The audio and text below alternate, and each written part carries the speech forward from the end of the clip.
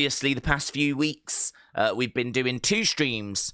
We've been here earlier in the day, and then, of course, we've been coming back doing a later stream. So it is nice to just sit here, focus on the one stream, do the one stream, and, not have any spoilers. Obviously, a lot of you in America and Canada have been having to worry about avoiding spoilers. So it is nice to be back at a more regular time.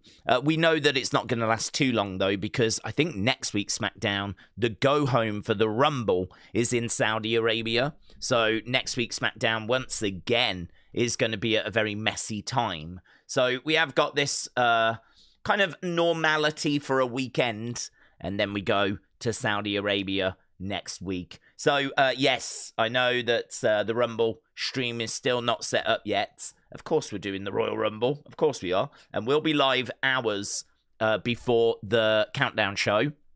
So I don't think they've made, announcements, or not that I've seen, as to when the Countdown shows start in and all the exact times. I'll have to look into that this weekend. But, yeah, I'm hoping to get the Rumble stream set up. Of course, we're here for that. Should be a lot of fun. I'm really excited. I do agree with people. There doesn't appear to be quite the same level of buzz around the Rumble. I think there's a couple of reasons for that. I think we're coming off a bit of a flat 2025. I think 2025 kind of underwhelmed a lot of people. So it's kind of hard for people to get excited about the Rumble. I think a lot of people are just thinking it's going to be more of what we had at, say, Survivor Series and whatnot, where it just was not a very compelling show. It was fine, but it was... I don't think it really delivered what people were looking for, let's put it that way. And then the controversy of John tapping out and all of this stuff. So I think 2025 kind of did a bit of damage with confidence. And then not only that, but it's in Saudi Arabia, and we know that those Saudi shows are not really held in very high regard by the fans. They're kind of a lot of sizzle and not much steak. It's kind of lots of pyro, big stages, but actually, a lack of great matches and a lack of great moments. I will say, though, I do think there's been a bit more of an effort recently to try and put on great matches. When we first started going to Saudi Arabia, we were doing things like Undertaker versus Goldberg, or the greatest Royal Rumble, where it'd be a Rumble and it'd be 50 people, but a load of them were just enhancement talents, or sometimes even people we've never even heard of. Do you remember that sumo guy that came down during the Rumble? No one had a clue who he was. It's just apparently they wanted Yokozuna. He's dead. So we went and got a sumo wrestler instead. But by the by, right, it was just kind of wacky at the beginning. I think it settled into a bit of a better place, but I don't think that's helping the excitement for the Rumble. I think a lot of people are looking at 2025. I think a lot of people are looking at the fact it's over in Saudi, and it's kind of just coming together where it's just put a dampener on it a little, right? Not loads. I'm excited. But, I am getting a lot of people going, there's not much buzz here for the Rumble. I'll tell you the other thing as well, and that is that I do think Saturday night's main event has got in the way. That's obviously tomorrow, and we're going to be doing that. I know that's not set up yet either, but we will be doing Saturday night's main event, and obviously we've had to build towards that and focus on that, and it's literally like the week before the Rumble. I mean, that's not ideal. No one would say that's ideal, to have a show that you're building towards that's just the week before a big show. So I sort of feel like that might have got in the way and took a little bit of focus away as well. So just a real storm of reasons as to why it might be feeling a little bit flat. But I'm excited for it. We're going to be doing it. We're doing Saturday night's main event tomorrow. We're doing the Rumble next weekend. I don't know what we're doing on Sunday because I haven't seen WWE Vault announce anything yet, so I'm not sure what we're doing there. But let's have a look, see what we're doing tonight, and then we'll get to your comments. So here is the preview. Here is the breakdown. This is what's on the show. So Wyatt Sicks defend the tag titles against the MFTs. That should be interesting. I don't know which way that goes. I mean, you could absolutely take the belts off the Wyatts because how much of a hole do you want to put them in? They've already lost their lantern. Are we going to take a little bit more from them? Are we going to take the belts off them? Or is this now going to be where they're going to stand firm? They're going to defend those belts and, they're going to get that lantern back? Or, I don't know, do you go even further with putting them in a bad situation? So I think that could be a really interesting question, actually. Who leaves as tag champs? Do we think they're going to retain? Or do we think it's going to be a situation where, this is a big feud. We've got a lot further to go. The belts are going to change hands. Wyatts might get them back, but that'll be maybe WrestleMania. Could it be that the MFTs get them tonight, Wyatts get them back at Mania? I could see that happening. I'm not saying that is happening, but I could see that being a plan. Don't know. Bit torn.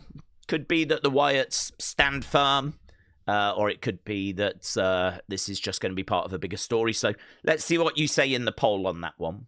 Charlotte and Alexa, Nia, Lash, Giulia, Kiana. It is a women's title #1 contenders match. So I believe that to be a triple threat tag team match.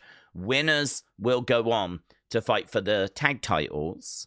Then we've got Cody. He's going to be interviewed before he faces Jacob at Saturday night's main event. Obviously, that's one of the matches we've got tomorrow. Cody Rhodes versus Jacob. As well as that, we got the Fatal 4-Way with Sammy and Damian and Trick and Randy. Whoever wins that will go to the Royal Rumble to fight for the WWE Championship, take on Drew McIntyre. Then we've got Damian. He is set for collision with Trick. We know they're going to go one-on-one. Jade Cargill is going to bring the Storm to Chelsea Green. And Carmelo Hayes has got another open challenge. Now, I think we're in Canada, aren't we? So that would say to me that we're going to bring out a Canadian. That's what I would imagine. So I don't know as to who that would be. But I would imagine that we would bring out a Canadian. But there's not... I mean, obviously, Sammy is the person we normally turn to, or Kevin Owens.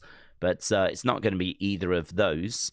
I was trying to think if there was any kind of NXT talent maybe from Canada. I think Sean Spears is from Canada, but I don't see that happening. Actually, do you know, there's probably quite a few in NXT where I don't know where they're from. If they're American or Canadian. It's not really a name that comes to mind tonight. So, yeah, I don't know. I haven't seen any rumors on that. That's interesting. Let's see who answers the open challenge. Right, you can keep your votes coming in for the poll. I do want to get to the chat, of course. So let's have a look and see where we are with super chats, things like that. Jimmy Kimmel, shout out to you. Appreciate the support. Yeah. Game recognizing game. So Jimmy Kimmel, shout out to you. And Keep the Dream says, do we think Chelsea Green is underrated? Do we think Chelsea Green is underrated? I don't think she's underrated. I don't think that. I don't think she's underrated. I mean, she's certainly not underrated by the fans. I think they appreciate the work that she does, and she works very, very hard. So I don't think the fans underappreciate her. WWE have given her a mid-card championship. She has won the Mixed Tag Team Championships. I mean, her character is a Karen that's a heel, that is someone that kind of loses and puts people over. But you never know if she's going to cheat or if, you know, some bit of luck is going to go her way. And we've seen her have success. So, I mean, it's certainly not impossible that she could win a world title at some point in her career in WWE. But I don't see her being like a multiple-time women's world champion, like, and main event in WrestleMania and all that. That's not her character. They made that clear in Unreal, but we know anyway. her role in the company is to bring some comedy, a bit like R-Truth. Her role is to make others look good, a bit like R-Truth. Her role is, and, to get some success herself along the way, which she's doing. I mean, she is, I think, the first ever women's US champion. She is the current mixed tag team champion with Ethan Page. She gets to work in Mexico. She gets to work in NXT. She gets to work on the main roster. She gets used on a regular basis. It's not like she's sat in catering for any period of time. Fans appreciate her. Her hat that she got merch-wise sold very, very well. In fact, sold out, and they had to restock it. So, no, I mean, to me, she's not someone like a Zoe Stark or an Ivy Nile that's just kind of kicking their heels backstage. She's not someone that's been pushed to the sideline. She's a big, big feature on the show. So I don't think the fans underappreciate her. You could make an argument, should there come a time where WWE go, thank you for putting people over so well. We want to kind of really get behind you now, Should that time come for her at some point? Or should it just be a case that she does this job so well that you just keep her in the position that she's in? So I feel like she's appreciated. I think she feels appreciated. I mean, she says she's living a dream. She's building a dream house, isn't she? She showed that in WWE Unreal. So no, I think it's fine. I think it's all fine. I mean, you're always, if she is your favorite, you're always going to want better and more, aren't you? You're going to want her to be a world champion and all of that, but that's just not for everyone, That's not why they hired her. They hired her to put others over, and because of just how good she is at the comedy stuff, how funny she is, how entertaining she is, how engaging she is. That's a real skill. Real skill. So she's kind of got a job for life, really, if she keeps doing what she's doing. Miss Clown said, shout out to my nan, Joyce, because she just passed. Oh, Miss Clown. I'm so sorry to hear that, buds. Miss Clown, shout out to you. Shout out to your nan as well. I'm really, really sorry to hear that. Yeah, I lost all my grandparents. I know what that's like. It'll mess you up for a little while. So you do get through it. But I remember, when my granddad passed away, I remember, all my aunts, my uncles, my parents, everyone was in bits. And I just remember being what do we need to do? Whenever something like that happens, I always go in a bit of a, what do we need to do? The way I kind of deal with it is by, what do we do now? Well, I have to focus on something. I can't just sit and be upset. I have to be does anyone want a cup of tea? I have to be doing something. I kind of learned that about myself when I lost my grandparents. I go into that kind of a, let's do some stuff. What are we doing? Do you want a drink? Should we go back to the house? Do we need to start the ball rolling with anything? What do we do? I can't sit and mourn. I have to be doing stuff. And then, of course, late at night, when you're on your own, that's when you kind of, have your moments and whatever. So, I've been through that, yeah, with all my grandparents now, and it's hard. So, thoughts with you, Miss Clown, very much with you. I'm sending strength your way. And just, I suppose what I'm trying to say is that everyone mourns in different ways. There was cousins of mine that did just get upset and break down.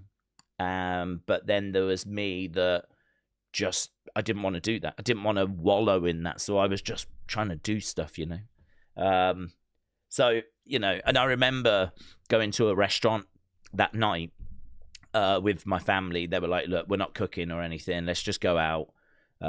Just a little place down the road that and I remember getting into an argument with the waiter. I never get into arguments with waiters, never. In fact, I think it's the only time I've ever done it. But I ordered something, it wasn't quite right. And I just remember saying, sorry, can you sort this? And he was like, that is how it comes. And I was just not in the mood. I was just not in the mood. And I just remember getting into a bit of an argument, and I never do that. And so I think that was kind of part of it, to be honest with you. So you do get into these, you know, everyone deals with it in different ways.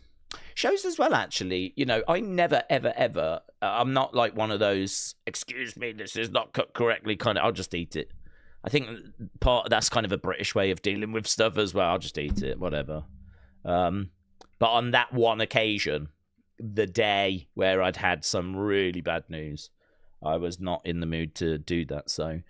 But it just shows, doesn't it? You never quite know what people are going through. Maybe you've experienced that where people are a bit sharp or just not having a great day. You never know what's going on, do you?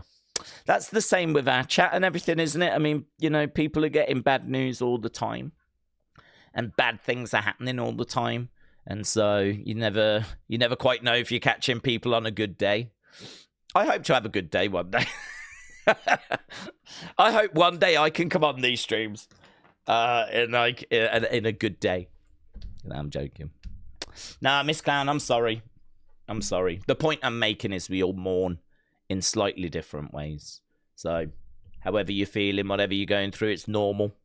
It'll pass. It'll settle down. But awful. Thoughts with you, buds? Aaron said, Daze, I just finished Unreal. Hello, Aaron. The thing I love most is how much goes into a match. I found that interesting. And also, Royce Keys is going to be Hobbs, apparently. Yeah, I saw this on Wrestle Purists. Royce Keys is going to be Hobbs. So, I mean, we just briefly mentioned it in the latest Unseen. And for me... I honestly debated whether to include it because we include those trademarks quite a bit and it just turns out to be some evolved talent. So to find out that that one actually is going to be the new name of Powerhouse Hobbs, Royce Keys, I've got to admit, it's not a name I love. You know, Powerhouse Hobbs sounds a lot better than Royce Keys. I just don't like the name. Royce Keys. I mean, does anyone else think it sounds like a used car place? Oh, man, I need to pick up... I've got to get a car. Why don't you just go to Royce Keys down the road? Royce Keys, he's got loads. He's got some brilliant vehicles, and they're really cheap as well. Get on down to Royce Keys. The keys can be yours. Yeah, that's the vibe it gives to me. So... not loving it, but to be honest, it was not something that I'd really given any thought to because I just expected it to be someone in Evolve. Do you know what I mean? And there's every chance if you're in Evolve, that might not even be the name you end up having when you get to the main roster, you know? I mean, look at Volta, Gunther situation, right? So it could be that that's not that. So I didn't really give it much thought, but if we are going to give it to Powerhouse Hobbs, then not loving it. Royce Key, unless you can make it just, I don't know, make him a badass so that when you go Royce Key, you're not thinking about used cars. You're thinking, yeah, man, Royce Keys, badass. But it doesn't have that yet, does it? And at the moment, it's making me think used cars. So, yeah, Aaron, shout out to you, buds. There is a lot that goes into matches. To be honest, I'd like to see even more into that process because one thing that they don't really show you is like how that is communicated to the wrestlers. So, you know, if you're a wrestler and you rock up to Raw and you're having a match, at what point does the process start of you putting the match together? Is it, I'm guessing, the day of? I'm guessing the day of. I'm not sure if they start speaking the week before. So, you know, Becky Maxine was made for a few weeks in advance so they could do like house shows and work on some stuff. But that's not normal. They could only do that because of the European tour. But like, if you've got a match announced for next week, like Trick and Damian did, that match was announced last week that it was going to be this week, yeah? At what point do you start putting that match together? Do you get together during the week? Do you start the process the week it's announced? Do you just leave it for the day of the show and start putting it together then? Who takes the lead? I'm guessing it differs, but largely it's probably the producer. How much information is given? So is it like every match, the producers try to get 5 spots in and the finish? You know, depending on time. You know, is there a structure to it? I've still got a lot of questions around all of that. If you've got a 10-minute match, how many spots will the producer put in? If you've got a 20-minute match, how many spots will the producer put in? How much is called in the ring? How much is planned in advance? That side of it, I don't think has really been exposed that much. You just get glimpses of little bits, you know. You saw glimpses of Triple H talking about the finish, talking through the finish. You do this, do that, come down into the stomp, blah, blah, blah, blah, blah, all that kind of stuff. But I would love to see the process from start to finish of how like a match is all kind of constructive and put together. Because you can roughly put it together. I mean, we know every match has got a producer. I would imagine that the answer is that it varies. Some people may just go, we'll deal with it next week. Some people might be like, nah, let's get ahead of the curve. Let's start the process now. Let's get together. Let's get a few ideas going. So I would imagine it probably varies as to when they start putting that kind of thing together. But I think digging into that would be really interesting. That to me is like a great topic for Maven. Because the secret to Maven's channel is that he is providing content that others are not providing. So rather than him coming out and just sharing stories from the road, like every other wrestler does, like every podcast does, he is more focused on the mechanics of the machine. He's more focused on saying, this is how much you earn from the video game. This is, if I'm going to tell you if weapons actually hurt, and if they don't, I'm going to tell you why they don't and how they're gimmicked. You know, I'm going to tell you what it's like on the day of a recording of Raw. Like, he doesn't give you road stories. He gives you the secrets of what goes on behind the scenes and could largely still be going on now. So a whole episode where Maven kind of breaks down how a match is put together from start to finish. I don't think he's done that.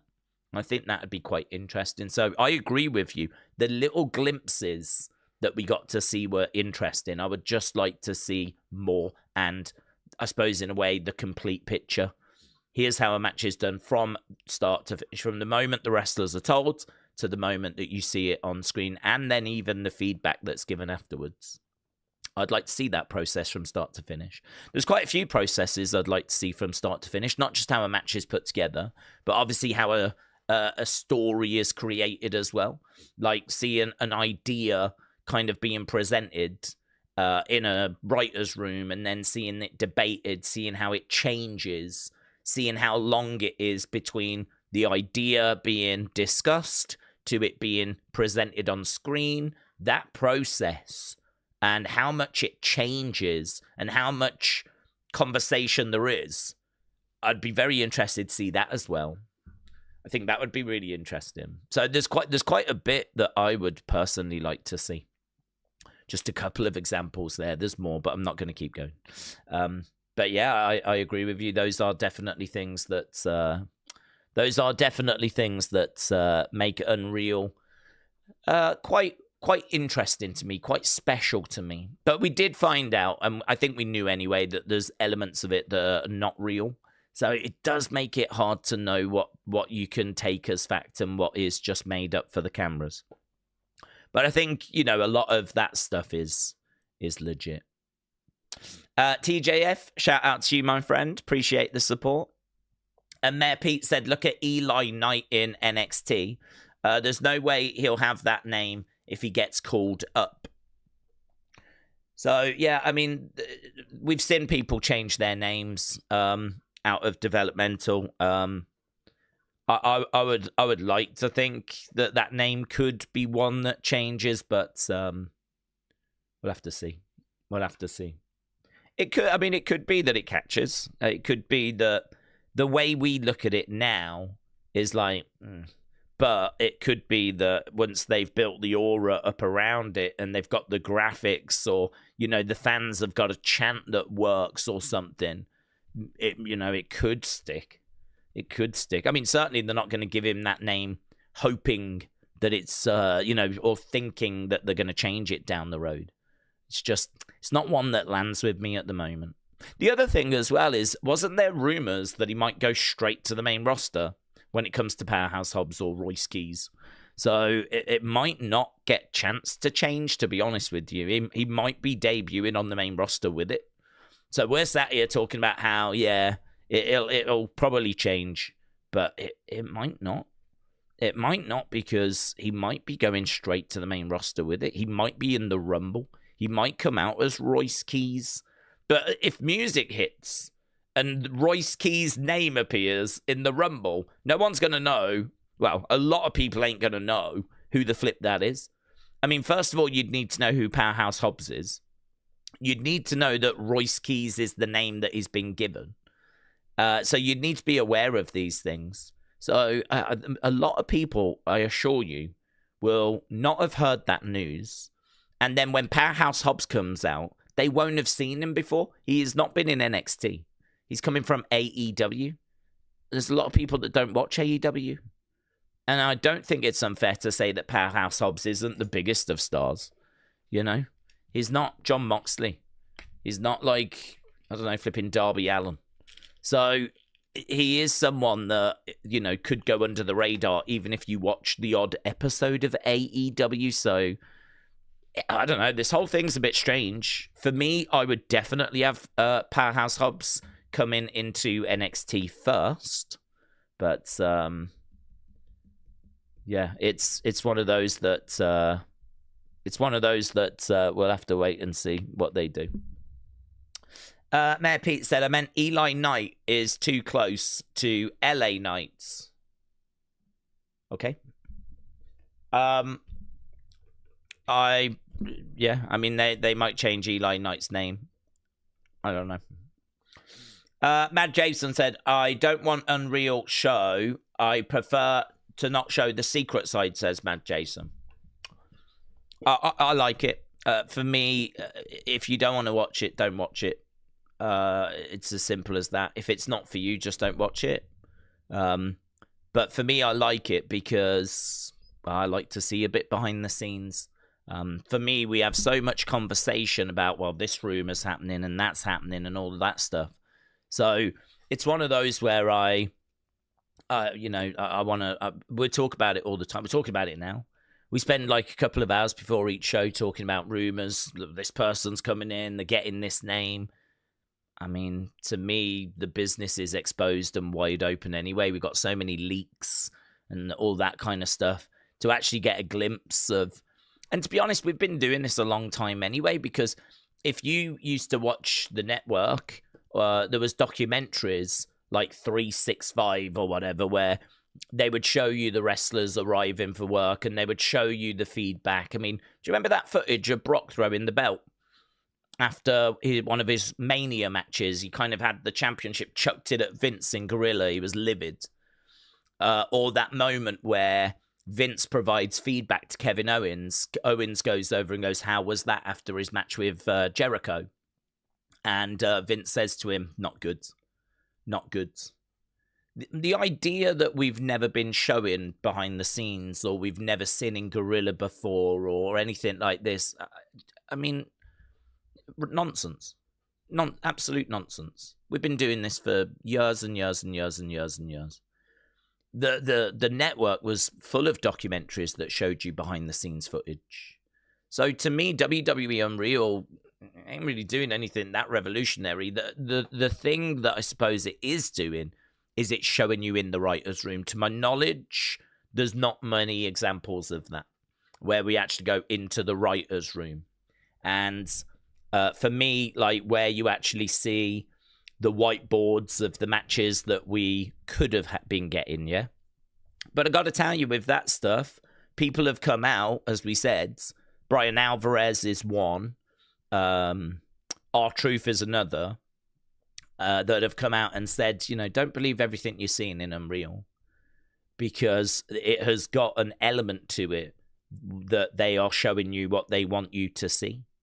So all of a sudden, it's not unfair or silly to kind of question the names on the whiteboards. That's, you know, that's not stupid. Like, that stuff could be there just to get people talking. They might not have been matches they were planning on actually doing. I don't know how much you can trust about Unreal, which all of a sudden then kind of takes it back to being a bit kayfabe-y. Kind of takes it back to being, well, it ain't even really what is actually happening behind the scenes. So, to me, I watch Unreal, and it adds to the story. I think if you don't want to watch it, there's lots of people that don't. It's fine. Don't. It's fine. But for me, I want to, and I would like to see more behind the scenes. I tell you, my argument always comes back to, people come up to you in the street, or, you know, your friends, whatever, and they'll go, you know, wrestling's fake. Yeah, those that don't watch it, you know, wrestling's fake. And my argument has always been, yeah, but, you know, so is films, TV. They're all scripted. You know, this is just another scripted form of entertainment, right? But the thing is that with those films and whatever, you can get behind the scenes documentaries and things that show you how that film is made. That never ruins the film for me. If ever I bought a DVD for Batman Begins, and, you know, on the second disc there's a whole documentary as to how it's made, that doesn't ruin me watching the film, right? I can watch the film.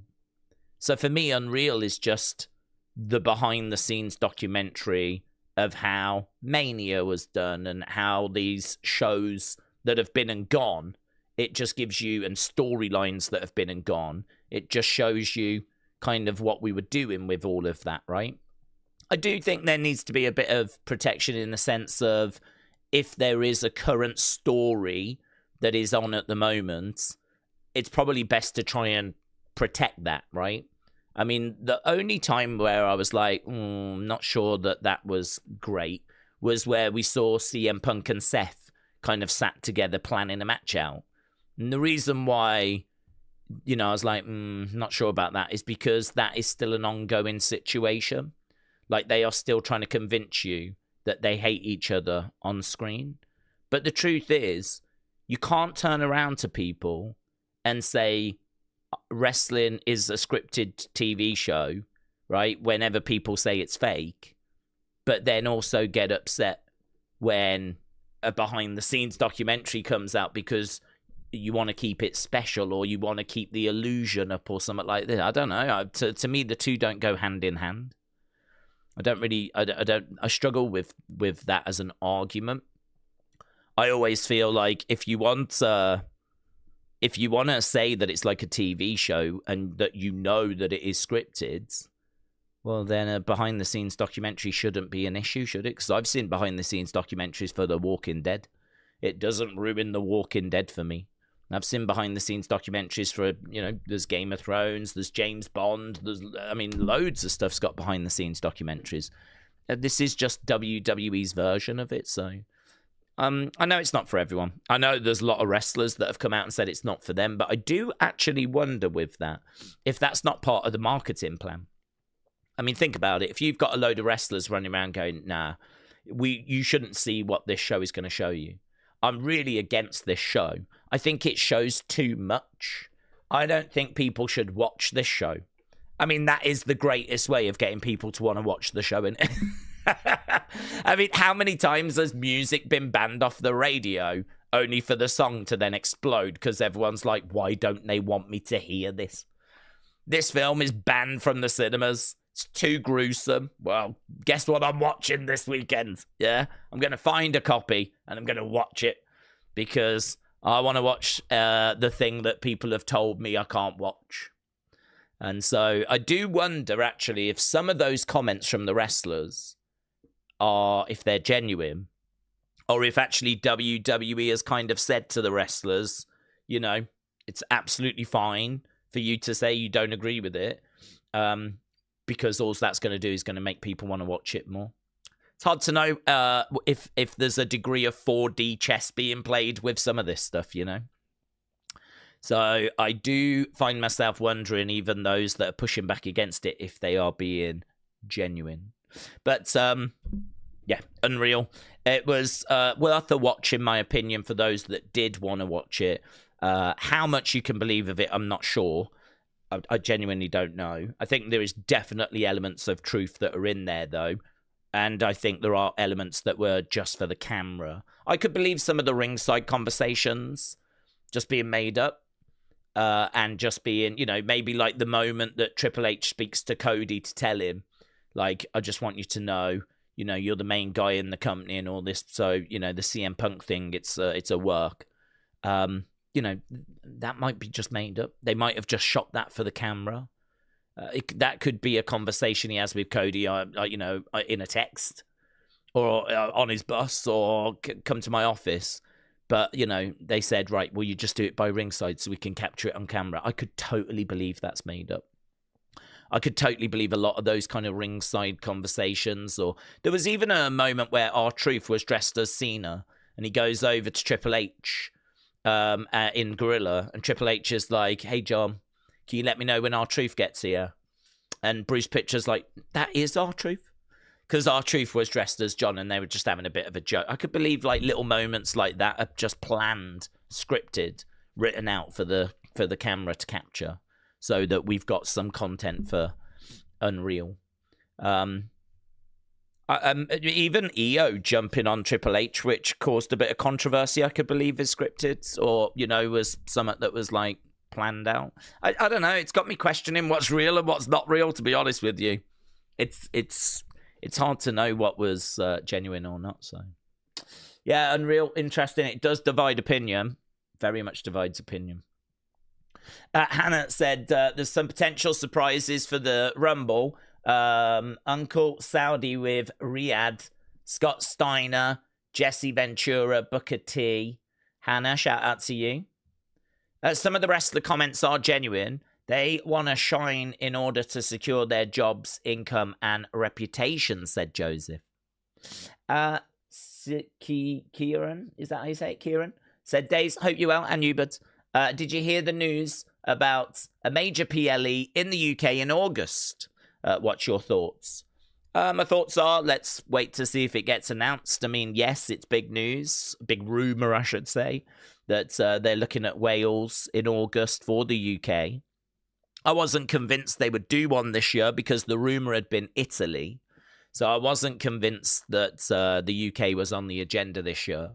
Obviously, now it appears that it is. I mean, cool. I mean, I'm pleased for people that are going to want to go to that. I just know that if we get it, it's going to be a B show, right? I mean, they'll make it Clash at the Castle, yeah. But I mean, the thing is with that is that it's. I mean, if you look at what Clash at the Castle was, I mean, it was a B show in a stadium. So you know, it's not WrestleMania, it's not SummerSlam, it's not Royal Rumble, it's not one of the shows that people, you know, really care about, really resonate with. It looks like it's probably going to be another Clash at the Castle, which, you know, let's not be ungrateful, thank you. But I think the UK is waiting for that WrestleMania announcement now. I think the UK is like, that's, you know, we've never had Mania, and we know that London was in the running, and they went and they had meetings. So for me, that's like, that's the big dream, that's the big goal. Is can WrestleMania come to the UK? But, you know, let's not turn our nose up at like a PLE, because I mean, that's going to be great for the people of Europe and the people of UK. But, you know, it's only a few years removed from Clash at the Castle. I think Clash at the Castle, there was a lot of excitement for it. I think, honestly, that main event where Roman retained against Drew and then Tyson Fury gets in, starts singing American Pie. It was so weird, so strange. So just, I mean, like, what? Who planned that? Who booked that? I mean, just so bizarre. Drew called it the lowest point of his career. Like, you know, just singing a song with Tyson Fury after losing a WWE champ. I mean, like, it is so crazy that, to be honest with you, my thoughts are that it'll probably be a B show in a stadium. It'll probably be a Clash at the Castle. It will be appreciated, but it's also only a couple of years since we did that. And I feel like if you want me to really get excited and really freak out about a show, it's going to need to be a serious SummerSlam, WrestleMania, Royal Rumble, that kind of a situation. So let's see what gets announced. Of course, I won't go. I will be streaming whatever, and I will be really, really pleased for my fellow country people and the people of Europe if this gets over the line.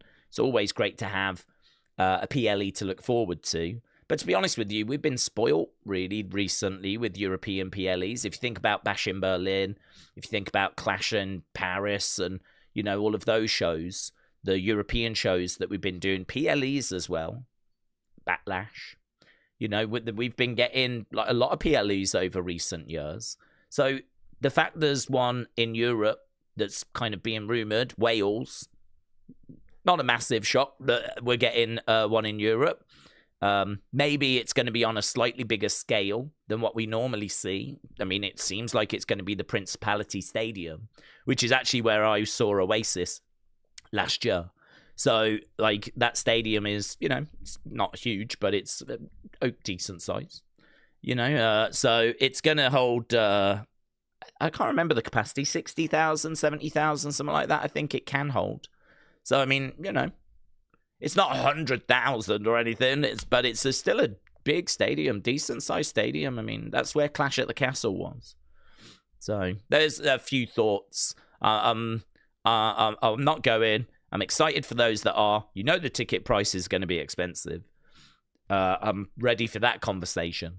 But really, it's it's kind of more of the same to a degree. Really, what we're looking for is Mania, Rumble, SummerSlam, but you got to spend big for those. That they come with big price tags, and seemingly the UK doesn't want to spend that at the moment. London doesn't want to spend that. It's London's fault. It's London that I blame. WWE are very simple. Give them money, they will give you the show.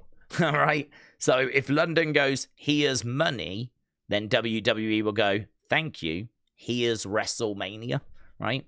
It's not complicated.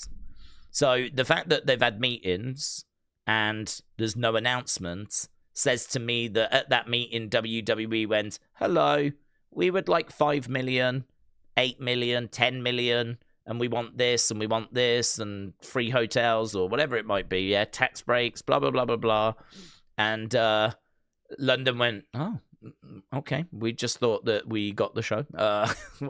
We thought we said we're interested, and then you came and we did it. So I think London probably was a bit surprised at the amount of demands that now come with hosting a WrestleMania or, you know, a SummerSlam or something. But that is the way WWE operate, and that's how TKO operate.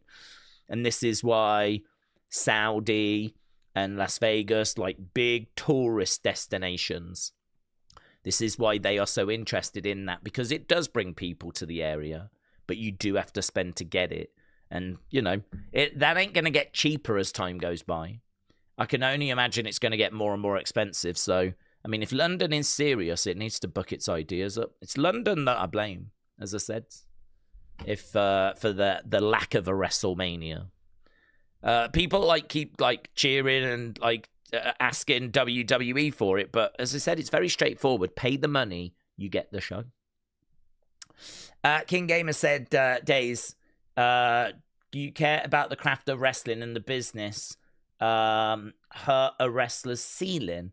Like, they're not really serious in-ring wrestlers like Bret, Shawn, Benoit was. Hang on, let's try and understand this. King Gamer, shout out to you.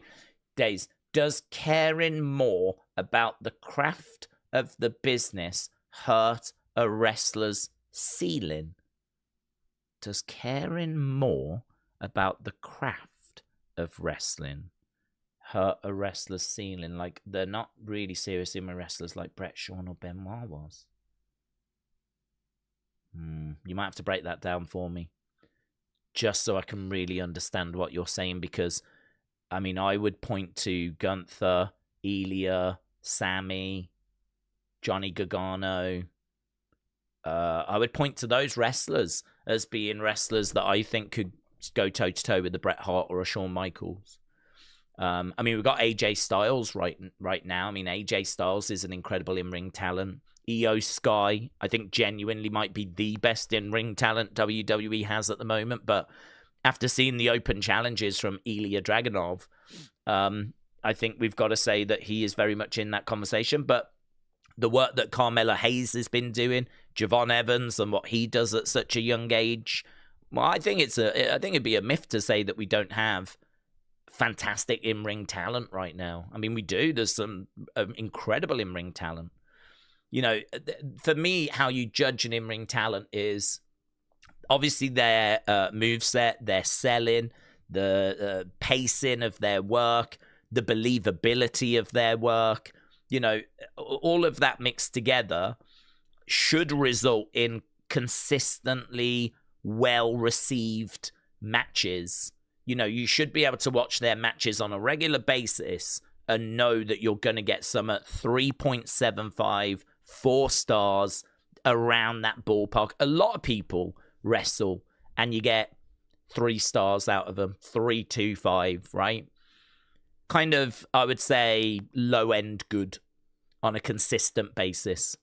But if you want great on a consistent basis, that for me is where we're getting into the 4s. Like, it's about 4 stars around that ballpark. No lower than 3.75.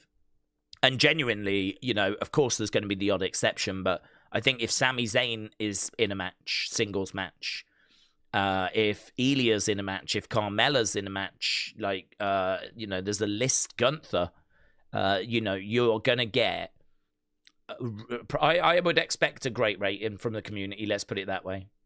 So, you know, Carmelo tonight is doing a US Open challenge.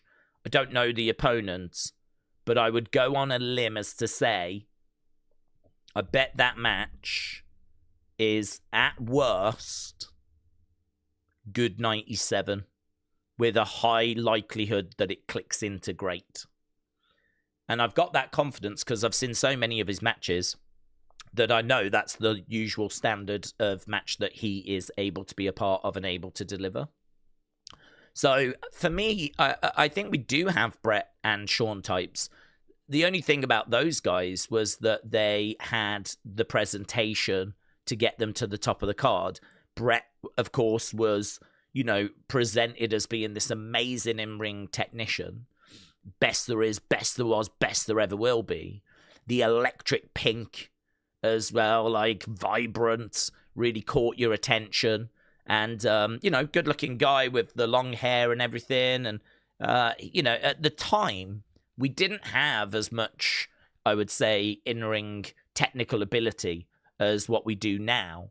So it was easier for him to stand out. You know, it's easy for a Bret Hart to shine when you've got Kamala, who, no offense, was never the most technical of wrestlers. Skinner, you know, Boss Man, Virgil. You know, you go down a bit of a list of people that were competing and at that time, and they're fine, but they're not like amazing. I think it's hard now because you've got Ray, you got Dragon Lee, you know, they're doing all this, Javon Evans doing all this amazing aerial stuff and agile and quick and fast paced. Bret didn't have to deal with that in '93. I mean, who was around at that time? Hakushi? I don't know. I mean, there just wasn't really his brother, Owen. But, I mean, if you think in, like, that stage, he was, like, the Rocket Owen Hart. And, yeah, they did eventually start moving and making him King of Hearts. But, Yeah, I don't know. I feel like the competition for Brett was thinner than the competition is now, so it was easier for him to stand out. Plus, he was amazing, and he had a great look and presentation. But I think today we've got great in-ring talent, but it's just mixed in, isn't it, with like some not so great in-ring talent, and it's hard to kind of shine and stand out. And also, you know, you've got those giants ahead of you, like Roman, like Brock Lesnar. So it's kind of hard to kind of find your way at the top of the card. It's a bit like when Hogan was around in the 80s. You know, he was the guy, and he dominated that main event scene, so no one else could get the title, not even Brett. And Brett even struggled in the early 90s, didn't he? We all saw what happened at WrestleMania 9. But like now you've got Roman, you got Punk, you got Cody, you got Drew, you got Brock, you got Seth. They're building up Braun. So part of the issue is that, you know, you could have a bit of a Bret Hart there. You could have a Shawn Michaels there. But they found it hard in their era to be the guy. And actually, we gave him a go. And it didn't really work, to be honest with you. When we came out of Hulkamania, we tried a few different... We tried Shawn, we tried Bret. They didn't massively draw. Didn't massively draw as champions. The business was down. I mean, I do think it was a bit of a rough time anyway. But, you know, the business doesn't pick up till we get to the Attitude Era. With Stone Cold, Rock, Austin, late 90s. You got Hulkamania, then you got a dip, which is like 94, 95, 96. And then we come back up again with the Attitude Era. Well, that dip is Bret, Shawn, Diesel, Sid. You know, that's that dip. It's not because of them, but they couldn't pick it up. They couldn't find a way of raising it. Like, as drawing champions, they actually weren't very good. So, I don't know. I think wrestling can be made complicated when it's quite straightforward. I think, to be honest, if you're someone that can put on consistently good matches, cut really passionate promos, and you've got like a really great look, and you can connect with the audience, I don't think there is a barrier for you. I think that the only barrier for you would be if there was someone else that was achieving more, that was doing even better. But if you can do those things, you're going to be there or thereabouts. And I think that'll be true of Elia. I think that'll be true of Carmelo. I think that'll be true of everyone. In-ring, they've got it. Have they got the promo skills? Is the presentation right? Is the creative right? I mean, there's so much that goes into it. The truth is, if you've just got the wrestling and that's the only thing you've got, it's not enough. It's not going to be enough. You've got to connect with the audience, and wrestling is only one facet. You need the presentation. You need the promo skills. You obviously need to get the right creative as well, which is a bit out of your hands. But, you should be able to influence a lot of the others. Certainly the in-ring you should be able to influence. Promos you should have some influence over. I mean, they will be scripted, but the way that you deliver that content, you've got an influence on. And I think you could even get the odd line changed here or there. And then once they've got confidence that you know what you're on about, WWE tends to relax then and start letting talent they really trust kind of coming out with largely their own promos, their own stuff. Obviously, they want it checked first. But, there is a degree of freedom that is given to those that they really believe, can do a good job. So there's a degree of freedom, I'd say, with the promos, at first scripted, but, you can still play around with that. Matches, freedom, presentation, not so much. I mean, you're largely going to get the music you're given. You're largely going to get the Titantron you're given. You're largely going to get the, not gimmick. We don't do too many gimmicks now. You're probably just going to be an exaggerated version of yourself, really. So, again, though, are there things you can do on social media? Or the things you can, I think there's a freedom there. You've got to get all of these firing if you want to be at the very top, like Bret and Shawn were able to achieve. But, Yeah, interesting. I don't know if I've answered that. I don't know if we've touched on the point or not. I feel like I probably needed a bit more explanation on the question, but maybe there's a bit of answer in there, hopefully, for you. Connor, hello. Daze, there's some news. Stone Cold expected to make a return soon. Seth Rollins expected to be cleared in time for WrestleMania. Becky Lynch versus AJ Lee locked for Mania. Connor, thank you. Real Russ, evening. Noel says, Noel, I never know where you split these names. I really hate the @ names because a lot of those names are just like a whole load of text and you're like, where's the first name end or whatever? I was going to read it and comments gone. Gendrick said, I need to ask, what event are we doing tomorrow? Oh, Saturday night's main event. It's not even a thought. Saturday night's main event, wrestling first. So Saturday night's main event. I think the only time where I've struggled with that is if it's been like an NXT show or a AAA show, because if you've got a massive UFC show, I know that is going to do, I don't know, 30, 40,000 people will join us over that. When it comes to NXT, it's going to be more like 10,000. So I know it's not as big a stream. Tomorrow, I don't know. I mean, it's a Saturday night's main event, but it's not the most exciting. I mean, it's not like there's a world championship match. It's not like it's had a crazy big builds. I mean, Cody Jacob has just been put together the other week. So that hasn't had a massive build. The Fatal 4-Way, which I think is probably the main event, is just a number one contenders match. So there's not really much buzz around tomorrow, to be honest with you. I'm not saying there's none. I'm just saying compared to maybe a normal Saturday night's main event. This one, I think, is really suffering from being so close to the Rumble that it's going to be good. I'm looking forward to it, and we're doing it, but I'm not expecting it to be a big stream, to be honest. I'm not expecting it to be a stream that does like crazy big numbers. I actually think UFC would do better. But yeah, no, we're a wrestling channel. We're a wrestling channel that does UFC and boxing when we can. And it's unfortunate because a few years ago, the way that it would work would be that WWE would do their show on a Sunday, and then that meant Saturdays were always free. And so it just became really obvious to me that we would do UFC boxing on the Saturday to fill that time. And then on the Sunday, we would have Rumble, we would have Mania, we would have SummerSlam, we would have, Backlash. Like they always used to go down on a Sunday.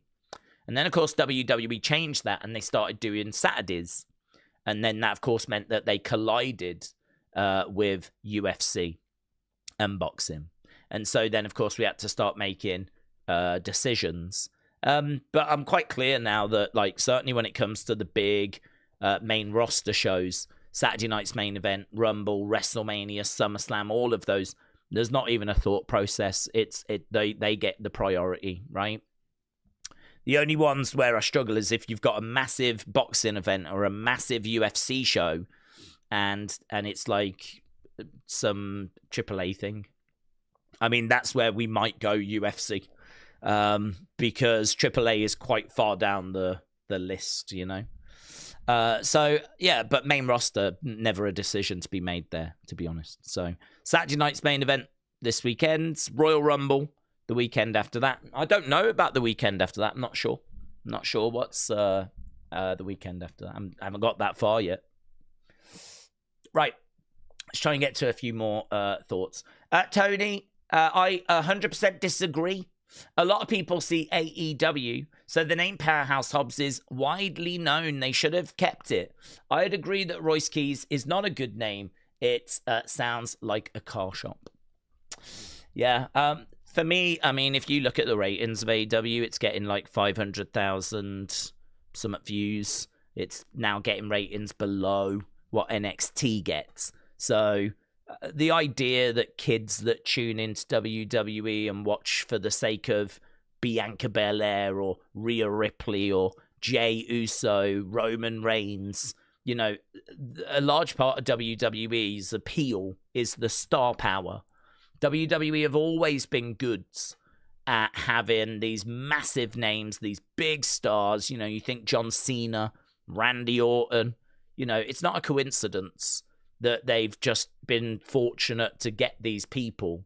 The machine finds them as they're coming through, puts them on a pedestal, and gets behind them. You know, we did the exact same thing with Roman Reigns. We're trying to do that with Bron Breakker now, where we search through everyone that we've got.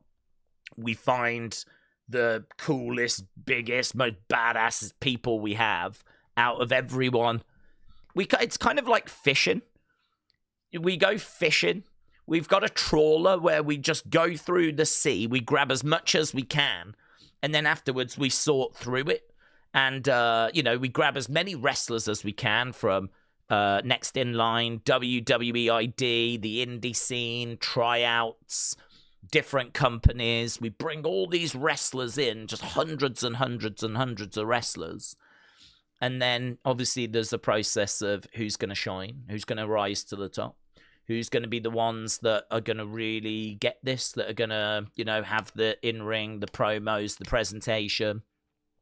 And so, you know, we then work through trying to find who the people are. So in the 80s, it was Hogan. We just spoke. Brett and Shawn had little moments. Sid had a moment. Diesel had a moment. Stone Cold, Rock, Triple H, Randy, Cena, Roman, Seth. Like, these are the names that you think of. Undertaker, when you think of the top end of the card. And so, you know, that is why a lot of people tune in, is they tune in for that star power. There's a lot of kids, a lot of casual fans that just watch WrestleMania, Royal Rumble, SummerSlam. So if you've got a show that's drawing ratings lower than NXT, I think we all know that means there's a lot of fans of WWE that are not tuning into that. And as a result, this is where a Powerhouse Hobbs is just not going to be known. And this is where, for me, he should go to NXT first. I mean, I don't mind the Powerhouse Hobbs name. I'm guessing that's the name that he can't use. Or, I don't know. I'm guessing is that an AEW name? Why would they not stick with it? I don't know. I can't answer that one. I don't know why they're not sticking with the name. You know, like when Ethan Page came, I mean, I think that's his actual name, though. So you can't really change that one. Sean Spears, I think, might be a similar situation. Jade Cargill, is that a similar situation? Is that her? I don't know if that's her actual name. Let's have a look. If it is, then it makes sense. I believe it is. Jade Cargill. Yeah, I believe it is. So these must all be their actual real names, which is why they have come from AEW and not changed. Powerhouse Hobbs, of course, is not his actual name. He was not born with the first name of Powerhouse. His name is William Hobson. William Hobson, Powerhouse Hobbs is what he's been given, I'm guessing, by AEW. So whether it's owned by AEW or WWE just want to have this so that they can have the name themselves. I mean, it makes sense, because if you think about Sasha Banks, WWE own that name as far as I'm aware, and so that means that they can market Sasha Banks and they can go big and they can promote Sasha and they can put her in the main event of WrestleMania. Sasha Banks, come and see her, Bianca Belair, blah, blah, blah, blah, blah. When Mercedes walked out, she wasn't able to take that name. And that meant that when she went to a different company, you can't have posters saying Sasha Banks. So all those casual fans that have heard of Sasha Banks would pay attention to that. But they're not going to pay attention to Mercedes Moné. That doesn't mean anything, right? You'd have to have a picture of Mercedes Moné, right? And you'd have to hope that people then go, is that Sasha Banks? So it is a way of hurting your competition if ever this wrestler leaves, but also having ownership of that name which obviously is great for merch and all that kind of stuff. So probably that plays a lot into it. I think where they can change names, they like to change names for those reasons. But sometimes you can't change the name because the name is the actual wrestler's name, like Jade Cargill. Like, I would imagine Ethan Page is his real name. But Powerhouse Hobbs is not his actual name. Jay said, do we miss doing the Summer and Winter Olympics? Yes and no. I love those streams because I always had fun doing them. I loved watching the different sports. I mean, I'm a big sports person. I love watching cricket. I will watch pretty much England or Great Britain compete in anything, right? I'll even watch non-England, Great Britain stuff. I mean, if you've got some great American, like I watch the Super Bowl, yeah? Or I will watch I would watch Muhammad Ali, I'd watch Floyd Mayweather. I mean, we've done Floyd against Logan, we've done Jake against Tyson. I've done loads of different things for various different reasons. But just for me, in my away from the channel life, I will quite happily watch England. I mean, I watched some English girl playing bowls the other day. It was on, and I was just watching it. Like, there's something about two people competing, or a team of people competing to try and get a victory. And to me, the strategy that goes into that, the skills that go into that, I just find that fascinating and very interesting, regardless of the sport. Some sports I prefer over others, of course, like everyone else. But no, I love sport. I will watch rugby, I will watch cricket, I will watch pretty much anything. So when the Olympics are on, I mean, to me, that's just a smorgasbord of different sports, including wrestling, amateur wrestling. And I will quite happily watch any of that. Swimming, track and fields. There's a lot of people that are like, oh, I'm not a fan of this, I'm not a fan of that. I'll watch it all. I can't really think of anything I'm not a fan of. I'll watch canoe slaloms, I'll watch bobsleigh, I'll watch shot put, I'll watch javelin, I'll watch shooting, I'll watch anything. And for me, it gets interesting if there's obviously a British person in, or an American person, or a Canadian person, because I know that there's a large part of those nations in our communities. So it gives us someone to root for. It gives us someone to get behind. And that, made it interesting. And then just watching that. So, yeah, I loved it. The only down was that it, day after day after day, it was 12 hours streams, which is a big commitment. And it completely ruins the wrestling coverage.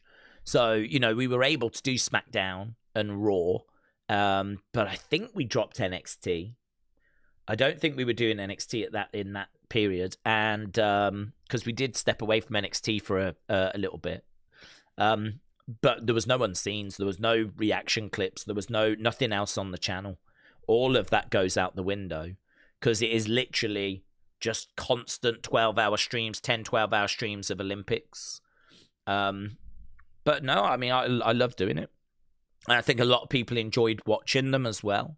And actually, one of the proudest things that we've done ever is those streams. And actually, YouTube took a clip from them and had it in an official YouTube sort of promotional thing. They took a clip of one of our Olympic streams. It was just like a video saying you can stream anything. If you can dream it, you can stream it type thing. Here's someone just having a chat about politics. Here's someone doing the Olympics. Here's someone doing football. Here's someone doing basketball. And they didn't take content for wrestling. They took content from the channel from the Olympics, which was crazy. So that's like a pretty proud thing, was that, we got recognized by YouTube as doing something constructive and something different. And I was like, that's great. That's actually really cool, isn't it? So I look back on those Olympic streams with great fondness. Great fondness. They were a big commitment, but I'm not scared of that. I would do them again. The only down is I can't fit in all the wrestling stuff. Member streams would go out the window. Unseens would go out the window. Any future content that we're hoping to bring to the channel, it goes out the window for that period, 2 weeks, 3 weeks, whatever. So yeah, I do. I like them, but they cause a lot of disruption. That's the way that I would put it. It's literally them, Raw, SmackDown. That's all we can do for 2-3 weeks. That's it.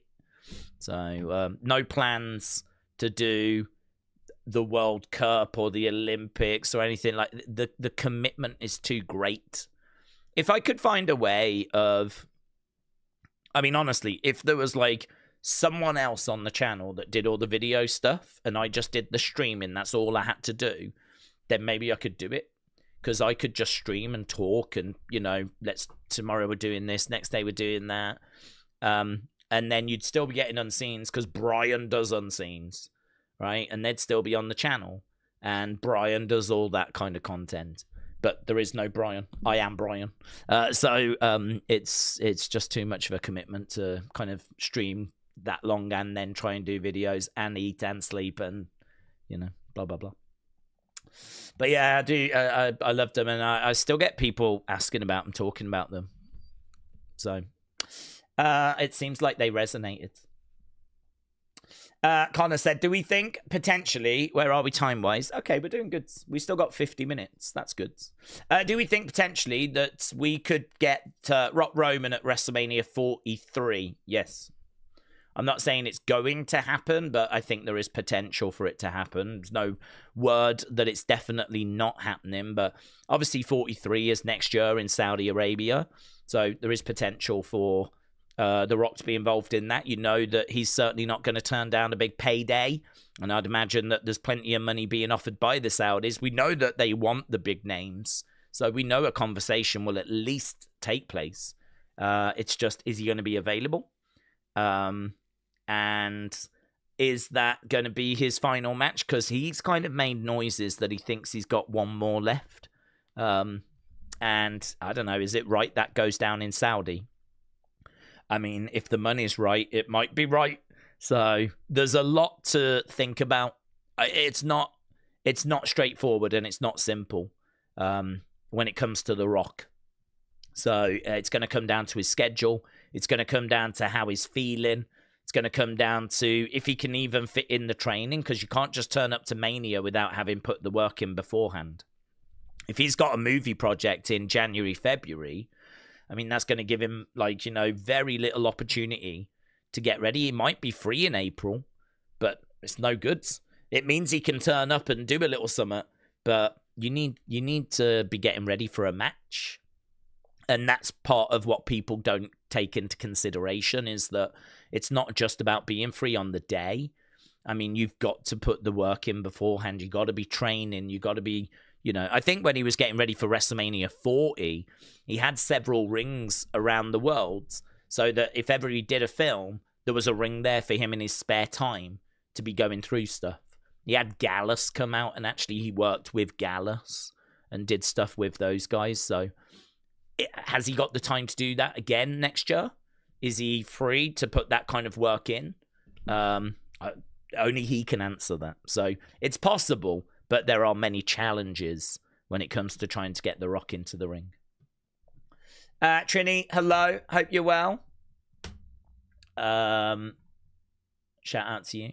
Kader said, Daze, Ethan Page could answer the Open Challenge. He's Canadian. Oh, yeah, that's a great shout. Didn't think about Ethan. He is Canadian. And he's someone that has not been featured at Saturday night's main event. He's not been featured in an Open Challenge yet. Don't believe he answered a Sammy one, an Elia one, a Carmelo one. We are in Canada. That's a great shout. That's a great shout. Humpty Vision said he didn't get an Oscar nod, so he'll be back.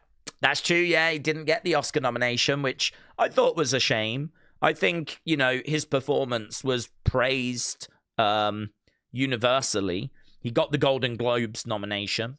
But yeah, no Oscar nod for him, unfortunately. So, yeah, shame. I mean, it's just hard, isn't it? It's kind of out of your hands. You've got to do a film that's going to give you a chance. And, you know, he did that.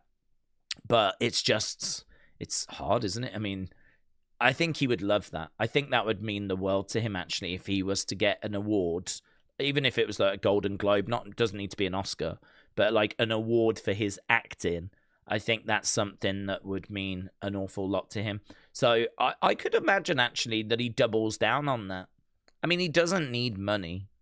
He's absolutely fine for money. People always want more. But there is more to life than just money. I mean, when you've got so much, you don't even know what to do with it. I would imagine that all of a sudden then you want other things. I mean, look at Donald Trump. Donald Trump's got loads of money, right? What he's after now is things like the Nobel Peace Prize and adding Greenland and stuff like this, because that's all legacy building, isn't it?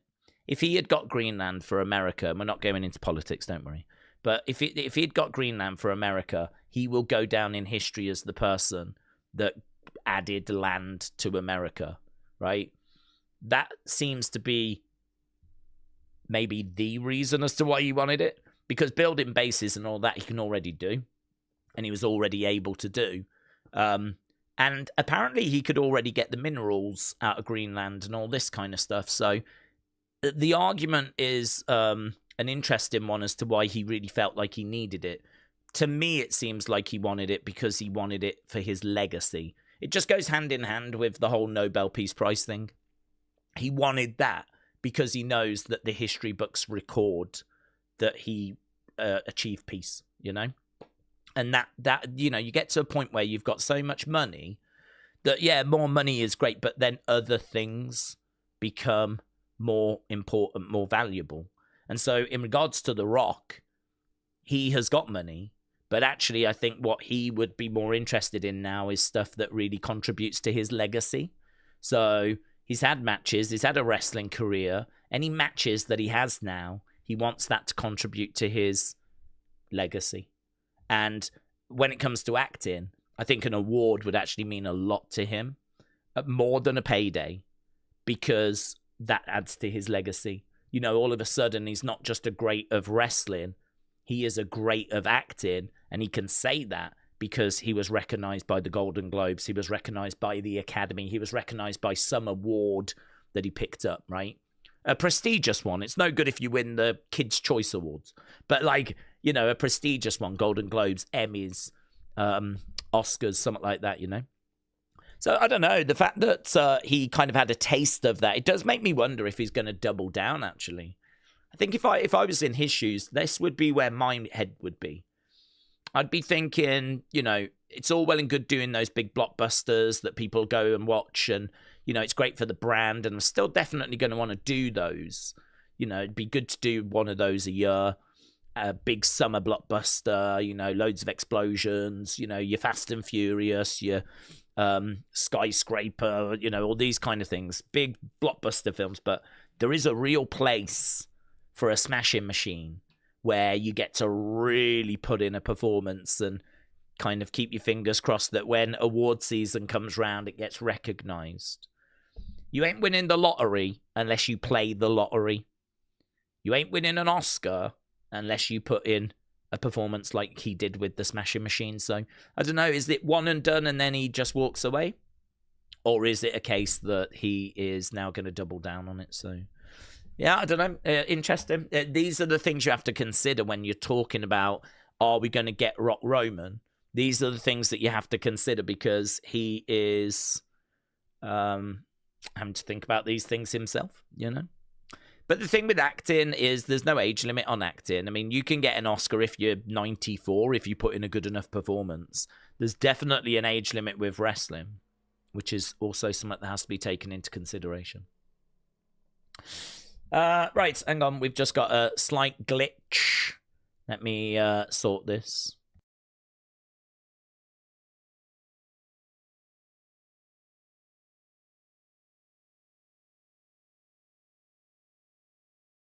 Right. Once we're back, just had to reset it. I don't know why it does that sometimes, where it just freezes. So it's easy. Just set it take it down, set it back up again. I don't know why it does that. I must have a little glitch in my system. It does it a couple of times. Let's blast down some of these. Right, The Rock is never winning an Oscar. You need to be able to act to do that. Well, his performance in Smashing Machine, honestly, was very, very well received by the critics. They would say that he did good acting in that and that his performance was worthy of recognition. He got the Golden Globe nomination, but yeah, not enough to get the Oscar nomination. Asib said, would we agree that Saturday night main event shows are like glorified live events? They're usually a waste of time. I'm just sitting through an hour of ads.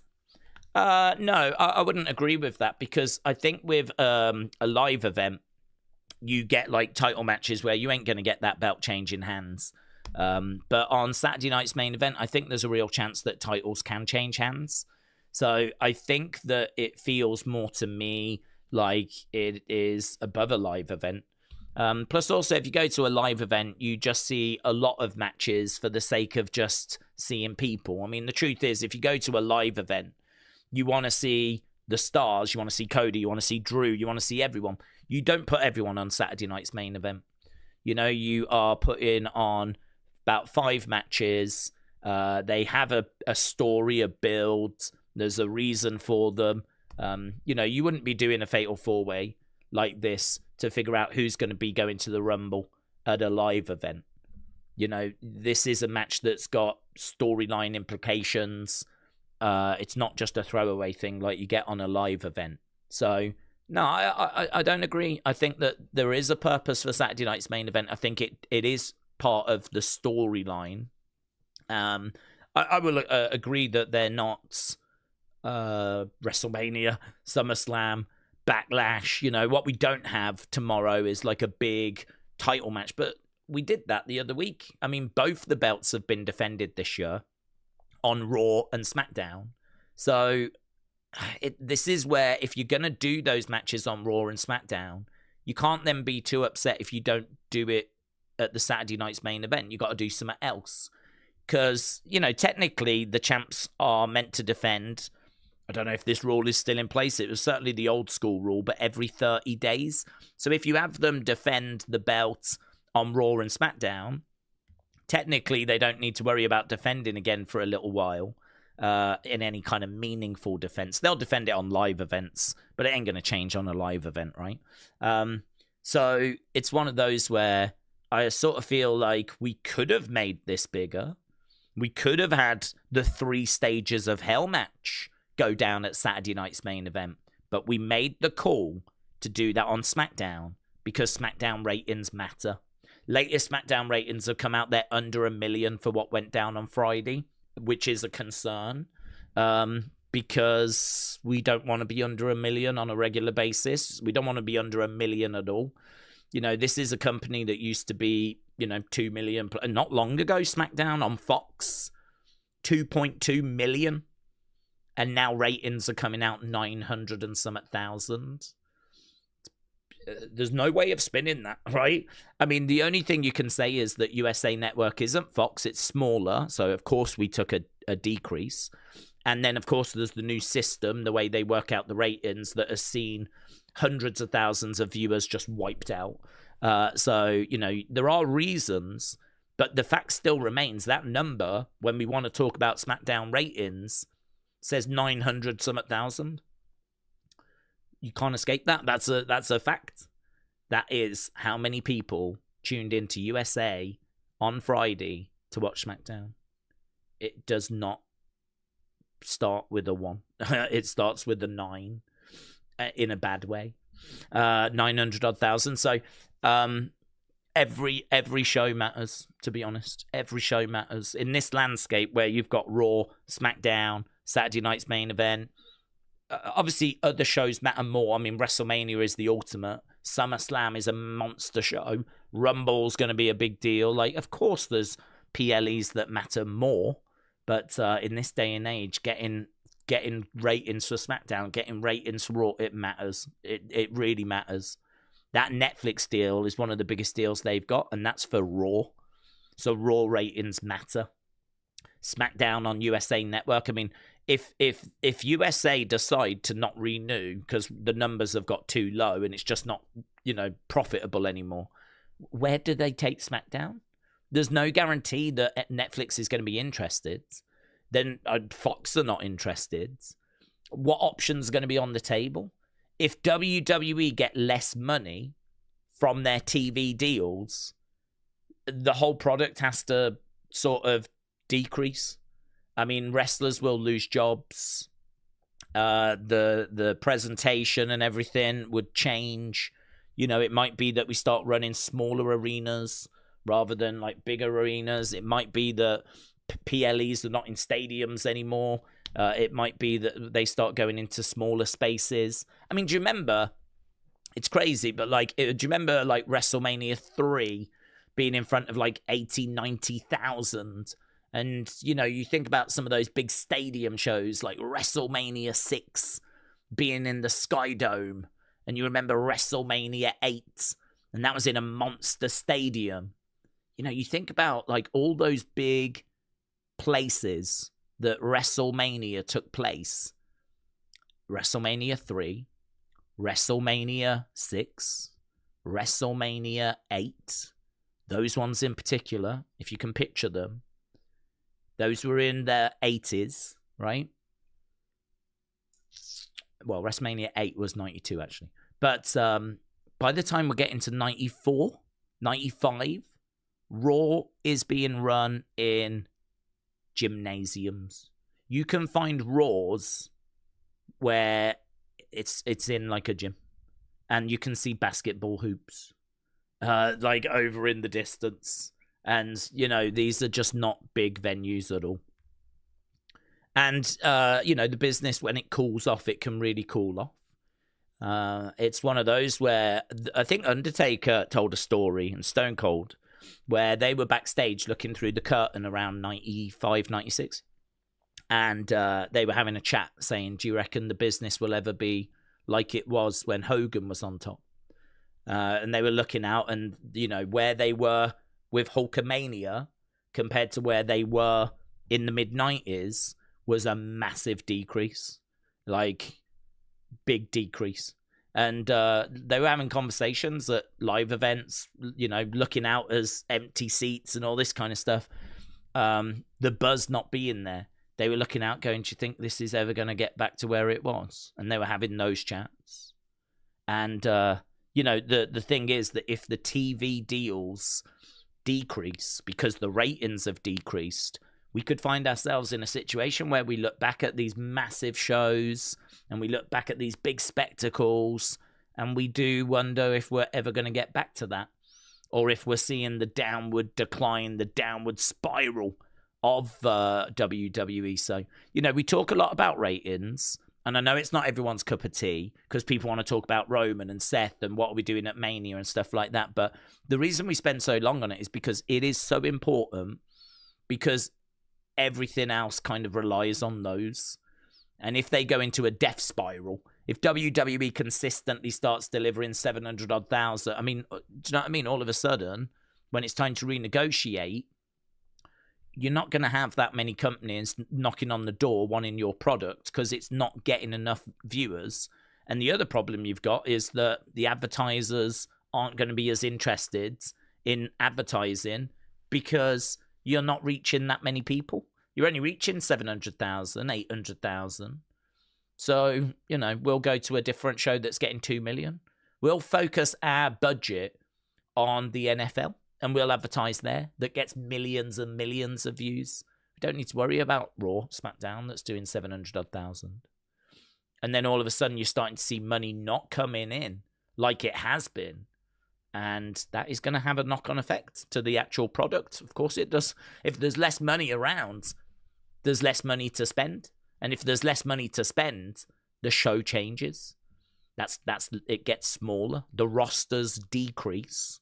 Everything shrinks, and you start to not get the same level of demand. People aren't going to pay for WrestleMania like they are willing to do now.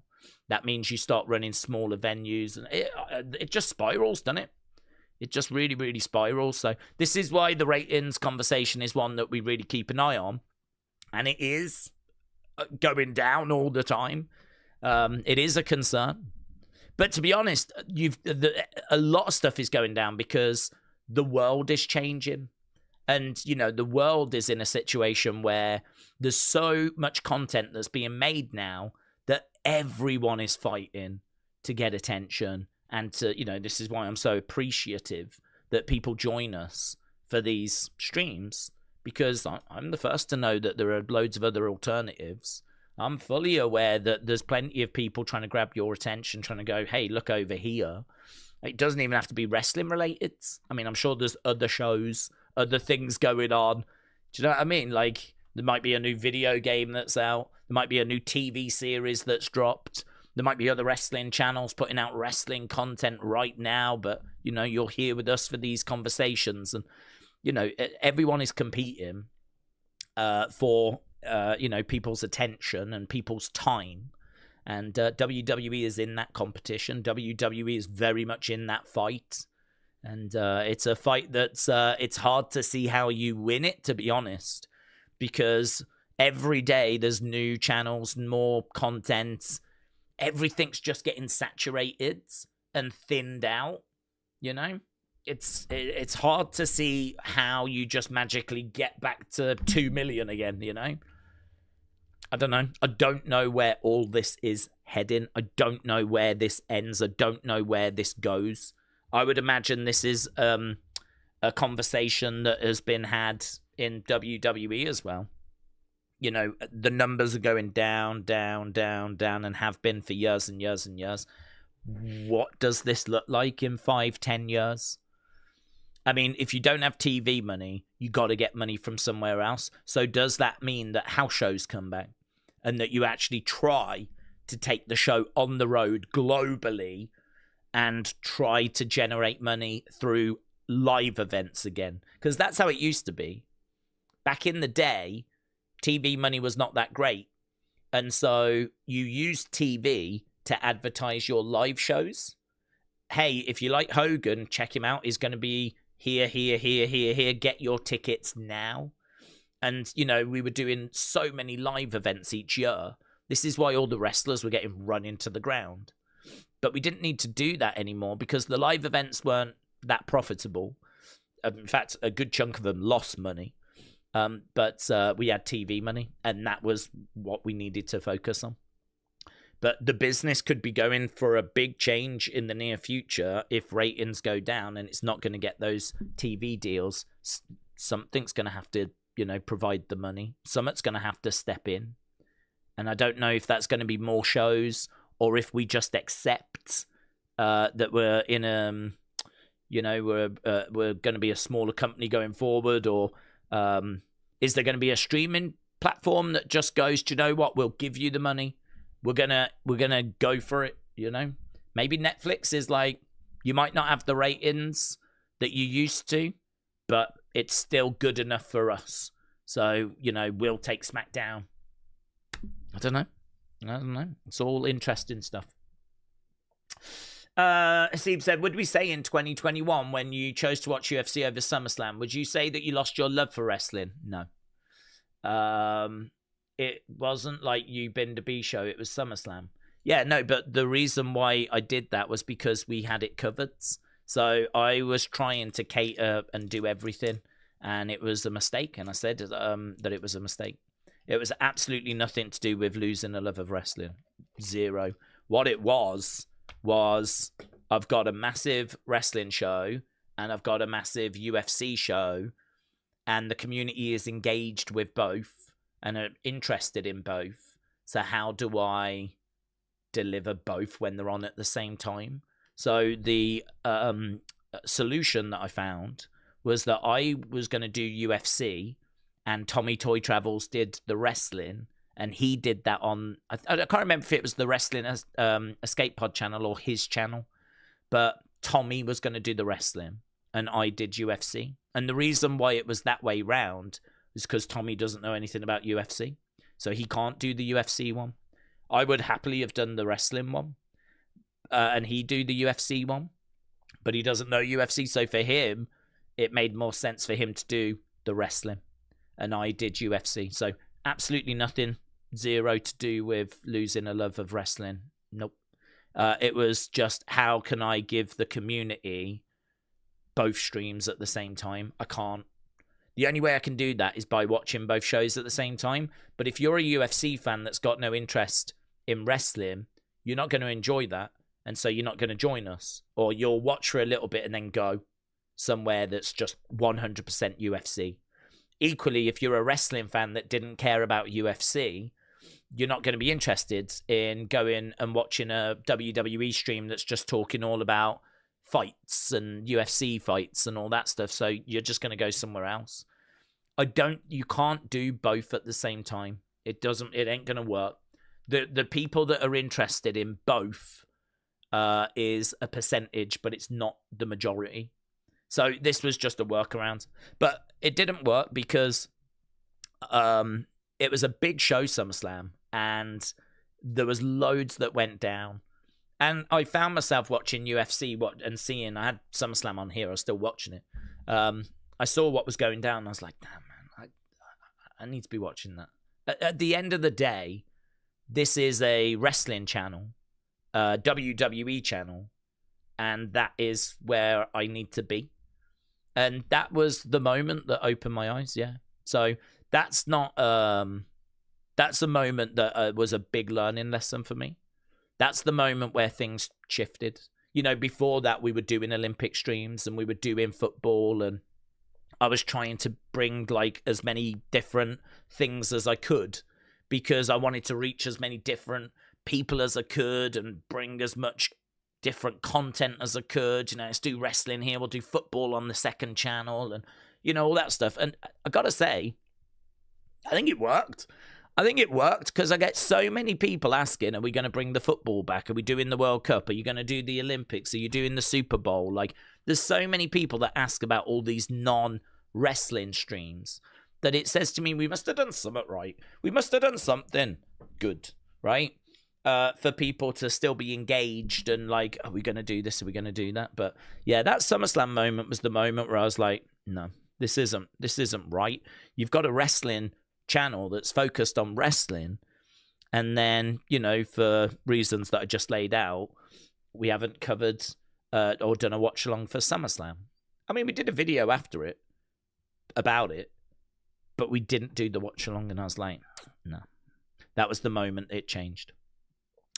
Peacemaker said WWE is making more money than ever. They're not dying, but the sad reality is the booking is strange. Well, they're not dying right now. You are correct in saying they're making a lot of money, but why are they making a lot of money?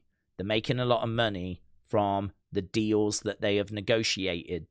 Those deals being ESPN, Netflix, USA Network, obviously the Saudi deal. I believe the Saudi deal was for 10 years. That ends in 2028.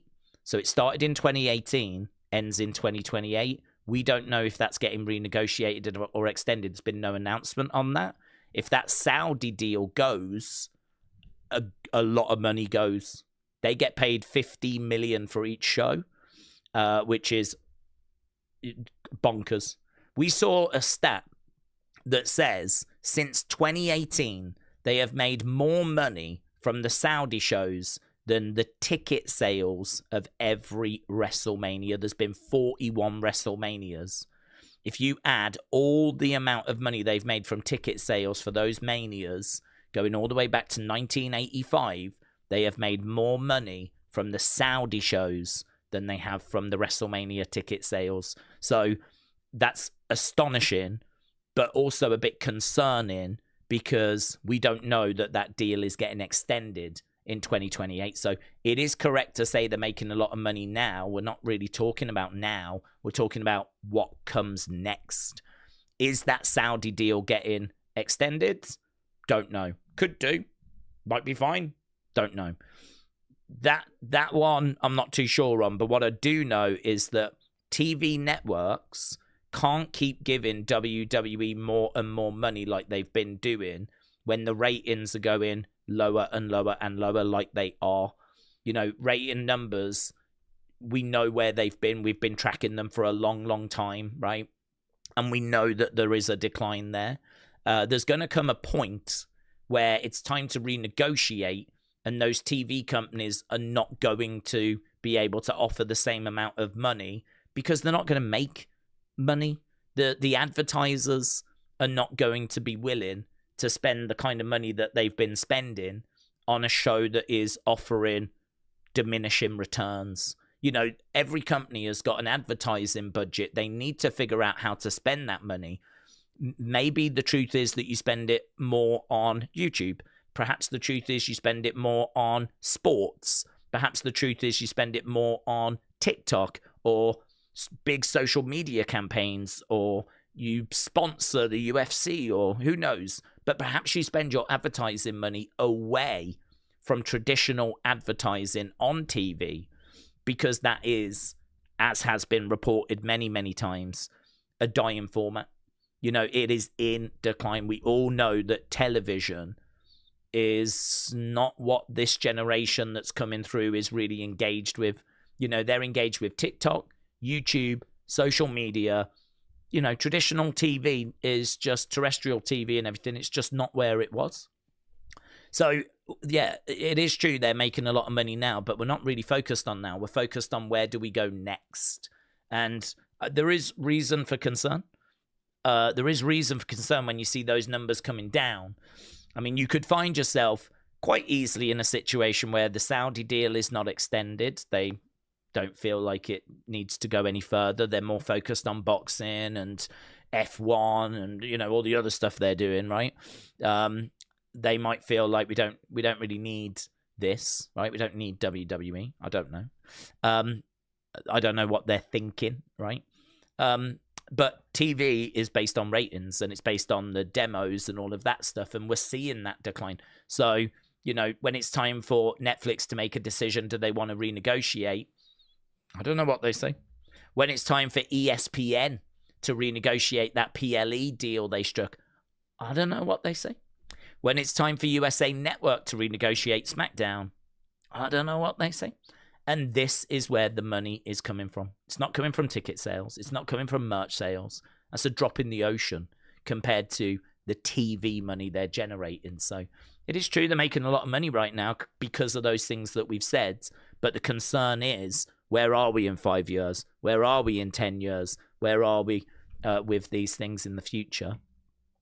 So, yeah, I mean, it's one of those where this is a conversation that comes up every once in a while, but it's just worth being aware of, right? It's just worth being aware of, because I think a lot of people could look at where we are right now and think that everything's great and it's going to take something massive to kind of derail like where we are. And it's like, it's not going to take anything that much, to be honest. Every kind of 5 years, we have to renegotiate these TV deals.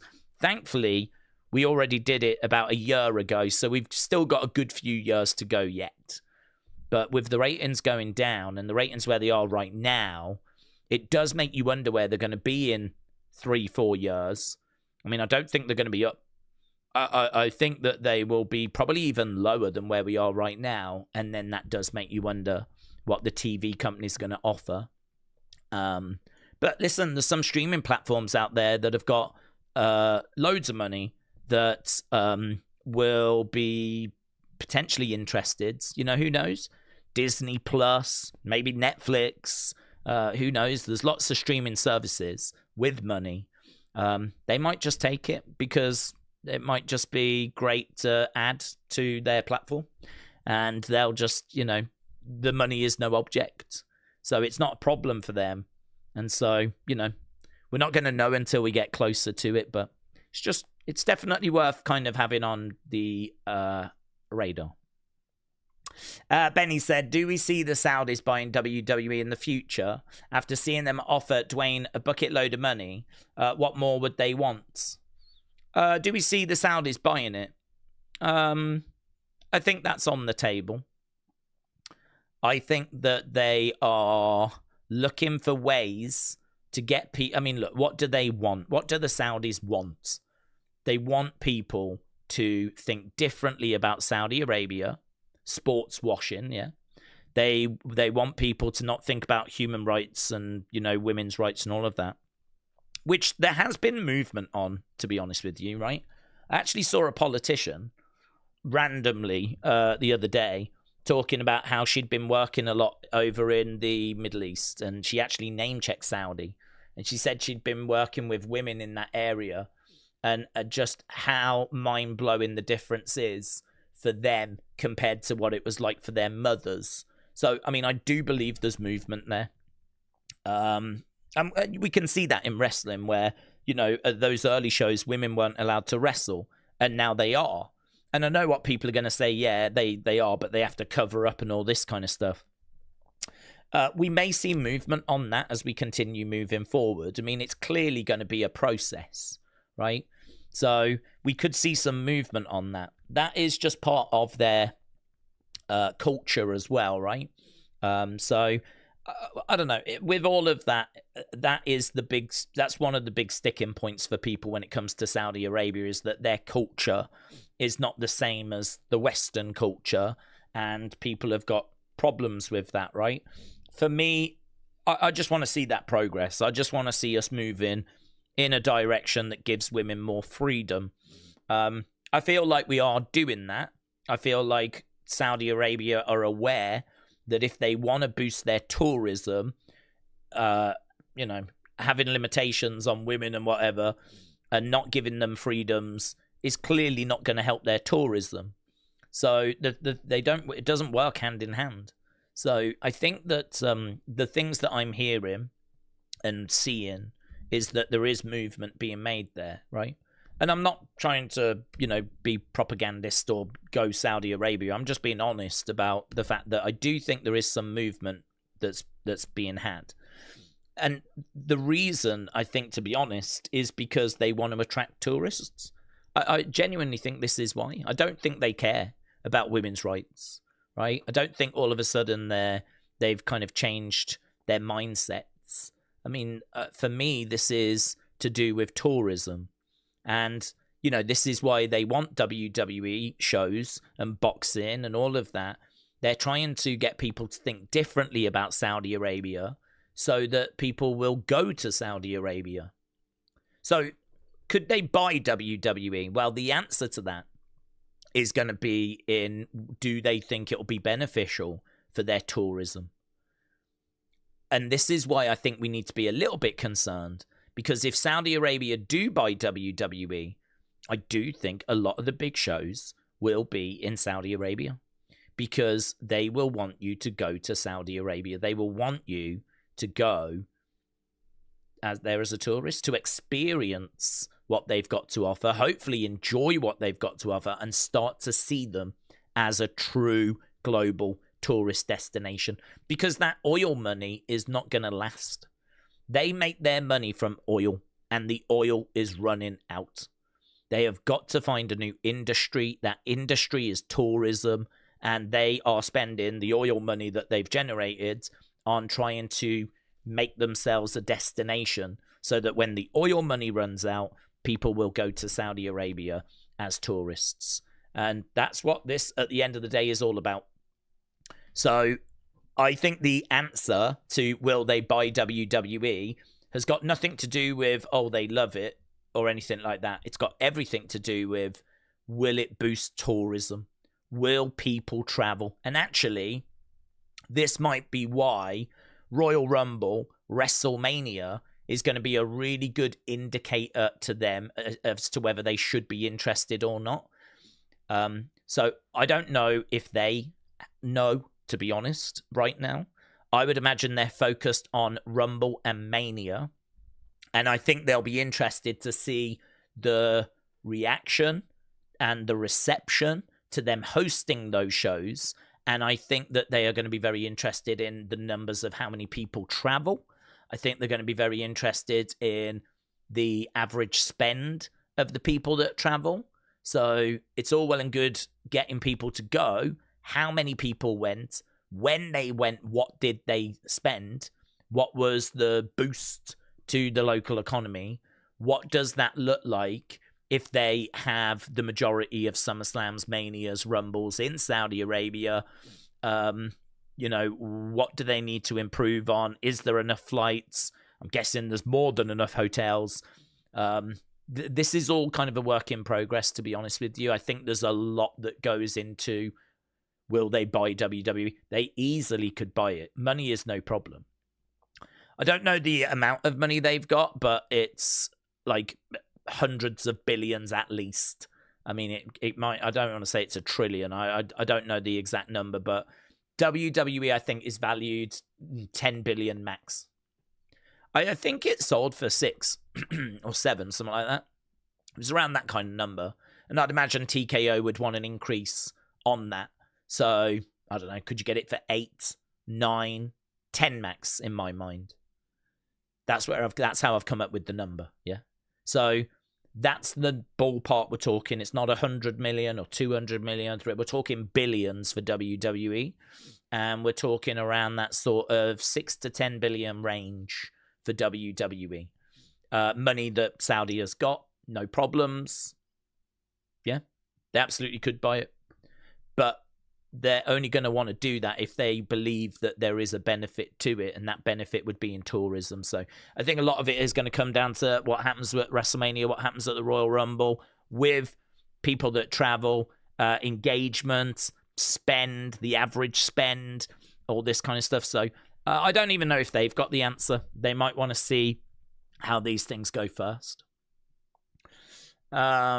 Robbie said, with cable dying and ratings declining, there's just no matter. The company's future for wrestling, it's going to be streaming. Yeah. Brian said, I just started. Stats for the pay-per-view wrestlers was not the best, says Brian. Daze, did you see that Carrie and Scarlett are going to be at WrestleCon in Vegas? Very good. Big Time said SmackDown back-to-back under 900,000. Compared to last year, it was about 1.4. So that's a 500,000 drop, which is significant. Way higher than just big data, says Big Time. Robbie said, I know a lot of the big YouTube channels that cover WrestleMania aren't going to be going and are going to do charity streams instead. It's going to be an extremely hard sell, says Robbie. Yeah, I think it's a hard sell, definitely. It's going to be expensive. I think, listen, ticket prices are going to be cheap. I would imagine them to be cheap because Saudi Arabia is trying to get tourists. They want you to go and experience what they've built, enjoy it, fall in love with it, and see it as a destination you want to go back to. They want to be Vegas. I mean, if you go to Vegas, you're going to have a great time. I can't see how you're not, right? It's going to be expensive. I mean, you're going to lose money in casinos. You're going to spend money in restaurants and go into shows, but you would budget for that and you'd have an amazing time. And I think that's what Saudi want. They want you to budget, go, and have an amazing time. That's their next way of generating money, right? So that's what they want. So it doesn't serve them any purpose to charge really high ticket prices because that is only going to stop people from going. I mean, you need low ticket prices so that people go, damn, that's good. That's cheaper than Vegas, you know. In fact, we could probably get a flight and get the ticket and a hotel, and it might still work out cheaper than Vegas. That's what you need. You need people having them conversations because it's an inconvenience to fly to Saudi from America, a huge inconvenience. That's going to be a big obstacle in itself. It's not a few hours on a plane going from state to state. You go in halfway across the world. So you need something to draw them over. Obviously, you hope the show and the card can do that, but you just can't charge high ticket prices for those shows. So I think there'll be low ticket prices. I think I could totally see it being flight, hotel, ticket, works out either the same as, little bit cheaper, little bit more, but rough ballpark about the same as going to Vegas this year. In order to try and entice you over and then hoping that you spend money on all the other stuff that's there, yeah. So it is going to be a hard sell. I completely agree. This, I think, is why conversations about them buying WWE probably need to be parked, because I think this is a real acid test as to how many people are even going to be bothered to take that flight and how many people are going to be going over and all that sort of stuff, you know? So this is why the Rumble next weekend is going to be interesting from a business point of view, and WrestleMania next year is going to be really interesting from a business point of view. Triple A said, Daze, how long do we want Drew to be champion for? Who do we want to be the next champion? I love Drew as champion. Do we think Cody wins it again or someone new? How long do I want Drew to be champion for? Well, I don't mind. I would just like for there to be some really good creative. So my frustration is that the creative at the top end of the card for both Raw and SmackDown has been really poor throughout 2025, and I would say the back end of 2024. I would actually say, since we finished the story, the creative for both world titles has been poor.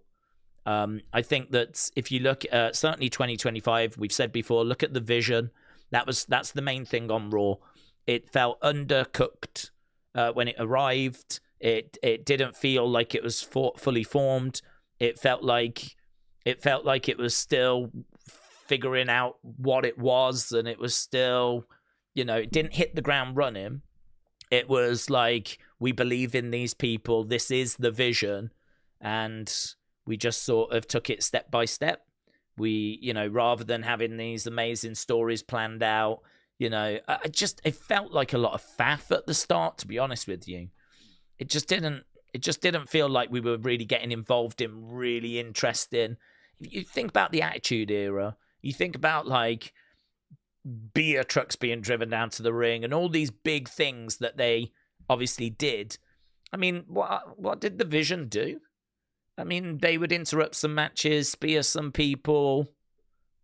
I mean, it was flat. I mean, we weren't really going backstage. We weren't digging into the characters. I mean, one thing we did was the ruse of the century. I'll give them props for that. Fair play. I think that was probably the most interesting thing they did regarding the Vision. But outside of that, I mean, obviously we know about the injury, which was a real shame. It took us down a road we weren't intending to go down. So that's a real shame. But I think you're going to find, or struggle to find, people having much praise for what the Vision did, to be honest with you. And then you look over the other sides, and you look over at what we were doing with Cody, and everyone knows my feelings about the Cody situation. I think that's really flat. I mean, I just don't think they've given him much to do. I think his best story was his story with Drew, and it's in that story they take the belt off him. So I don't know. I mean, if Drew gets the same creative that Cody got, which is pretty much nothing, it ain't going to be a good title run. It ain't going to be a good title run. It's just going to be opponents, not much of a build, not much in the way of interesting storylines. And I think you'll start to see people hoping that we go in a different direction. I've said before, I feel sorry for Cody. I think that it's easy to blame him when I actually think it's creative that deserve the blame. So I just hope the creative improves. And if it does, I can't give you a reason to take the belt off Drew. If it does, then it wouldn't bother me to go back to Cody. I kind of feel like you can go in either of those directions. So I don't mind, is the honest answer. I don't mind which way we go. I don't mind who the champ is. Don't mind if it's Drew, Cody, Roman, Punk, Gunther. I don't mind. I think all of them are worthy of being champion, but it's, have you got the stories? Have you got the right creative? Have you got something that's going to make me want to tune in week after week? If you can tell a better story with Drew than you can with Cody, keep it on Drew. Okay, we are over in Montreal. So we are underway with the show. A big thank you to everyone that's contributed, got their thoughts across. some interesting conversations. I think we always tend to try and have some interesting chats in those couple of hours before. Okay, here is Cody. He's going to be doing a sit-down interview ahead of his match with Jacob. That match, of course, going down tomorrow at Saturday night's main event.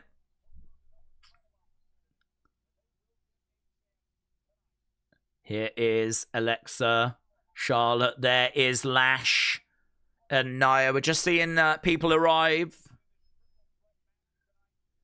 Here's Giulia and Kiana arriving. I always just keep an eye on this in the background, just in case. You never know. There could be a little summer. And people are like, oh my God, did you just see such and such? So, MFTs arriving. They're going to be taking on the Wyatts. There's Drew with his side plates. He's going to be live tonight. Obviously, he's defending against someone at the Rumble. We're going to find out who that person is tomorrow. We're going over into the arena. So we're off the European tour. We're in Canada. Friday Night SmackDown. The show is starting with Cody, maybe? I don't know. Sami! The show starts with Sami Zayn. Whoa, whoa, whoa, whoa, whoa. Let's go. Wow, here we go. Zayn Nation sign in the crowds. Sami is going to be in action in that main event tonight. Tomorrow, sorry. So I'd imagine he's just going to be saying a few words ahead of that. And they're obviously going to be hoping that Sami is going to get a hero's reaction tonight and tomorrow. He's the favorite. He's the firm favorite. Shout out to WrestleBuzz, who sent that information over. Sami is the outright favorite to win the match. And here he is opening up the show. Sami is winning tomorrow, says Connor. Goober said, I saw Bianca and Montez at the Orlando airport on my way home from Disney after New Year's. She's a lot smaller than I thought, and he's bigger, says Goober. Goober, shout out to you. Apparently, nearly half of the US is facing some terrible weather, says Robbie. Oh. Stay safe, everyone. It is that time of year, isn't it? We've had a lot of rain here, but no big storms or snow or anything in my area. Okay, Sami in the ring. Going to say a few words. See what Samuel has got to say. Sami chants breaking out. Can't wait for Sami. He's an underdog and he needs the championship, says Tom.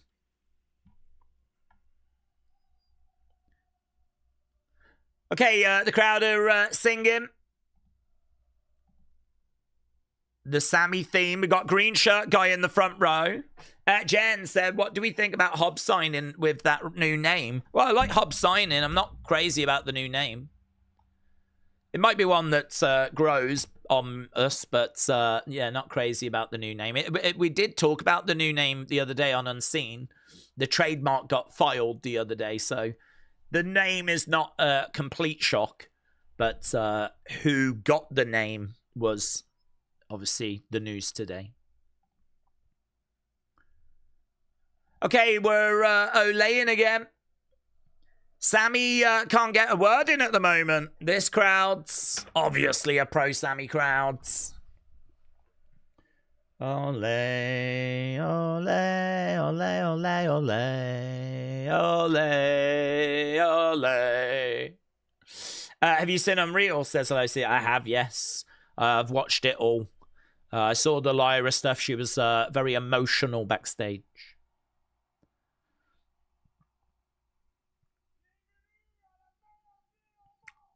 Okay, Sami Talking in French.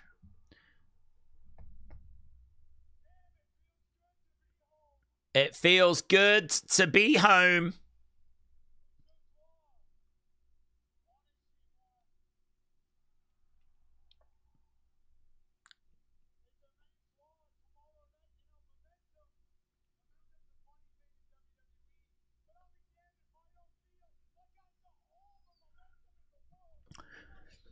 Momentum is a funny thing in WWE, but I'll be damned if I don't feel like I've got all the momentum right now.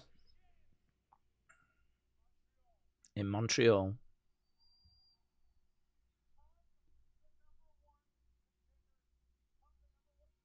Ooh, here's Trick. So Sammy was chatting, but Trick Williams is coming out. Look at him. Look at him in white, man. Look at him. Oh, my God. Look at it. Whoop, that Trick. Whoop, that Trick. Bum, bum, bum, bum, bum.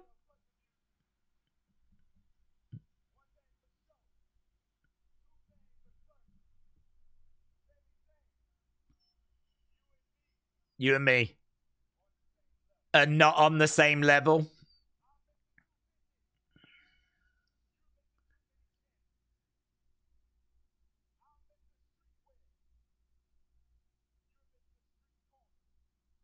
I'm Mr. Streetwear. You're Mr. Street Corner.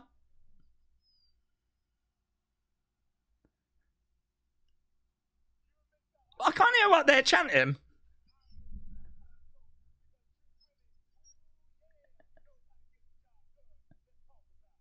Trick Willie knows how to get the job done. Let's talk about it.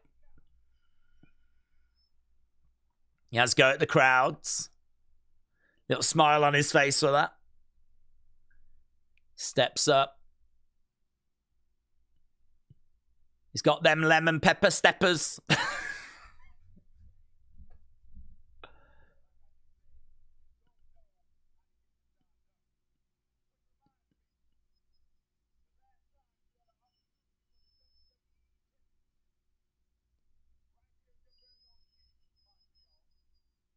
Little mention of Montreal, but they boo Trick when he mentions Montreal. Last time you had an opportunity in Montreal for the championship, you didn't get the job done.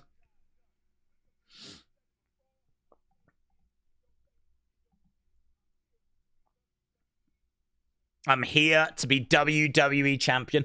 He'll get one of those world titles. I think I would give him the World Heavyweight Championship first, but he's undeniable. Do we think that we could get Solo Howdy at main event? Ooh. I suppose we could. I mean, we still haven't got a full card, have we, for tomorrow?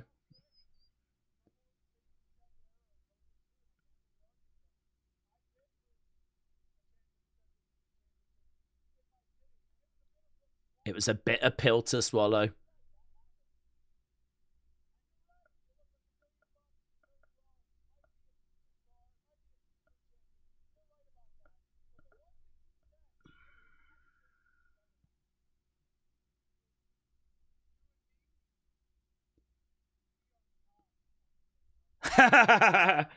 You're right about a lot of stuff, Trick. One thing you're absolutely right about. We ain't on the same level.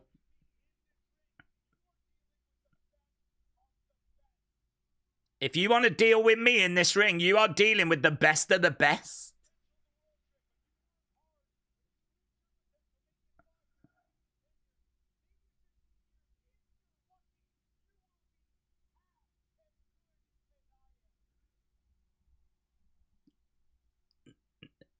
It's great.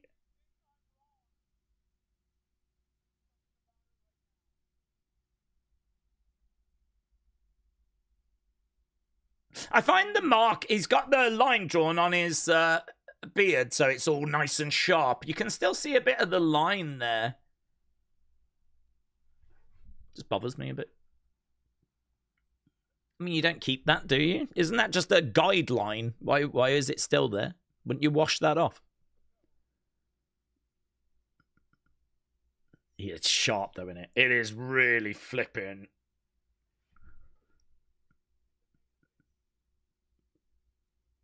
Look at those lines.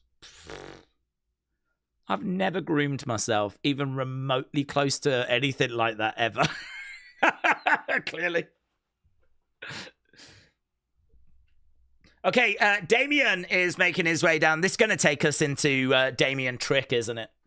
Damian Trick was a match that they announced for this week, opening up this event with. That makes a lot of sense. Damian Priest coming down to the ring. So a little bit of a confrontation between Trick and Sammy. Some fun little exchanges there. I mean, you can see how they're positioning Trick. I think he had the opening match last week. He's got the opening match here. Coming down as the heel, interrupting Sammy.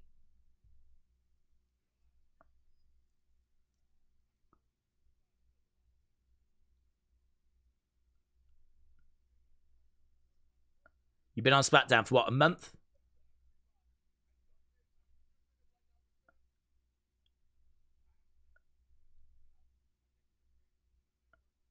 I came to your face last week. You didn't say a word to me.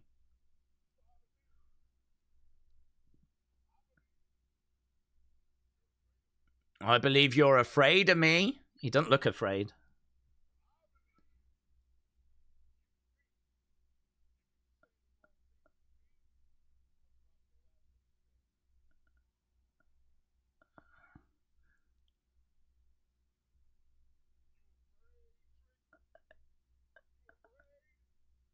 I'd be down for this as a WrestleMania match, honestly, with a good build.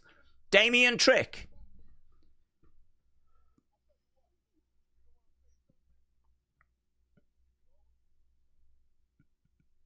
If you don't want to say something, you could always do something.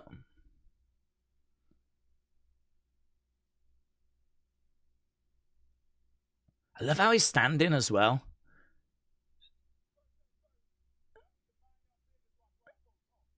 Oh, he tells the crowd, mind your own business whilst the grown folk are talking. The way that he was standing square on in front of the camera with his head turned.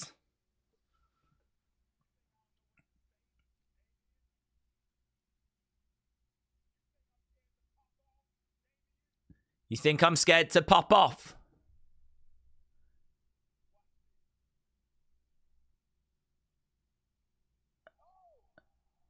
Okay, he lays out Sammy. You think I'm scared to go? Watch this. Right now we got Damian and Trick going at it.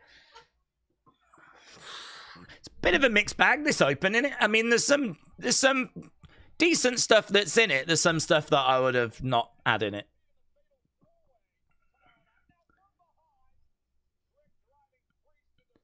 Trick gets out the ring.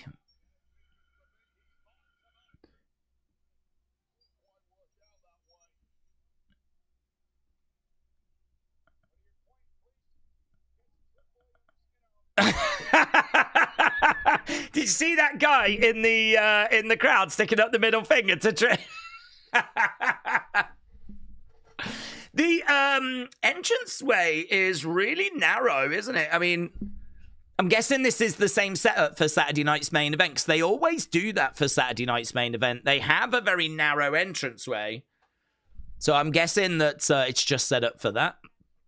We got Randy backstage. That old dude flipping him the bird. That was a funny moment.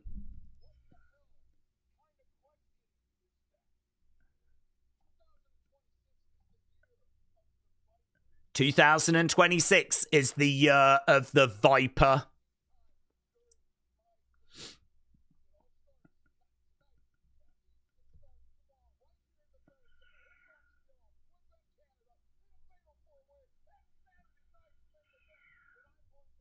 Randy is fired up.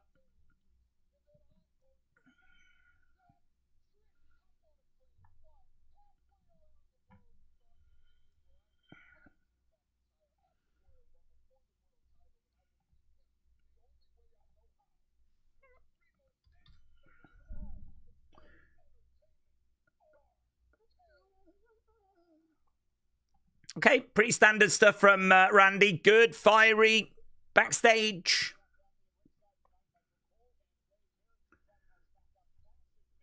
They put Trick in the Lion's Den.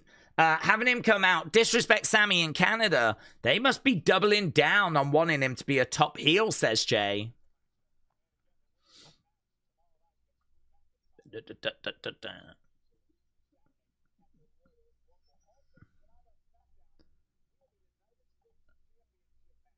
Yeah, United States Championship match coming up.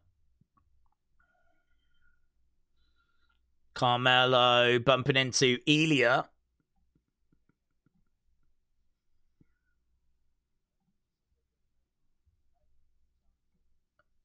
The challenge is open. It's yours if you want it.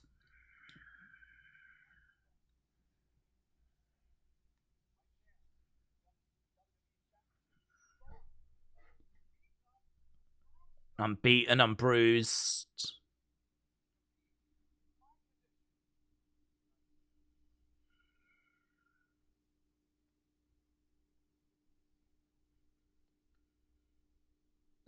Elia said, I'll see you in the ring. Here's Miz.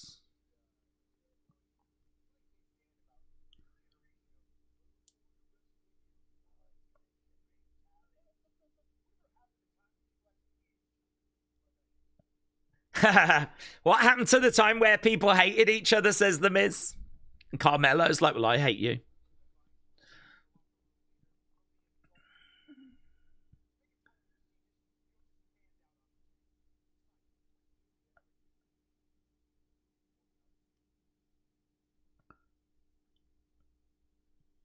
Okay, yeah, fun little interaction.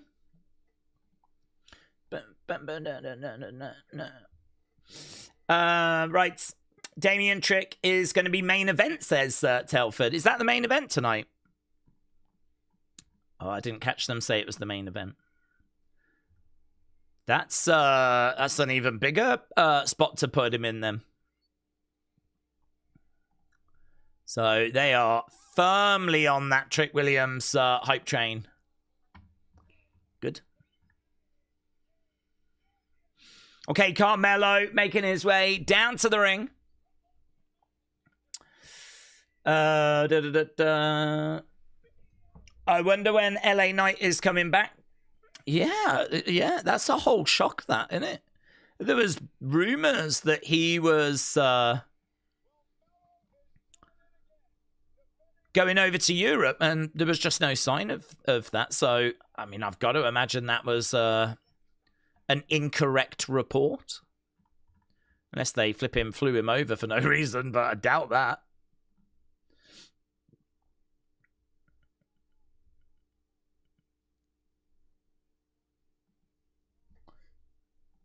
Okay, commercial break.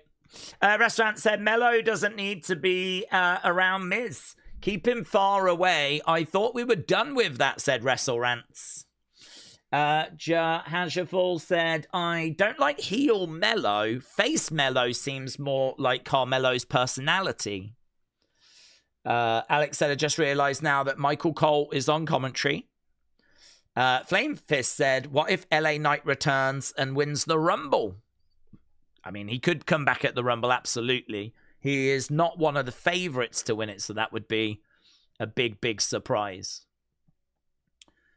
Are they testing Trick, seeing if he can actually get a good match out of Priest, said Wayne.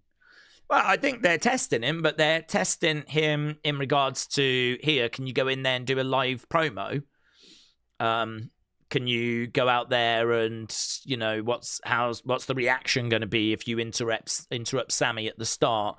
Where are we with your connection to the crowd? We're going to test that. We're going to test the reaction. We're going to test your promo skills. We're going to test your in-ring. He opened up the show the other week. Looks like they've put him in the main event for this week now. So, I mean, yes, he is being tested. But I don't know that the test is, can you get a great match out of Damian Priest? I just think the test is, you know, where are we with you? How good are you? How are you going to translate to the main roster? And I think it's going about as well as you could hope for at the moment. Every week we're hearing those, the entrants get a bigger reaction. When he's in white, all in white, like he's been doing, he just looks incredible. He looks so good. I think they've got the costume in bang on. It doesn't have to just be in white. I mean, he could be all in one color, but I think, like, you know, there's been a big focus on the presentation of him, and he looks incredible. He looks like $1 million when he stands there. Takes that moment before walking out, and the whole crowd are going, whoop that trick, whoop that trick. Like, there is a flicker already there. There is shoots already coming through. And to be honest, we haven't really done any... We haven't put any fuel on it yet. We haven't really watered it yet. Where it's going to get to, I mean, the early signs are so good. So, yeah, lots of excitement, lots of optimism around Trick Williams at the moment. Very excited to see that flourish, see that grow. I'm obviously a big fan of him. I know many of you are as well. So, yeah, it's cool. Okay, we are at commercial break still. We're just waiting to come back. It was fine. I just don't want Melo wasting any more time with Miz. Benny said, do we think Unreal go up against Unseen? Oh, I think they are fierce rivals. I would back Unseen to get the victory on that one. Connor said, do we think that Bianca will recover in time to potentially return at the Royal Rumble? Yeah, well, I mean, I would think so. She might have been getting saved for the Rumble at this point. I mean, it's hard to know when people, you know, same with Chad, same with Zoe Stark. You know, when you get to this time of year, it's hard to know if people are, like, rushing to get back, or if they've actually been ready for a little while and we've just saved them. I think there's probably a good chance that we're saving them. So, yeah, I think there's a really good chance you see Bianca. Okay, Carmelo is in the ring. And it's Ilya that we're expecting to answer it.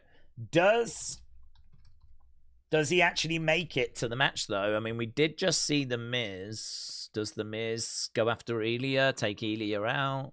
Does he get involved in the match? Is it going to be Ilya, Carmelo, Miz gets involved? Triple threat down the road?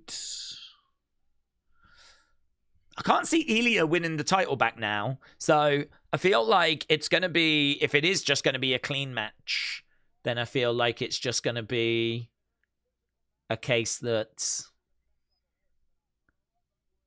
Carmelo's going to win and Ilya's going to suffer another loss. Even Wade is saying, yeah, he's physically hurt here, Ilya. I feel like we're already getting some of the excuses in. He's not 100%. He's got a few aches and pains. He's already physically hurt. Just feels like we're getting a few reasons as to why. Ilya is going to fall short. So, I don't know. Does Miz get involved? Okay, we are underway. Carmelo, Ilya, this thing should bang. I thought the Ethan Page shout was a really good shout, to be honest with you.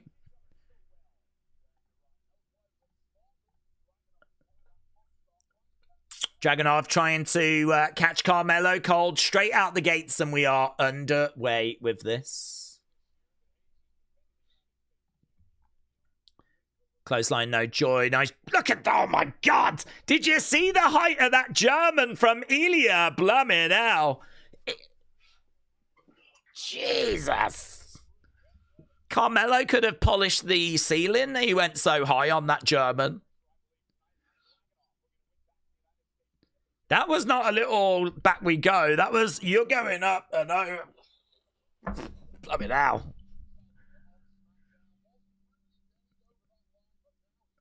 Giulia round the back of Carmelo at the moment. He comes in with a chop and Melo goes down. Dean said Ambrose isn't going to return. He loves death matches. Yeah, he won't. Well, he's contracted as well, isn't he? So certainly not expecting to see him anytime soon. And even if his contract comes up, I think you're right. I think he resigns. I think he loves what he's doing in AEW. I think that is the right place for him to be.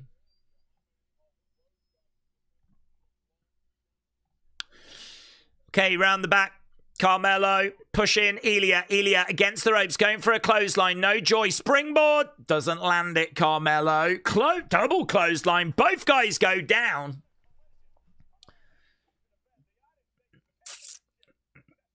Oh, it's going to bang this, isn't it? I mean, it's already banging. Right, the US title has been Temu-fied. It's cheap. It's irrelevant. Everyone can win it, says 107. Sean said, Daze, I would say that Trick is on the fast track to being pushed harder than any singles male wrestler of colour since Booker T. Having a number one contenders 4-way match in his second main roster match. I feel like there's a lot to unpack with that. I mean, Bobby Lashley was obviously pushed well. Kofi wasn't really pushed, but Kofi Mania happened. Big E got a good push as well.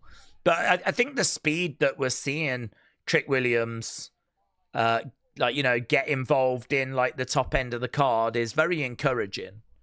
So, yeah, man. I mean, look, at the end of the day, Trick Williams, the future is very, very bright for him. Very, very bright. And rightfully so, because he's got great aura. We've been big fans of him for a long, long time. I got a picture with Trick at an NXT live event I went to in 2024. Was it 2024? Yeah, it was. Was it 2024? Or 2025? I can't remember. But, yeah, I think it was 2024. But, yeah, it was... Yeah, we've been fans for ages. I'm thrilled to see him getting these opportunities. Don't expect him to win, but it's at this stage, it's just about him being in the conversation, isn't it? Duran said, everyone will not be upset when Jericho doesn't return this weekend. He is having concerts with Fozzy, says Duran. I wonder if we'll see Will Ospreay debut in WWE or Adam Page return. I don't watch the other show, but they've got good talent over there. Well, I don't think Ospreay has been interested, to be honest. WWE is not for everyone, and Ospreay just does not seem interested in WWE at all. I think the difference is he wants to put on great matches. I don't think he's so interested in like the sports entertainment aspect. So, I don't know. It's hard. Hard to see him coming in, to be honest. I mean, it would be a payday. And I'm sure that WWE would be interested, but whenever he spoke about WWE, it's always been that it's just not for him. Nice springboard clothesline there by Carmelo. Going for the cover. 1, 2, bit of bloods. Just on above the eye of Giulia. Some great springboard attacks. We know that's a big part of Carmelo's weaponry. Yeah, both guys down. You can hear the ref count in. 5, 4, 3, 2, 1. Okay, we're back. You could hear the ref then counting down when we're back from commercial break. Forearm shot coming in there by Carmelo. Uppercut coming in by Giulia. So obviously these boys all know now that it's time to get going. Shot coming in. Chop there by Giulia. That knee brace is so big. I wonder how much that has limited Giulia's work. It doesn't appear to have limited it by any at all, but it is big and cumbersome, isn't it?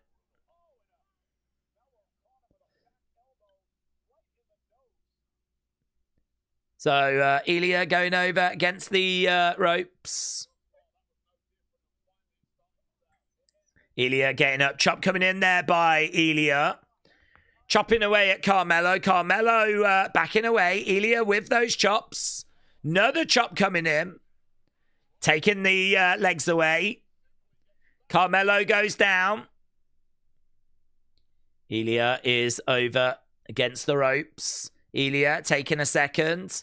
Kick coming into the side of the heads. And again, another big stomp coming in by Giulia. Another big boot to the back of the heads. Pace of this one, a little slow at the moment, but it might be picking up soon. Another big boot. Melo, forearm shot. Bang! Big boot there by Giulia. Here we go. Oh, look at that takedown by Carmelo. So good. Driving Giulia face first into the mat. Kick out there by Giulia. Crowd loving that.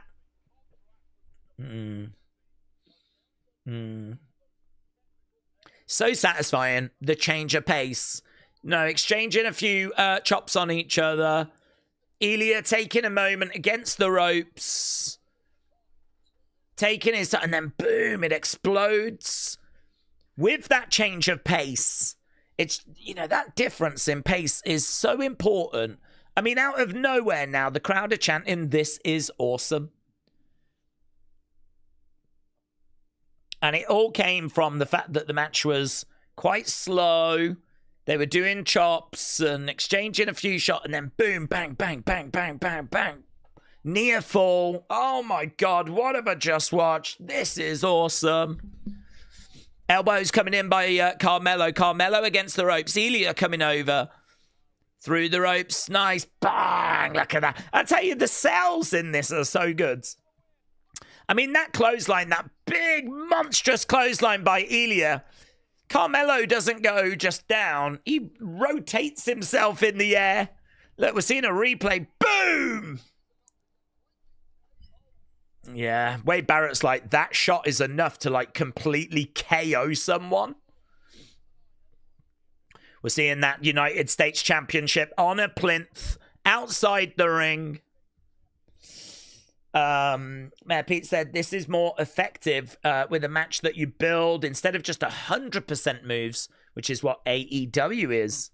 Yeah, I agree. I think there's different ways to do matches and there's different types of matches that you need, but I think that change of pace, it's so successful. It's so appreciated. 1, 2, Giulia with a massive power bomb, but couldn't get the 3. Yeah. Oof.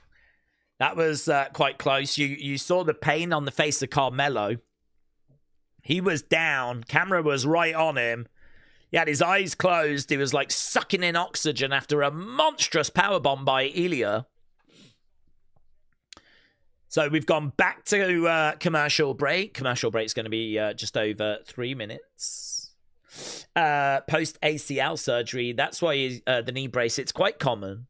Fully recovered. He's just got to wear that knee brace from now on. We're seeing, I mean, and we have done for quite a considerable time now, but we're seeing so many ACL injuries.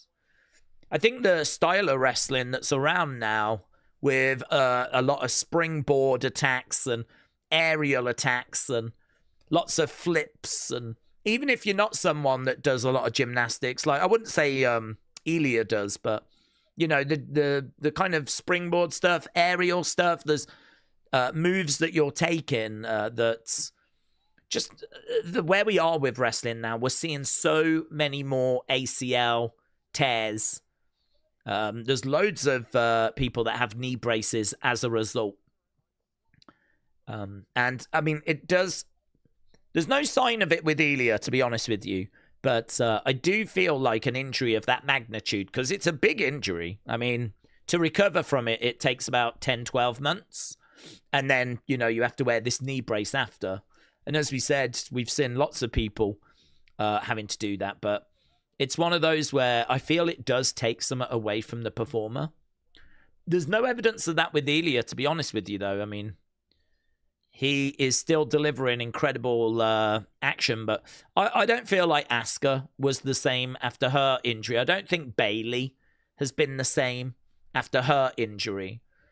Sometimes you see people having these big injuries and they're out for a while, and then when they come back, then the level of performance just doesn't seem to be the same as where it was before. Again, though, to repeat myself, I can't say that is true of Giulia. There are definitely... It's a mixed bag, to be honest. Giulia, though, is still able to deliver incredible stuff in the ring. So is Carmelo, who just delivered an amazing spot during the commercial break. Springboarding off the rope, delivering a DDT, and just getting a 2 count, so... Giulia getting up to his feet. Ah, big chop there. Giulia didn't sell that straight away. Chop came in and Giulia just sort of slowly fell backwards. We're about to come back in about 15 seconds. Carmelo going over to the corner, about to climb up. This is still our opening contest. So far, we've had the promo bit. And we've had this match. And we're about 40 minutes in. Chop coming in. Slapped there by Giulia. We are back. Woody said, what surprises do we want to see in the Rumble? I'd like to see Chris Jericho. I don't need loads of surprises. But I'll take Chris Jericho. I think it'd be nice to see Mike Santana as well. He's a talent that I'm really into. The TNA champ. We've got a relationship with them.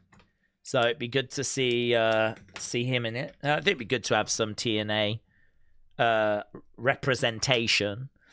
Powerhouse Hobbs, I mean, I would have him in NXT personally, but that doesn't mean he can't be in the Rumble. The only problem you've got is no one, I can't say no one, but I really don't think people are going to know who he is. It'll be a very, very mixed bag. Very mixed bag. Oh, shots coming in by Giulia. Maybe Paige could be fun for the women. Nice little pop for the women. Big superplex there.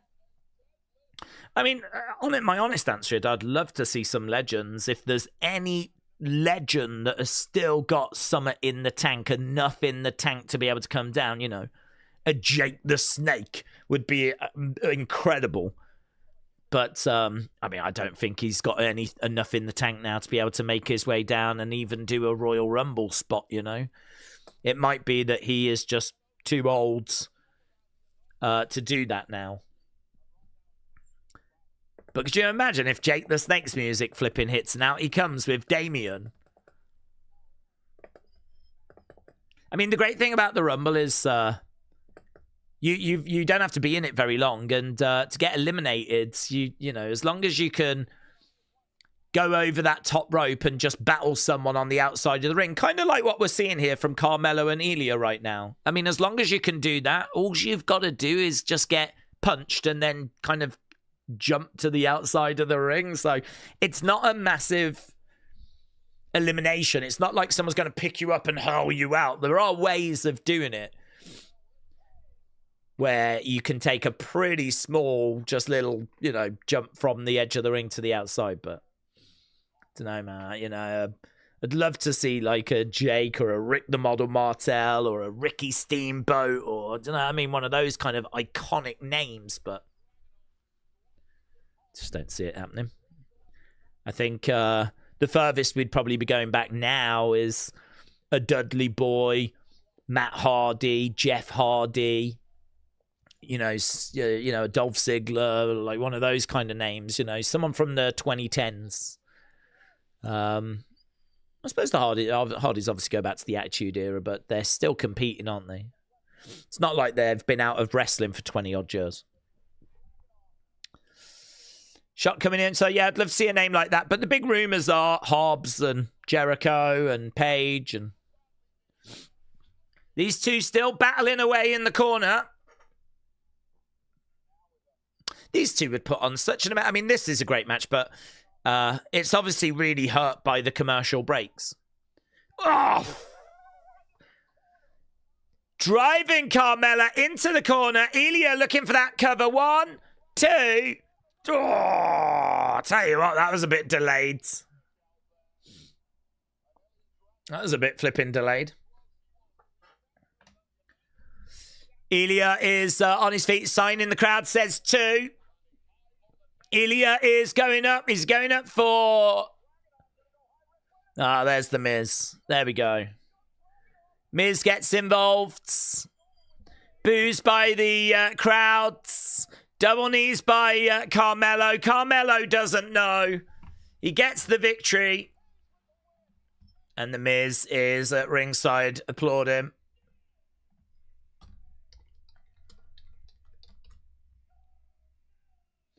That's probably going to affect the scores, unfortunately. I thought it was a really entertaining match.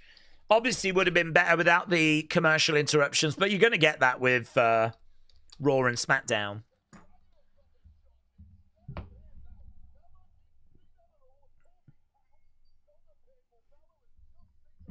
Mello has just seen the replay.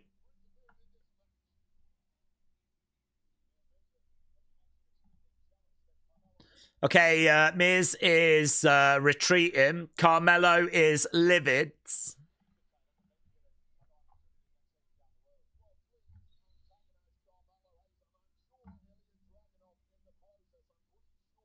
Fun.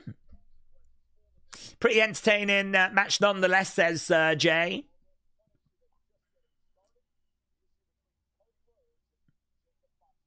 Okay, Cody and Jacob is going to be our next focus. So we're just seeing what went down last week. We're about due for another Retro Royal Rumble, said Joseph. We did one on Sunday. I think they probably will do another one this weekend. I'll have a look, actually, and see if they've announced anything yet. They might have...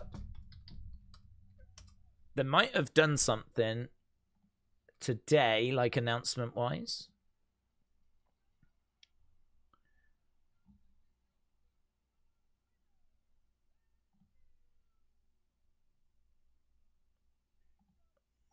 No.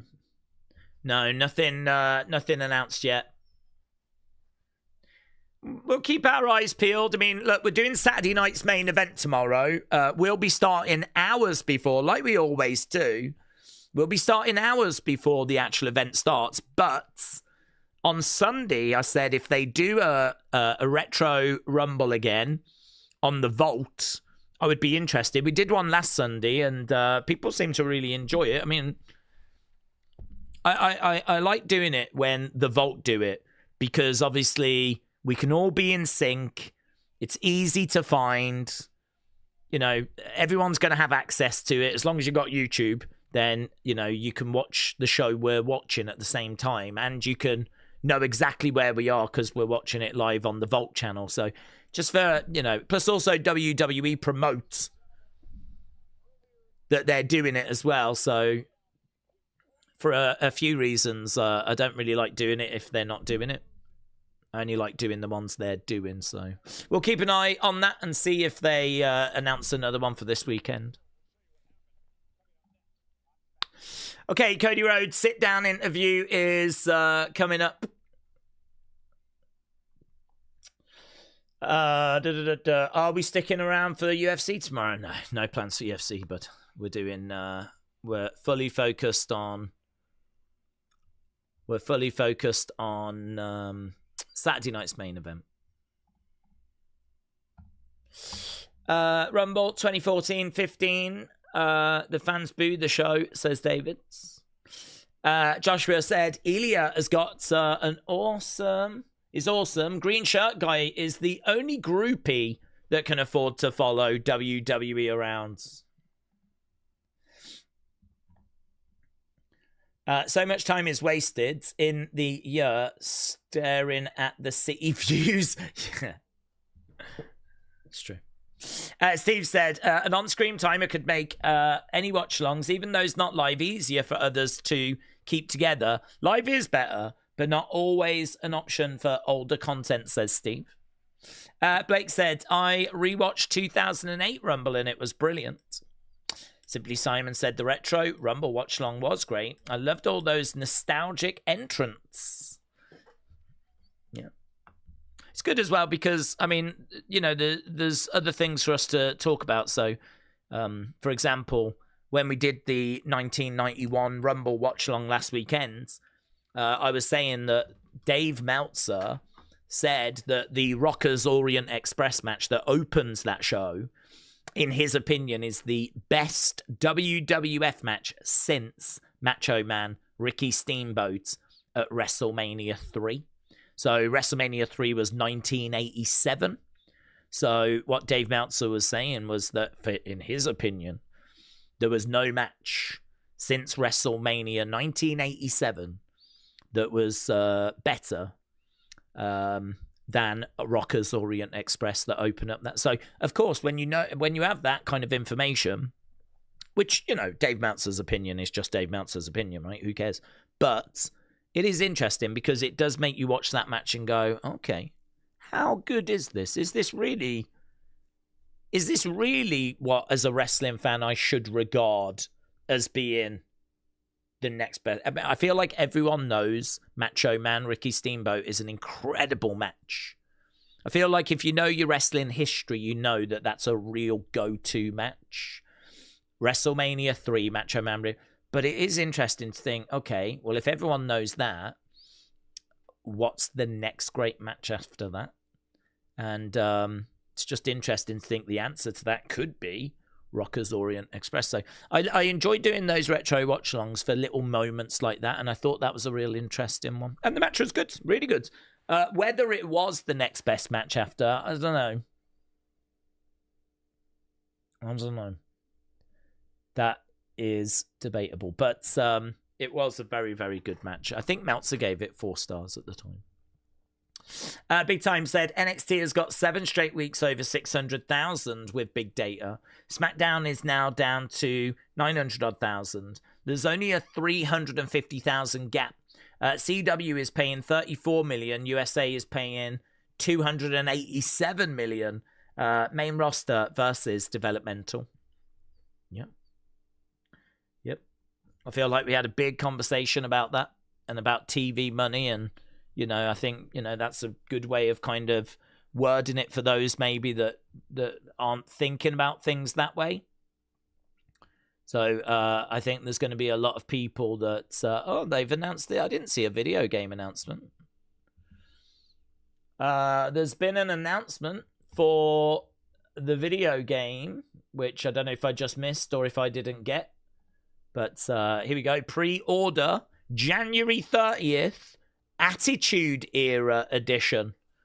So, Attitude Era Edition for 2K26. It's a nice cover, that, isn't it? Really nice cover. It's one of those covers that looks fan-made, actually. With, like, all these different stars on. But, yeah, apparently that's what we're doing for 2K26. The show never stops. See that selling very well. Very well. Really digging into the Attitude Era. It's clever. Good idea. Okay, here's Cody.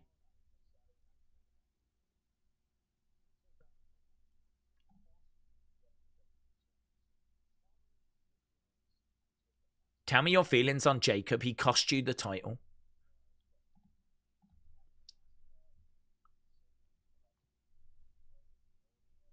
You know the answer. Here's Jacob. Jacob's coming into the room, interrupting the interview.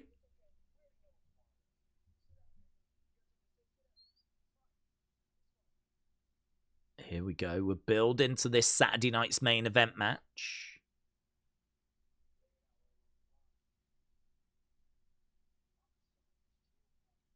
My concern was Drew.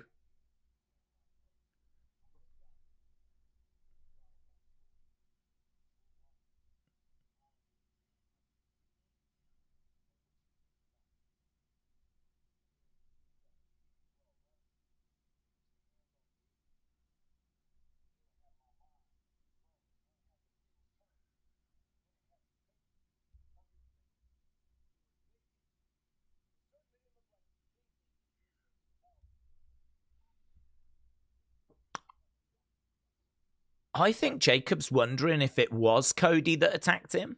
He says that he came back to go after Drew, but he says, when you put your hands on me, it got me thinking.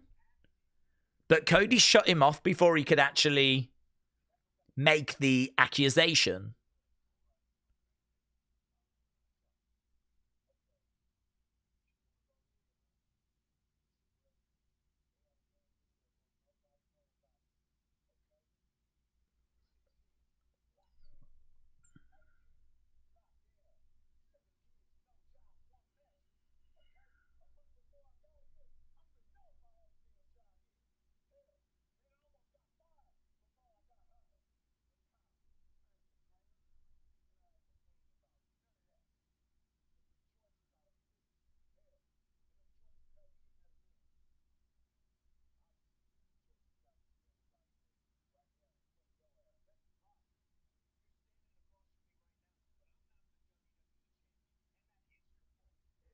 This is really good.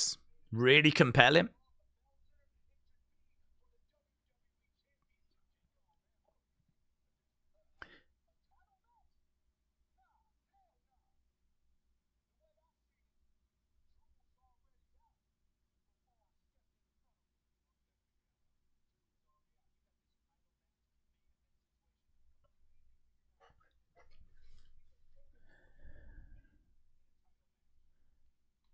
Okay, so Jacob's like, nah, this shouldn't be for the title because in my mind, Drew had already won that match.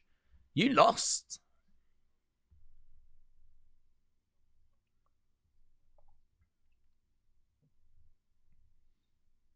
They don't make them like me no more. In fact, they've never made them like me.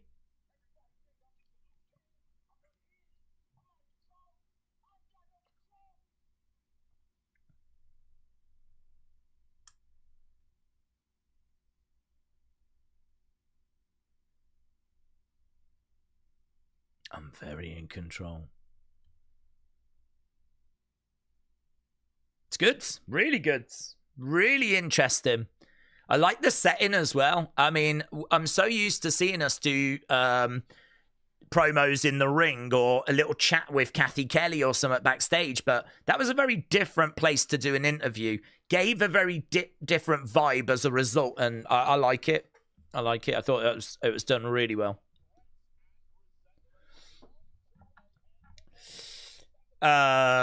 Jacob is an exclusive limited edition Samoan, says Rob. So we found out Jacob saying that he was going after Drew. That's who he believed that had attacked him.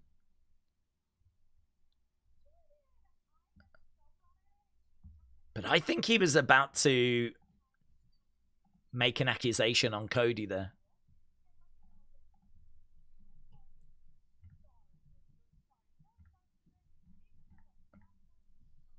We got Chelsea and we got Jordan.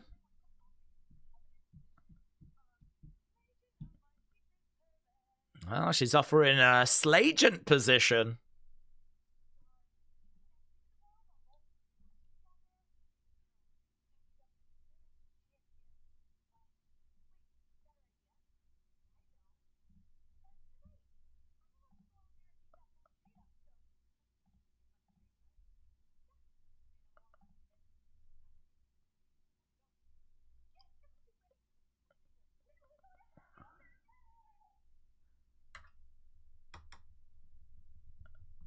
Okay, let's see how this goes down. I don't think we are getting a Slagent Jordan here, but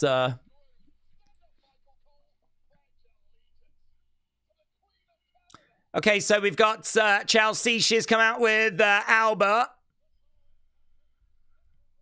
She's going to be taking on Jade's.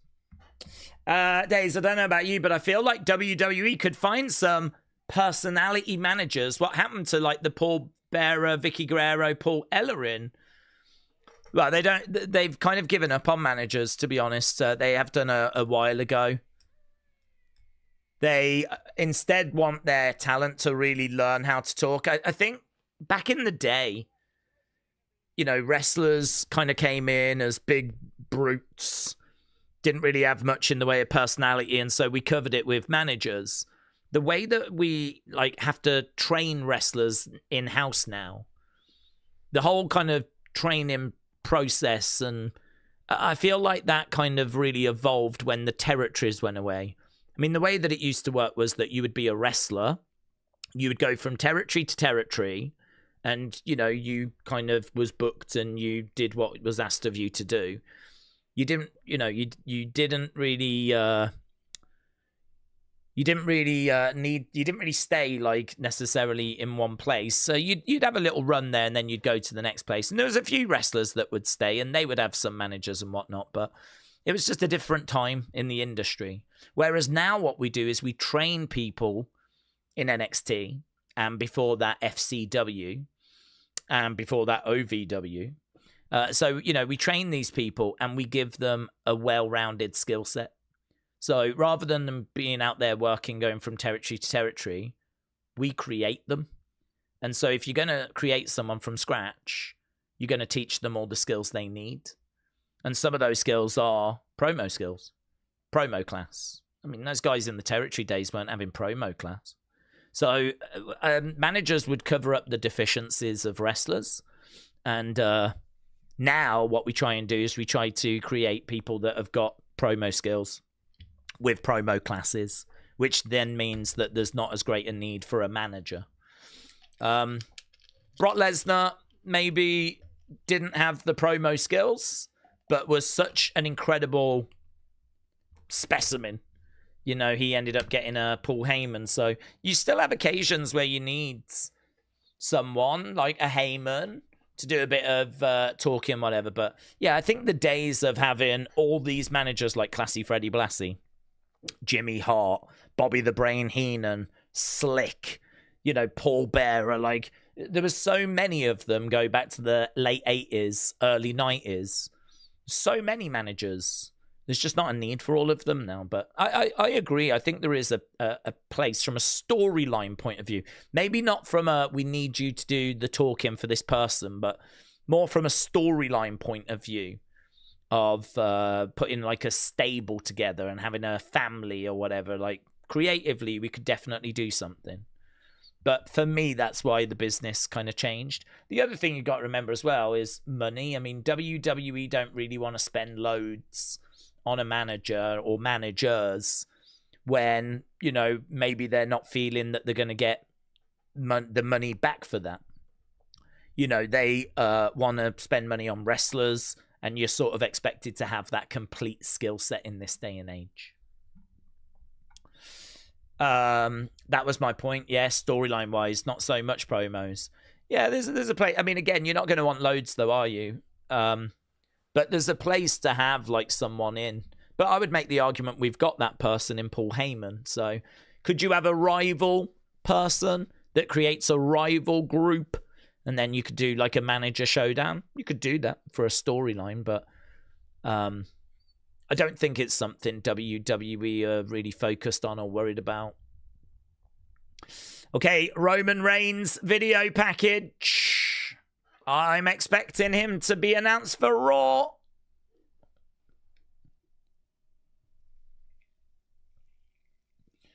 He might be getting announced for the Rumble here. We're seeing signs of the Rumble.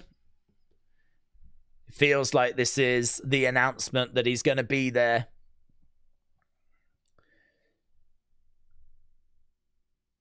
Riyadh. Reigns. Rumble. Roman returns. Roman Reigns declares for the Royal Rumble. Not very surprising news, but big news all the same.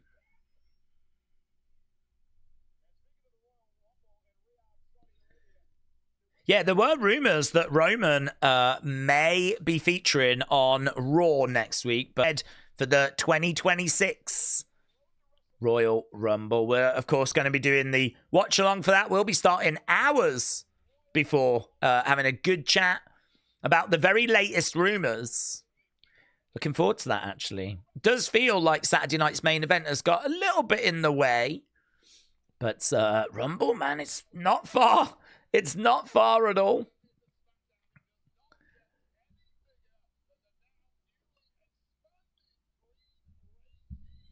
Okay. I do like Chelsea's Mountie attire. It's nice.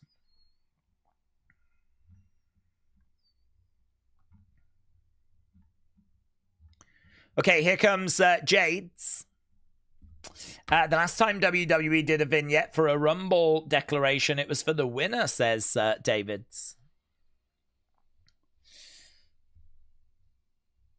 Here's Jade's.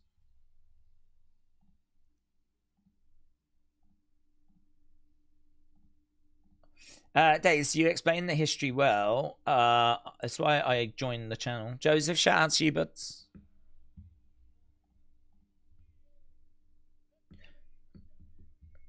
Okay, Jade is making her way down to the ring.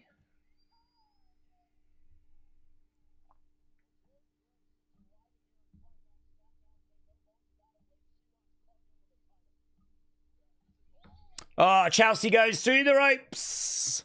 Lands on Jade, and we are underway. So, Chelsea, Jade, she's trying to get the jump on her. Bella's sounded. I love this gear for Chelsea. This gear for Chelsea is awesome.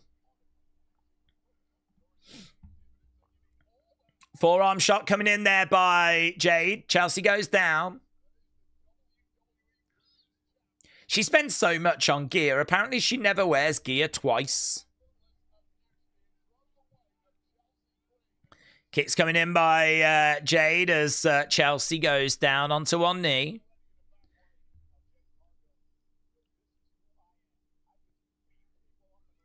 Chelsea, bang, goes over into the corner, goes hard.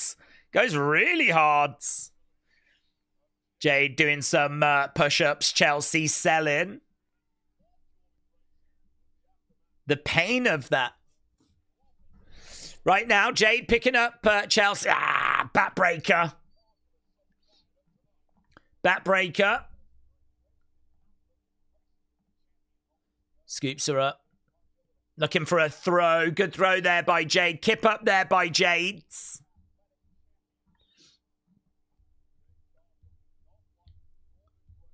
So Jordan's on the outside watching on. She's not in any Slagent attire, but she's out there watching. We know that Jade and Jordan are on a collision course. Daze, speaking of managers, I think Jade could definitely do with the mouthpiece. A little bit of maybe Brock or Heyman, said Simply Simon. Yeah. I think there are definitely people that would benefit. I agree with you. I mean, Omos had MVP for a little bit of a time as well. As, you know, clearly they wanted to present him as the silent monster. But I agree with you. I think Jade could benefit. I think Ronda would have massively benefited as well. I mean, Ronda's promos were horrible. But she was a badass, and she would have benefited by having Heyman kind of talk about what Ronda had achieved. Well, so there's definitely people that would have benefited, but WWE just really want to bring through the talent and give the talent the chance to, you know, kind of cut their own promos. Big boot there by Jade as Chelsea moves out the way. Chelsea on the ropes. Trying to get that extra leverage, but no joy. Right now, Jade with Chelsea. Picking her up. Chelsea powerbomb down. Jade looks over. Big boot to Alba. Alba goes down. Watch this. Jaded incoming. Apparently that's not a fun move to take. Becky Lynch said that, got asked, like, what's one of the worst moves to take? She mentioned Jaded.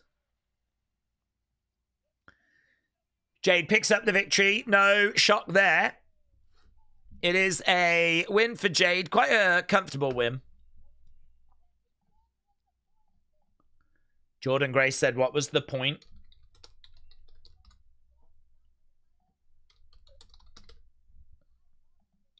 I talked to Nick.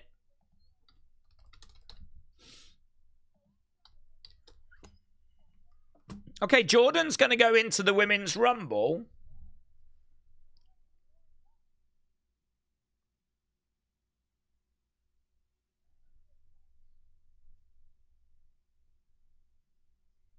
Jordan said we can do this right now. I mean, yeah, that was clearly not happening. I don't understand. These two have been circling around each other for weeks.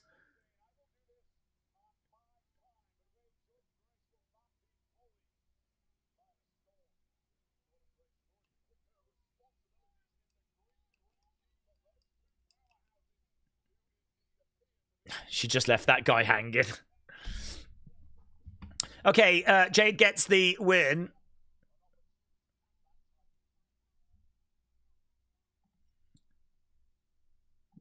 We're backstage with Alexa.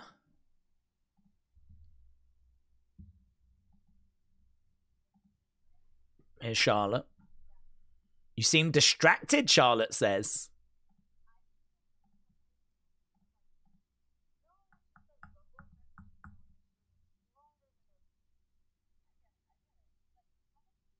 Rumble will be great.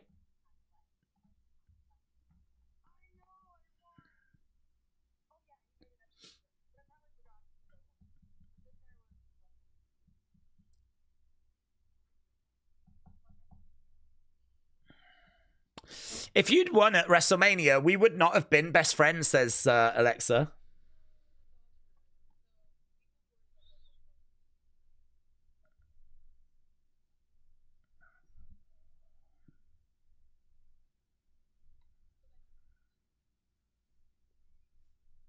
Oh, MFTs. Solo has got that lantern.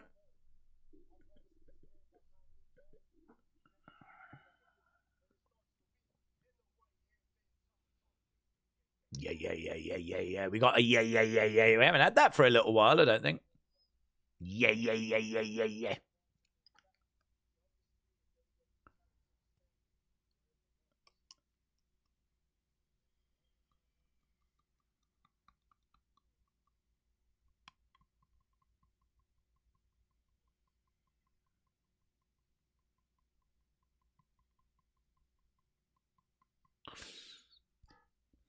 As long as I have this, there's nothing that you or he can do about it. Oof. Right, here come the Wyatts. Here come the Wyatts. Tony said it's true. The thing that got AEW to 1 million is Cody comes back, finishes the real story. Aseeb said, I think if the community agrees, there's a lot of great in-ring female talent. But when you look at the current world title picture, would we agree they're not putting enough effort in? I think they're actually putting a lot of effort in, but they are taking a different approach. So if you look at Jade and Stephanie, they are two women that have not really had much of a run with world titles, right? They're both new to that world title picture. In fact, Stephanie's quite new to the roster in general.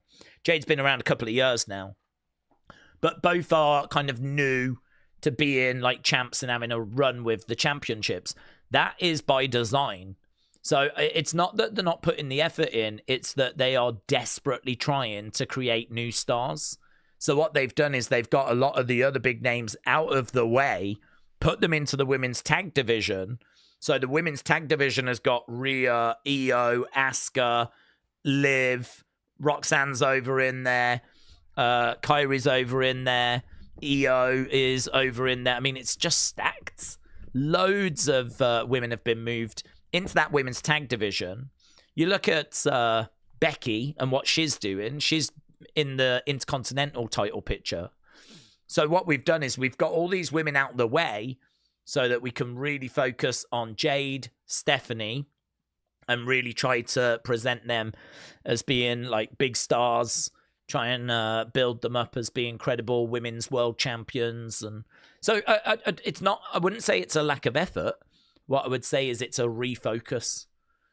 We could easily get Rhea, Io, and all these names out of that women's tag division if we want. Just take them out, put them back in the title picture, and have them competing for the titles. That's going to happen. I mean, Jade is probably going to be facing someone like Bianca at WrestleMania. Stephanie, I don't quite know. Probably Liv, I think, is where we're going for her. So, they're going to have like big WrestleMania opponents. But I think, in this kind of period we've just been through, we just want to give them relatively straightforward, easy names to get wins over. That way it doesn't hurt the big names, and it saves them for a little further down the road. And, the longer that we keep the belt on these girls, the more we can brag about they've been champs 70 days, 80 days, 90 days, 100 days, blah, blah, blah, blah, blah. So it's a refocusing. It's debatable as to whether it's the right approach, but that's what we're trying to do. An hour Women's Rumble covered up the very hot weather next Saturday, says David. Oh, okay. I see what you're saying. Jordan won't win. They're saving that for the Bianca return, said Spawny. Rhea will put a big squash on Io before WrestleMania, says 107. Ahmed says, I'm Q80 and we're pulling for Liv to win the Rumble. She is one of the favorites. So that absolutely could go down that way. Bianca should get double pay for her matches with Jade. It's a carry job, says Jay. I thought they were trying to get Tama Tonga to the US Championship. They could. I mean, he's been sniffing around. He's been sniffing around a few things. I mean, to be honest with you, I think that he could. He's still kind of been around. So he could absolutely go after Carmelo. We've got that as an option. But he's been around Shinsuke quite a bit in recent weeks. So a match with Shinsuke feels like that's probably, the next stop. But, yeah, there's obviously tag titles, and he's kind of got his finger in a few pies. It wouldn't shock me if they had some thoughts of going a certain direction, then changed their minds, decided it's better if we go this way instead. Because we have had him kind of tease a few things without like really pulling the trigger. So I don't know. I'm not sure where he's going to end up. I don't know if the Wyatts get to keep the belts tonight. Perhaps he'll find himself as a tag champ. Perhaps he doesn't, and then we go back to the Shinsuke thing, or perhaps he'll answer one of those US Open challenges. We've definitely got options with Tama Tonga. I'm just waiting for Kit Wilson's entrance, says Brian. Josie said, don't forget the women's division has had a lot of bad luck with injuries to the top end of that roster. Simply Simon said, will we get Tiffany in the Rumble? I believe so, yes. Also, will we get a last Rumble appearance for Ron Cena? I don't know if you get Ron Cena, but I think R-Truth providing a comedy moment could definitely happen. We are back to the show after being at commercial break, and we've got the Wyatts in the ring. They obviously want to keep their championships, and they want to get that lantern. That is on their jobs list. Wyatts versus MFTs. That's going down tonight. Wyatt's in the ring. Humpty said the writing team sucks. William, hello. Hope you're well. Prince Bowie said Liv deserves to win a Rumble. Music said EO thinking that Triple H likes her until he buries her for Rhea. Here's MFTs. Dun-dun-dun-dun-dun-dun. Shaking it out. Okay, so we got the MFTs standing as Solo arrives from behind with that lantern. He holds it up.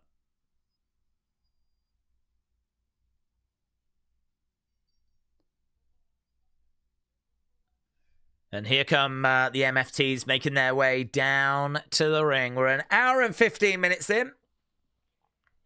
Commander and Consul said, I swear Jade hasn't had a title defense. Will Jade's first title defense be her last?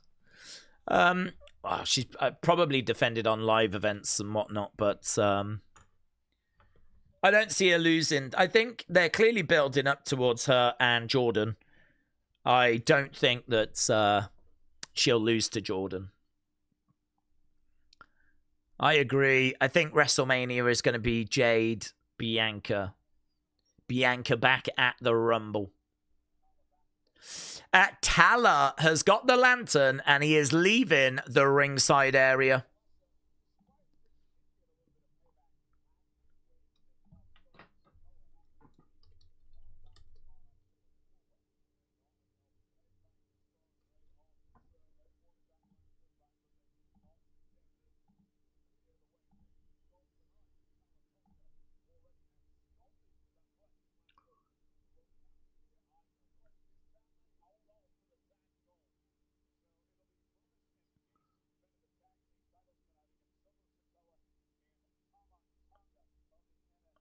Okay. Tama didn't get the memo that they weren't doing the paint thing today. Shot coming in. Okay, we're underway. So Tama and Solo in there against Loomis and Gacy. I was just looking at this and I don't Wrestle purists have said they've just looked at the cover of 2K26 and it's got big gold around Triple H's waist. And they're saying that didn't really come in until after the Attitude Era. But to be honest with you, it's kind of hard to know when the Attitude Era really ends. Some people class it as ending the night that WWE Takeover WCW, but some people class it as being much later than that. So I think it's kind of it's a bit tricky to know when it does wrap up. So there could be something to this, but it really depends where you draw the line on the Attitude Era. To be honest, though, for 2K, I mean, I don't think they're going to be too worried. They're just going to want to include as much stuff as they can, aren't they? Should be good, honestly. Oh, big boot. Kick coming in there by Loomis. Music said, I hope Asuka wins the Rumble for all the Joshi haters. Loomis on the outside, taking out Solo. We've got Uncle Howdy. Yeah, in a way. And we have gone to commercial break. Why does Solo not wear paints if the MFTers do? I think because he's like the leader, so I think he kind of... those four tend to wear it, and then he just kind of, as the leader, doesn't.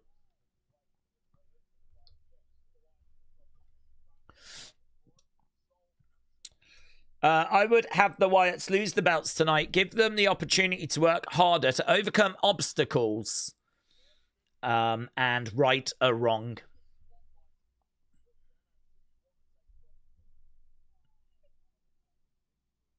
Oh, big boot coming in. Clothesline there by Tama.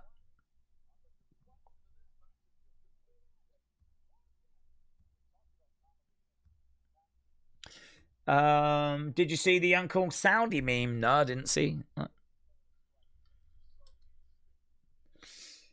Solo should get possessed and become a new fiend, said Music. Headbutt there by Solo. We're at commercial break at the moment. Show's been okay.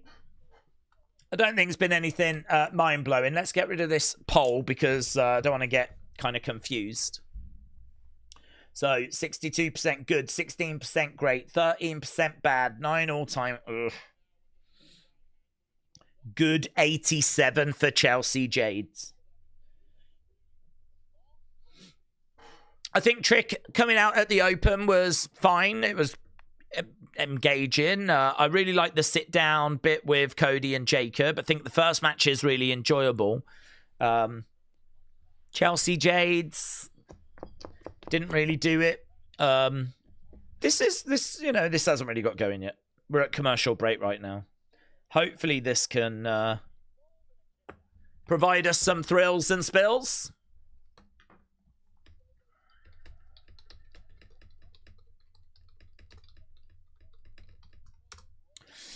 John Cena, Hurricane versus Hurricane.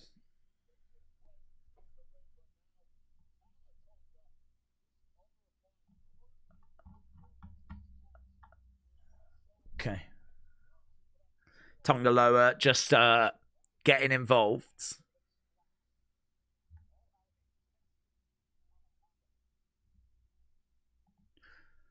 Okay, 30 seconds to go. We'll be back from commercial break. The tag is made by Tama. In comes Solo. Shot there by Tama. Loomis down. Solo charging over. Collides into Loomis. So MFTs in control. Mark said, we've got the Wyatts win and retain. So they are rewriting the wrongs of losing the other week and losing the Lantern. There's no point in making them lose 0-2. I hope they didn't bring back Matt Cardona just to put over the talent, said Spawny Boy. JC Mateo, really underused. He barely wrestles, said Radiated Zombie. Solo in control. Howdy on the outside, looking a bit concerned.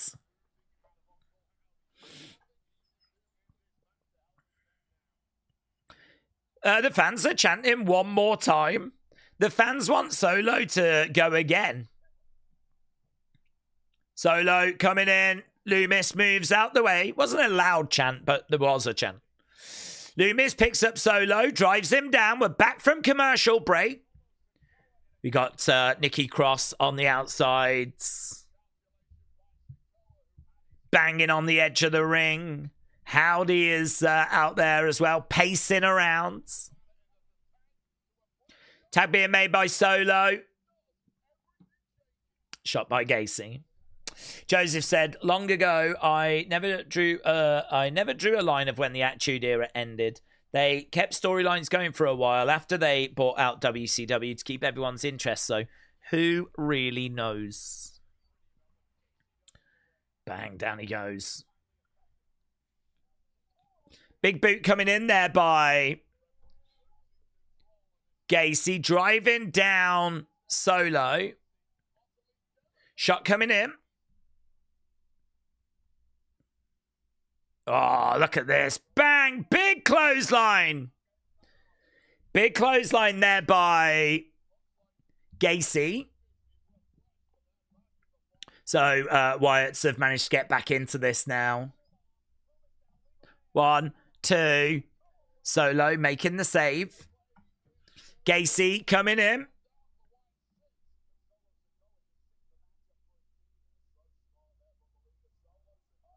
Shot coming in there by Solo. Hurling Gacy against the barricade. Loomis over the top to the outsides.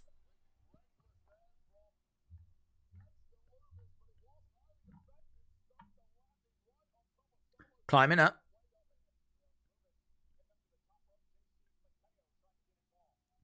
Loomis up top looking for a big splash. Gets it.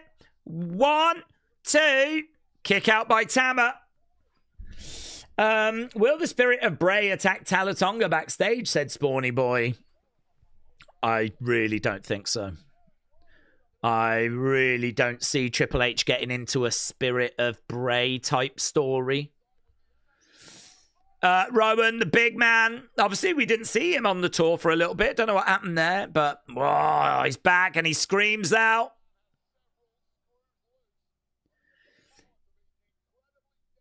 He definitely feels like a sleeping giant to me, Rowan. I don't see them doing anything with him at this stage, but he is a big guy. Making his way around. JC gets knocked into the edge of the ring. Big forearm shot. Big boot there by Tala. Big boot by Tala. Tala came back down with that lantern. Lantern is in the entranceway. Right now we got Rowan. Tala. Here's Howdy.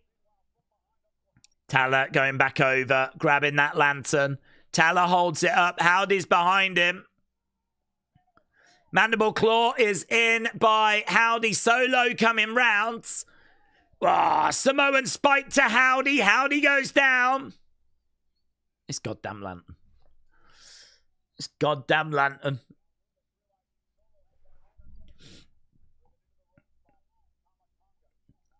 He's got the lantern. Boom! Smashes Loomis in the face with it. Big problems. Big problems. Loomis down. 1, 2, 3. MFTs are the new Tag Team Champs. MFTs have got the gold. They've got the lantern. Wyatt Sicks have been destroyed. They've been decimated. Solo laughing his head off. Look, Howdy down. Rowan down. Firefly's down. Loomis down.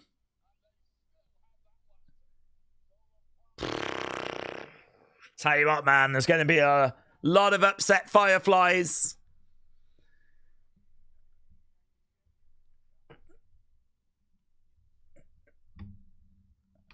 Okay, we're backstage with... Yeah, it's truth.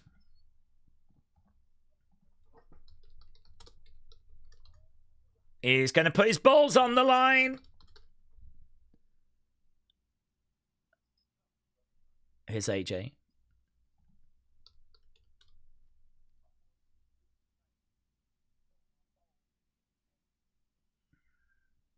I'm going to sleep good tonight, knowing my balls are in good hands.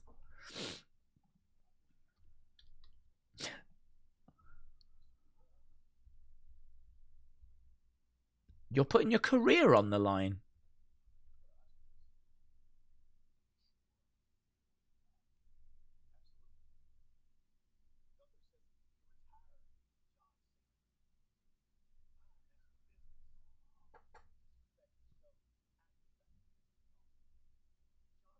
So we're hearing from AJ.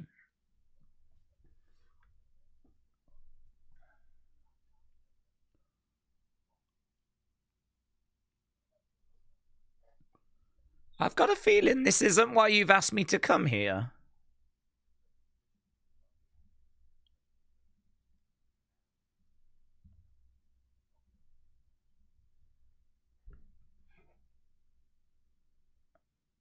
Shinsuke. One last match.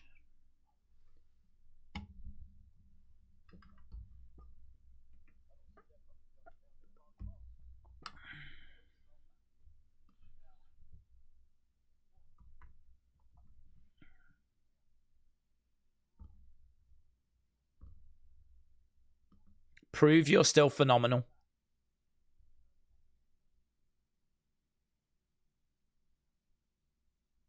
Shinsuke AJ being added to Saturday night's main event. Of course, there's still room on the card. They've barely booked anything. There isn't much of a card, AJ. There's loads of room. You can have a flipping hour-long match if you want, bud. Well, there we go. AJ Styles. AJ Styles. Shinsuke. Just been added to Saturday night's main event.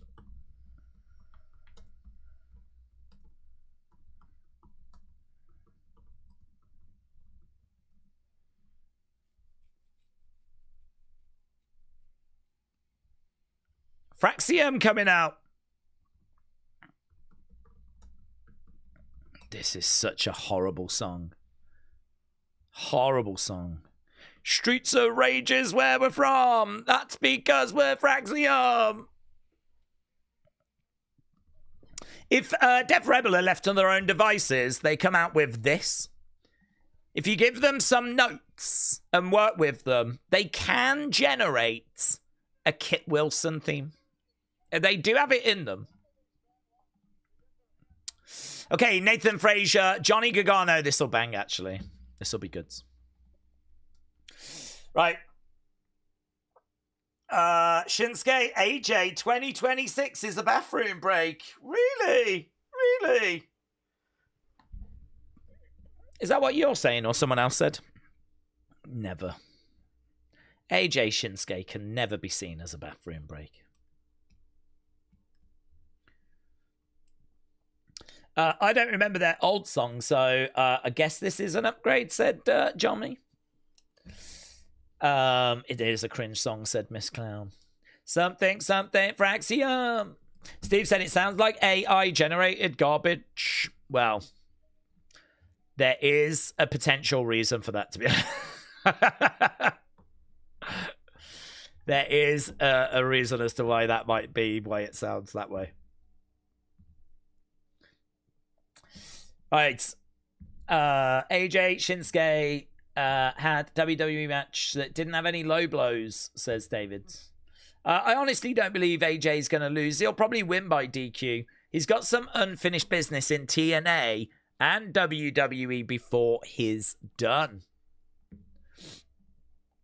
Daze, how's it going? Hello, James. Sorry I'm a bit late. Please don't deduct points for my report cards. You're fine, buds. I just appreciate people joining us at any time. And certainly for this show, because I don't think there was loads advertised for this show. This isn't a show that I think people are going to be like, oh my God, I got to get to SmackDown. You know? I think this one didn't have really loads going into it that people would have really grabbed people. And it's a bit of a go home for Saturday night's main event as well, which obviously is tomorrow. So, yeah, you know, it is what it is. I think there's moments on this show. I think by and large, the show is a bit okay. It's fine. It's kind of, you know, I mean, like for me, I'm obviously a big WWE fan. So for me, the main event's fine. It's a match I'm interested in seeing. Damian Priest against Trick Williams, but is that really going to grab people? Are people going to stick around? Are people going to be here at the end of this show so they can watch Trick Williams against Damian Priest? I don't know. Trick Williams is an emerging star. He's only been around on the roster for like a month. Has Damian got that much star power? We're a long way away from the Bloodline. When we used to open the show with Roman and the Bloodline, and then we'd go backstage and we would go to the locker room and there'd be like conversations, and then it would all build to a main event. Maybe the Usos or Sammy was in action or something like that, you know? We're a long way removed from that. Now we're opening the show with Damian Priest and Trick Williams, and we're closing the show with them. I mean, I'm not down on it in the sense of it works for me, it's fine, but I'm talking about the casual fans. I'm talking about the ratings. It's not really any, I mean, like last week we did 900,000. Is there anything on this show that makes you think that that number's going to be better next week or when it comes out for this? Not, I don't think so. I'd expect this to do another 900,000 in America. Perhaps it's just that we're the wrong side of the Rumble and a lot of people are coming back at the Rumble. Perhaps it's just the wrong side. I don't know. I expect SmackDown to be popping when we get past the Rumble. Iron Sentinel said, I think the tag division's dead. Teams like Fraxia, Motor City, even DIY before Triple H didn't cut it. The tag division, tag championships have been held by factions and not tag teams. Phantom said, there are no Fireflies. The Wyatt Sicks flopped. They've barely wrestled. Nikki never wrestles until the Wyatt character. The whole thing has just flopped, says Phantom. Mayor Pete said, I bet the post-show dark matches have got Cody or AJ. Yeah. That'll keep the crowd around. I mean, the crowd will stay anyway. They spent loads of money. We know what ticket prices are like. Blimey now. Even if the show was bad, you'd stick around. You'd spent hundreds and hundreds of dollars. But, I mean, this isn't a bad show. It's not like this is a bad show. I mean, we have just had new tag champs. So, you know, if nothing else, I've got a thumbnail. And new. In fact, I could probably make that now.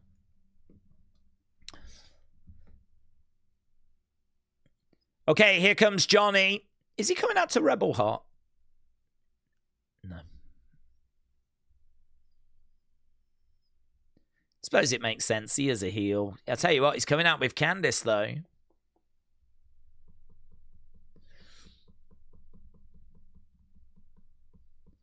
This is a new era for Johnny.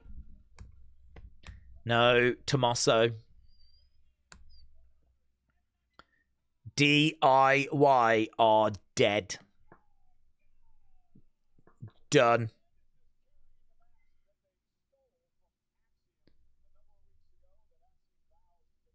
So, Candice coming out with that mask. She's wearing a Johnny Wrestling shirt.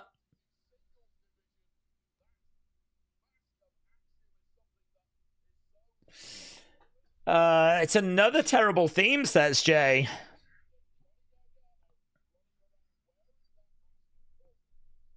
Okay, bell is sounded. So we're done with Wyatt's MFTs. We're moving on to our next match. And I genuinely think if they give this match some time, it should do well.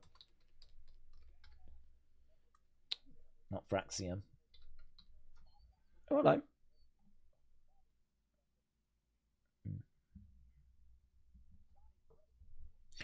Johnny Wrestling. Johnny is keeping Nathan Frazier down.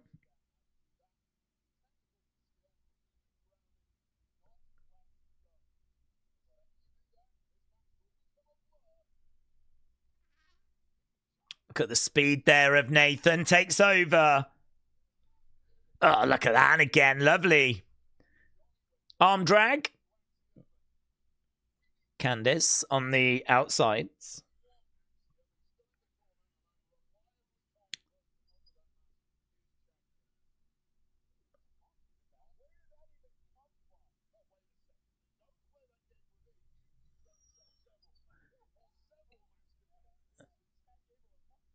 We haven't seen Chad Gable in months. Why are you mentioning Chad Gable? Chad Gable getting a mention by commentary.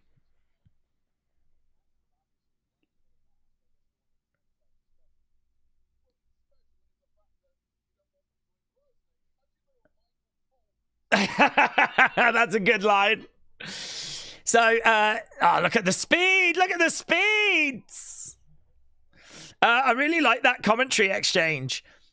They were like, okay, Axiom's got a new mask, but the one that Candice has got, it's important. You don't want people running around pretending to be you. Imagine if there was a load of people running around pretending to be Michael Cole. Imagine. Oh, my God. Just imagine.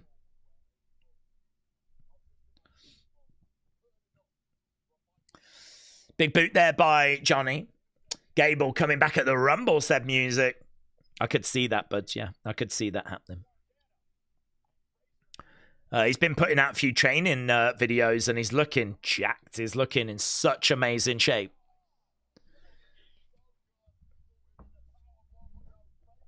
Face first. Into that top turnbuckle goes Frazier. He goes to the outside. Chad Gable has been rumored to return possibly before the Rumble. Well, we haven't got long. Rumble, of course, coming up very, very soon.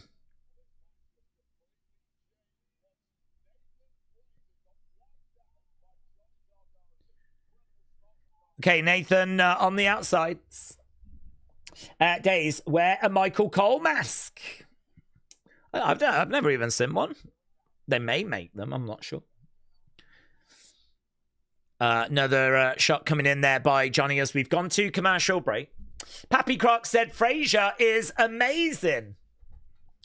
Ronnie said, Daze, if invited to do a post-pay-per-view scrum, given a chance to ask Triple H a question, Would you have a go at him, and what would be the question?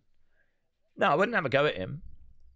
I mean, if you do that, you're going to close the doors, aren't you? I mean, I think if you're going to ask a question, if you're going to be like a journalist, do that, then you're not going to have a go.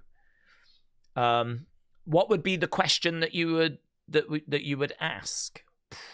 To be honest, you'd have to really think about that, because there are questions you could ask, but you sort of know that you're not going to get the honest answer, or you're going to get a politician answer. So you'd have to sort of think about what he would answer and what he would say before you ask the question. I mean, obvious question would be, why did you feel you needed to change the creative teams? There's been changes to those creative teams. Why did you feel that you needed to change those? And the answer that you'd be looking for would be him saying, I just felt last year there were times that we weren't maximizing our creative output. I felt like we could have done better in these areas. That would be the answer you would like to get. That would be the insightful answer, right? That you would like to get. But actually, the way I think he would answer that question is he would turn around and say, well, I was really pleased with what we did last year, but we need to make sure we're ready for the challenges ahead. Do you see what I mean? So I could ask him that question, hoping to get a good answer, talking about, well, we made mistakes last year. But he's going to give you the politician answer, which is where he's going to go, listen, we were great last year, but we know there's big challenges ahead and we need to be ready to face those. So all of a sudden, is that a good question to ask? It might be the question you want to ask, but is it going to get you a good answer? What you want to do is ask a question that is guaranteed to get you a good answer. And off the top of my head, I'm not sure as to what that question would be. Because you've always got to think, when any question you can come up with, you've always got to think about what's the politician answer that he's going to give to it. That is the most likely answer he's going to give you.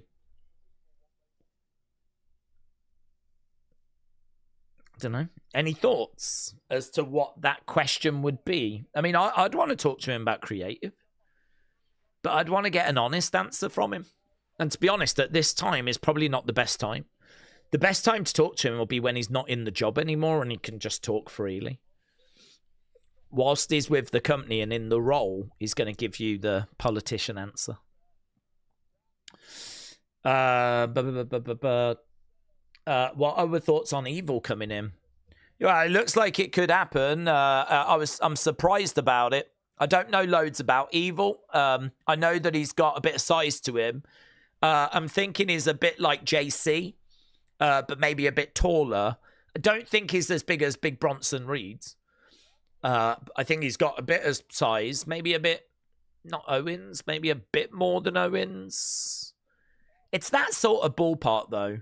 I mean, I don't necessarily see him as, like, WWE champion. I mean, I don't even really see him as world heavyweight champion straight out the gate. I think he would need some work. Obviously, a language barrier. But he's got experience. And if they're interested, they're obviously interested for a reason. He achieved a lot in New Japan. I think he'd bring some experience to the cards. It'd be another interesting option to have around, but what we could expect to get out of him, I'm not sure. I certainly don't see him being up there with Roman and Cody. I see him kind of coming in and being around that mid-cards. Nathan Frazier, over the top. We could do Evil Shinsuke, said Uji. Do you think they'll put Evil and Powerhouse together? No. There's no reason to think that. Boom. Nathan.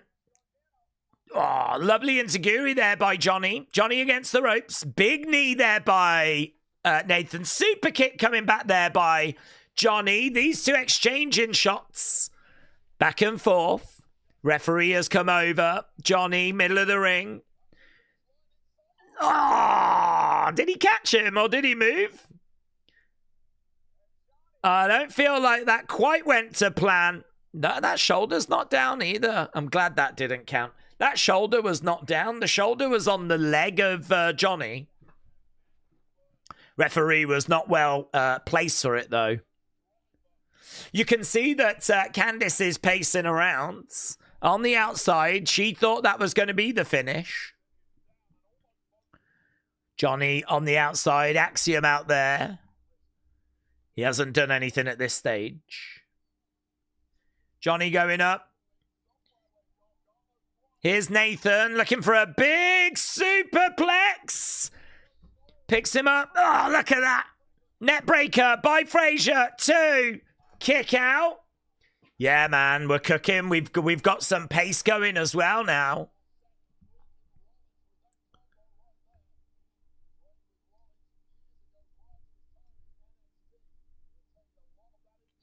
Right now, we've got him being dragged over to the corner. Johnny, Nathan Frazier.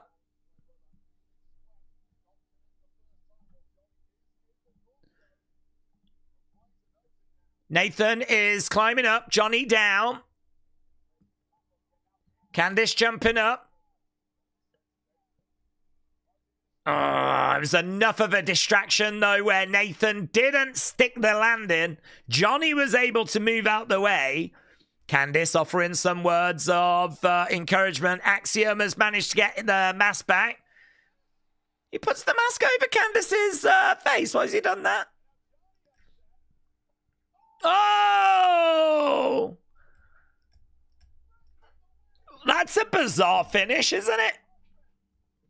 So that was kind of creative. Candice got the mask put over her head. I don't think she quite knew where she was. Johnny tried to get the mask off. She thought that that was Axiom. She swung out, hit Johnny. Johnny ended up losing. It's a wild, wacky finish, but oh God. Candice once again steals the mask and runs away. Do you know what? You deserve to have that mask stolen. Why are we doing a whole lantern being stolen thing and a mask being stolen thing at the same time? Okay, we got Nia and we've got Lash.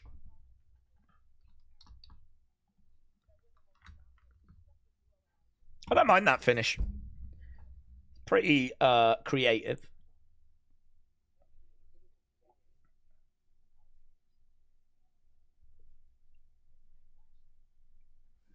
We're going to be the new #1 contenders tonight. Yeah, I'm surprised that's not our main event.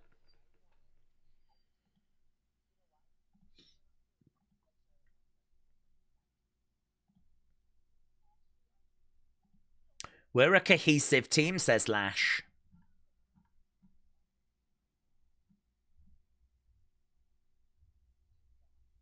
Thank you. Okay, we're going to hear from Drew. We're going to hear from Drew.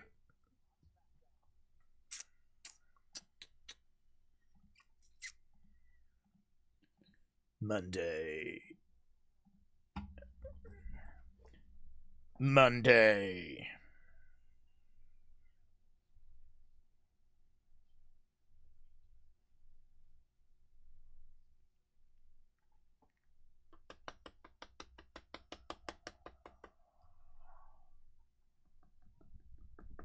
No announcement of Roman. And we've gone to commercial break. Okay, we are sneaking our way to the final hour. We've had an hour and 50 minutes. It's felt like very much just a normal TV show. Not really anything that adventurous so far. But, you know, little talking points, little moments. We got new champs and tag champs. I thought that was quite creative at the end. This is so stupid. Just make another mask, says the Ribs. The wrestling tonight has been crying at best, said Jack Burton. I used to have a private business chat with EO when she was with Evil. I've not spoke to her in over a year, and I know that she was struggling, so it will be interesting to see if all is well, said Joseph. I feel like there is a wheel of storylines that they just spin, and it lands on a person. And this stealing something from someone landed twice in a row, said Steve. Brony said, hold that title close and dear, Drew, because Triple H's golden boy is going to get it back at Mania, and we're going to suffer a third time of a Cody run, says Brony. Amy said they've announced Roman for the Rumble. Yeah. I think we all thought he was going to be in it. He's actually one of the favourites to win it, so it's not like a massive shock, but I get why they do it, because Roman's a massive star. You kind of want people around the world to know, hey, tune in to the Rumble. Roman is going to feature. So if you are a Roman fan, he's going to be back. Can he do it? Can he win it? Is your guy going to book his place in the main event of WrestleMania? So that's why they announce them in advance. I don't mind some announcements. I feel like it's probably wise to let the casual fans know that certain big names are going to feature. But I'm just not a fan when they announce like 25, 26, 27 of the participant. I don't see why you need to do that. But a couple of big names announcing makes sense to me.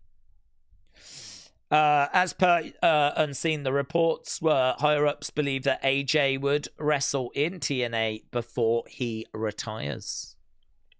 That is true. That report was doing the rounds. Jay said, I'm invested in the AJ Gunther feuds. I don't expect them to end at the Rumble. I hope they do get a good storyline going into Mania.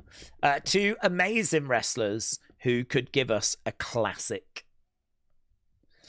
What Evil would fit in WWE, says 107.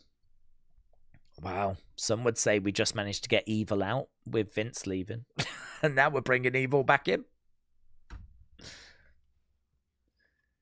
Okay. Little advert for WWE Unreal. Could we see Oba and Hobbs together? They could put them together for at some point. I don't think I see them being a tag team straight out of the gate. I think that Oba is going to be a problem for the main event scene pretty much straight away. I mean, his aura is serious, isn't it? I mean, I don't see you putting that into the tag division. I think this is someone that you bring out, and it's like it's the closest thing we've got to Brock, a Brock replacement. I think if anyone is going to get that Brock push, that get into a world title in like 6 months of your debut on the main roster, I think Oba is that guy. I wouldn't put the belt on him at Mania, but I'm willing to see him get a title opportunity for a World Heavyweight Championship at SummerSlam. I think we move. I don't think there's going to be much delay, honestly. I think WWE know they've got something really, really special. I will be surprised if they just give him a tag partner and put him in the tag division. That's not the direction I would go. Okay. Let's have a look here. Tingling, hello. I think you have just come out of the creative room. You'd be awesome in there. Tingling, shout out to you, my friends. To be honest with you, I think a lot of people in our community would be awesome in that room. And I think it's quite simple that we are really passionate wrestling fans and we kind of know what works, what doesn't work. And we sort of know what people are looking for as well. It's one of those, isn't it, where if you are someone that a regular viewer and you watch Raw and SmackDown on a regular basis, and you don't just watch it, but you really do try to understand it. You understand the structure of it and, you know, what works and why it works. And that's the side of the business I really enjoy. I really enjoy looking at promos, listening to what's said, and understanding what makes a good promo, what makes a bad promo, looking at a match, seeing how it's paced, seeing how they connect with the audience, what makes a good match, what makes a bad match. To me, I get a lot of joy actually from that kind of analysis. And I think a lot of you in our community do as well. And this is why I enjoy watching Evolve, which is like the lowest level of WWE, because we can watch that and we can see what they're doing. And we can talk about, you know, is it good? Is it bad? Why is it good? Why is it bad? And I think if you do that for matches, segments, promos, shows, if you kind of take that analytical approach to everything, you can start to see the areas that need improving. You can start to see the weaknesses. You can start to see, and certainly getting the feedback as well from opinion videos and you guys, you can start to really understand what's missing and where the weaknesses are. And it's nothing special. As I said, I think there's loads of people in our community that could go into that creative room and really contribute. Really contribute. And I think that this is why I enjoy kind of hanging out with you guys. This is why genuinely, and I'm not just saying this, if I was to go to WrestleMania, it would really have something missing for me now. Because I really enjoyed that analytical side of like talking about, hey, what did you think about that match? What did you think about that promo? What did you think about that segment? You can't really do that when you're sat on your own. If you're sat in the crowd in a seat on your own, I can sort of think these things, but I'm so used to having these conversations, immediate reaction. I'm so used to that after doing it for years now. I would really miss it. Really miss it. So basically what I'm saying is you lot have ruined wrestling for me, so thanks. So, Tingling, chat out to you, my friend. Thank you for the kind words. But I think there's so many people in our community that could walk in to that creative room and really, really contribute. Randy, firing in a Wrestling Daze membership. Shout out to you, my friends. Appreciate it. Okay, Drew in the ring. Let's see what Drew's got to say.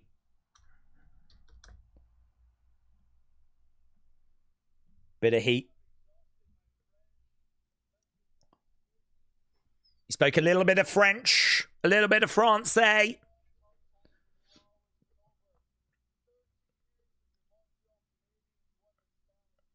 It's been over 30 years since your Montreal Canadiens won the Stanley Cup.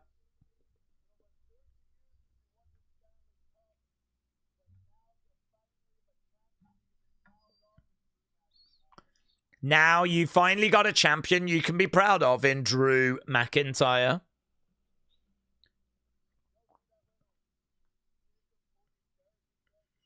Did you see that Jacob Cody therapy session?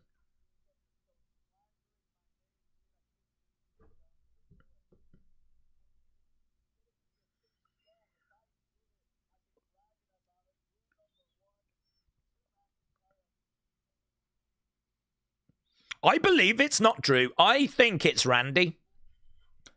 I know there's a lot of people wanting it to be Cody, but I think it's going to be revealed to be Randy that actually attacked Jacob. I think he was trying to get people out the way so that he could get to that championship. I believe Drew. Drew says, look, I don't lie. So he did make reference to that last week, actually. He did comment last week and say that he did not attack Jacob. So it's kind of good that he's come out and made it an even bigger statement this week.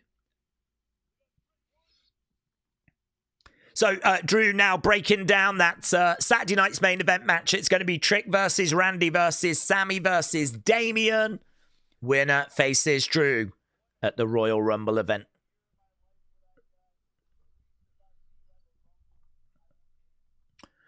If I see you at the Rumble, Priest, I'm going to end your career.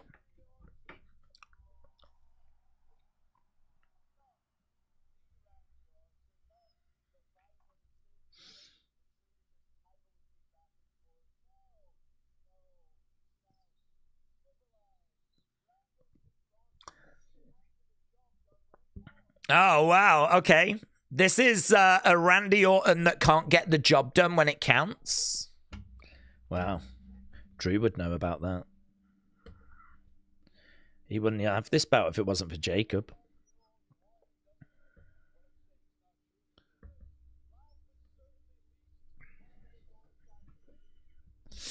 Last and not least, Canada's own Sami Zayn.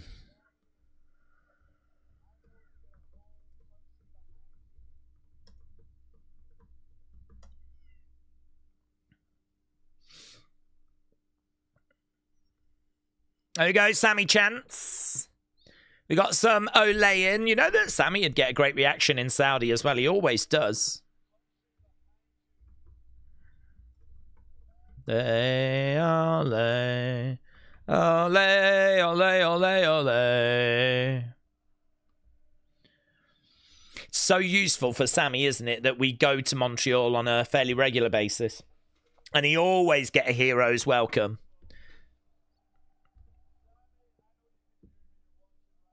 I know you're watching now, Sammy.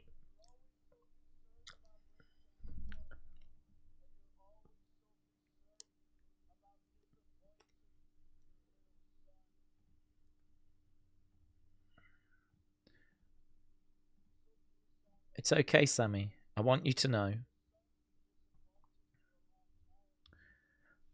That's a good line. I know you're worried about disappointing your son, but your son's been disappointed in you for a long time. It's a good line. It's a good line.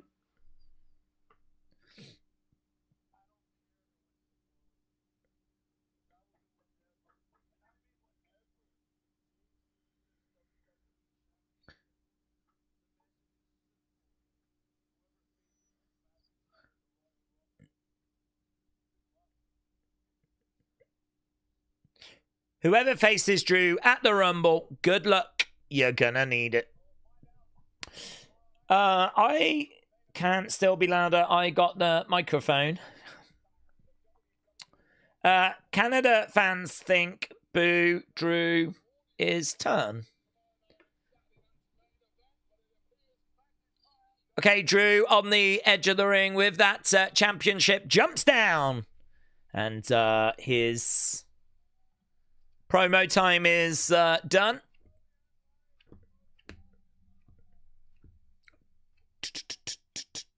Okay, we're backstage with Trick. Bumps into Ray Phoenix.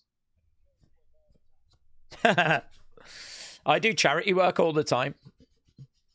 You've come to thank me for making you famous the other week.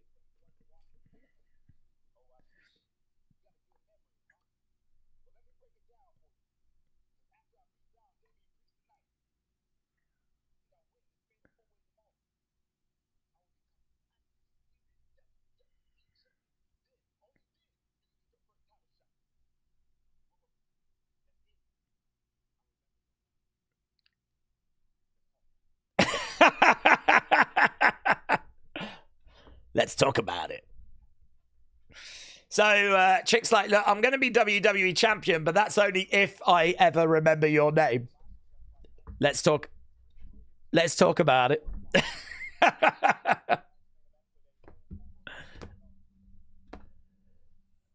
Okay, Chick, victorious. Kit Wilson.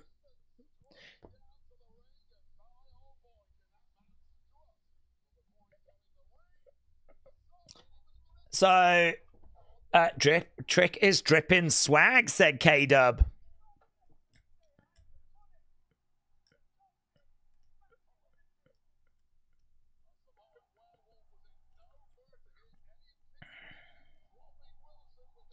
Okay, so we're seeing Kit Wilson getting murked last week. Are we going to...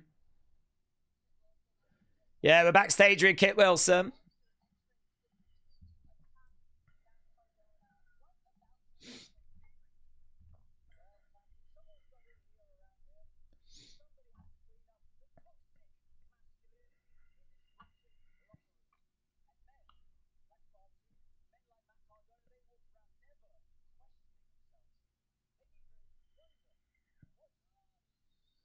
Here's Matt Cardona.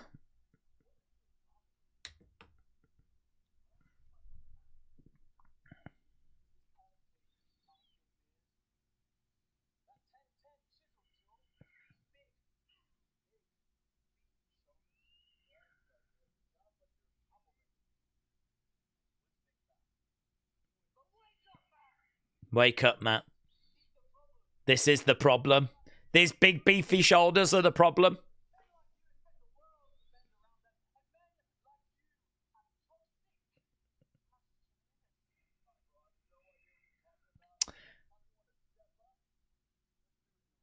Next time you want to step up, let's do it in the ring.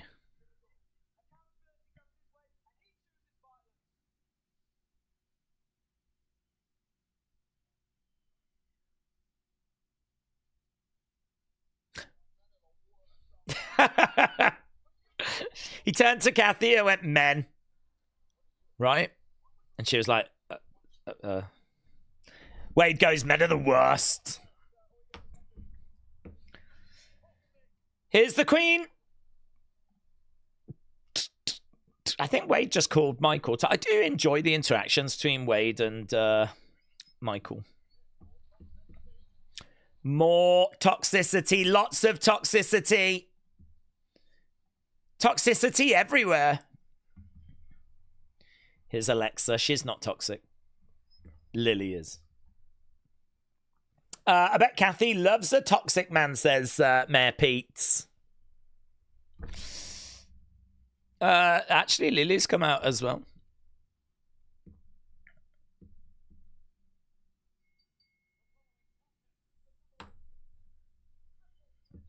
Yeah, number one contender. It's really narrow, this entranceway, isn't it? That's fine, but like, Charlotte's got this. If someone grabs, I hope no one grabs anything.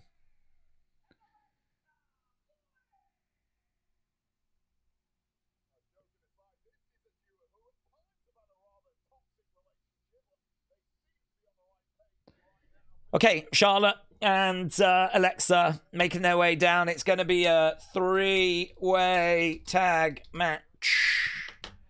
Winner will get a tag team opportunity. Triple threat. Matt confused Kit. So fun, not funny, says Uji. Give the doll away. Well, to be honest, I think that's meant to be the doll, isn't it? So I don't think she's going to give that away. But that's the one that she... Well, I don't know. I mean, it's not the one that she grew up with because it looks different. I don't know. The history of Lily is fluid. Do we think Alexa's going to join the Wyatts in the future? I think the group would ruin her career. They're bottom of the barrel in terms of intent and momentum. I think she will. I think that she is connected. She's her initials, all that stuff. I just think that there's no rush to do it. And actually, the way that she can join, the story that that would entail, the credibility that she would help bring to the group, I think that that's definitely something that feels like it's in the works. I think we're all waiting for Alexa to kind of go back to that playground Alexa, that darker persona that she had. I think that's what a lot of people are kind of expecting us to be heading towards. And yeah, we know about her initials and all that stuff in Nightbird. Her being kind of referenced. So yeah, it does feels to me like it's going to happen. I just don't think there's a rush for it. It's not like she's not needed in this Wyatt Sicks MFTs feud because there's no women. But I feel like at some point, Nikki's going to need a partner. I could see Alexa and Nikki kind of being a team for a bit. And, you know, her kind of coming into the group that way. I mean, obviously, the thing with the Wyatt Sicks is that they were very stop-start. They have probably been consistently running now for a good 6 months or so, with like the focus being on that tag division. So I don't know what stories they've got lined up for them, but yeah, I still feel like she'll make her way over. Whether that's this year, I've no idea. I mean, again, I don't think there's a crazy rush. Trick started worrying me a couple of months whilst he was in NXT with his work and promos, but since debuting, I feel like he's leveled up a notch, said WrestleRamps. If somehow Trick wins that 4-way and wins the title, it would be the fastest title rise since Prime Sheamus, says Benny. Daze, are you watching Triple A tomorrow night? No plans to watch Triple A tomorrow night, no. Saturday night's main event is my focus. And then after that, obviously, we'll do opinions video. We'll do the breakdown and all of that stuff. Are they showing it again? Are they on YouTube? I mean, the thing is with Saturday nights is we can't commit to like Saturday nights because, I mean, there's going to be Rumbles, there's going to be Manias, there's going to be SummerSlams, there's going to be massive UFC shows, there's going to be massive boxing. So Saturday night's a really rubbish night to be doing a show. So that's a shame. If that's going to be a regular thing, it kind of means that very rare, if ever, are we going to get a chance to watch that. There would need to be no WWE, no NXT, no boxing, no UFC in order for us to be like, should we watch the weekly AAA show?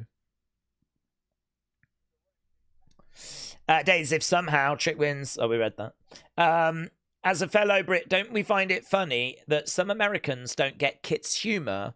Bro doesn't care about the patriarchy. He is just the king of satire, says Big Dave. I don't know that that's true. I think that his character is someone that is anti-toxic masculinity. And I think that's what he's trying to get his teeth into. I don't think his character is doing it for any deeper meaning. I think that his character is someone that is frustrated at the masculinity that goes too far. It's a hard one to unpick, to be honest, because pro wrestling has always been masculine and all about strength and size and power and beating your opponent. I mean, that's kind of what pro wrestling is all about. It's part of the DNA of it. So it's kind of, I suppose that's the purpose, isn't it? That you go anti what is a kind of cornerstone of wrestling. To me, it's just a bit of a nonsense gimmick, honestly. It's a bit of a nonsense gimmick. I don't think the toxic masculinity thing is working. I don't think that people necessarily just watched that backstage segment and loved it. Do you know what? I think his theme song's over. Because he was doing this toxic masculinity thing before the theme song came, and no one cared. I mean, he's been doing a solo thing for a little while now. And people didn't care. It's the theme song that people love. And as a result, whenever they see Kit Wilson now, they're like, oh, I love this guy. I love his theme song. So they're giving him more attention. They're giving him more focus. But I don't know that that's going to result in the toxic masculinity thing really working. I did like what I just heard from Wade Barrett, though.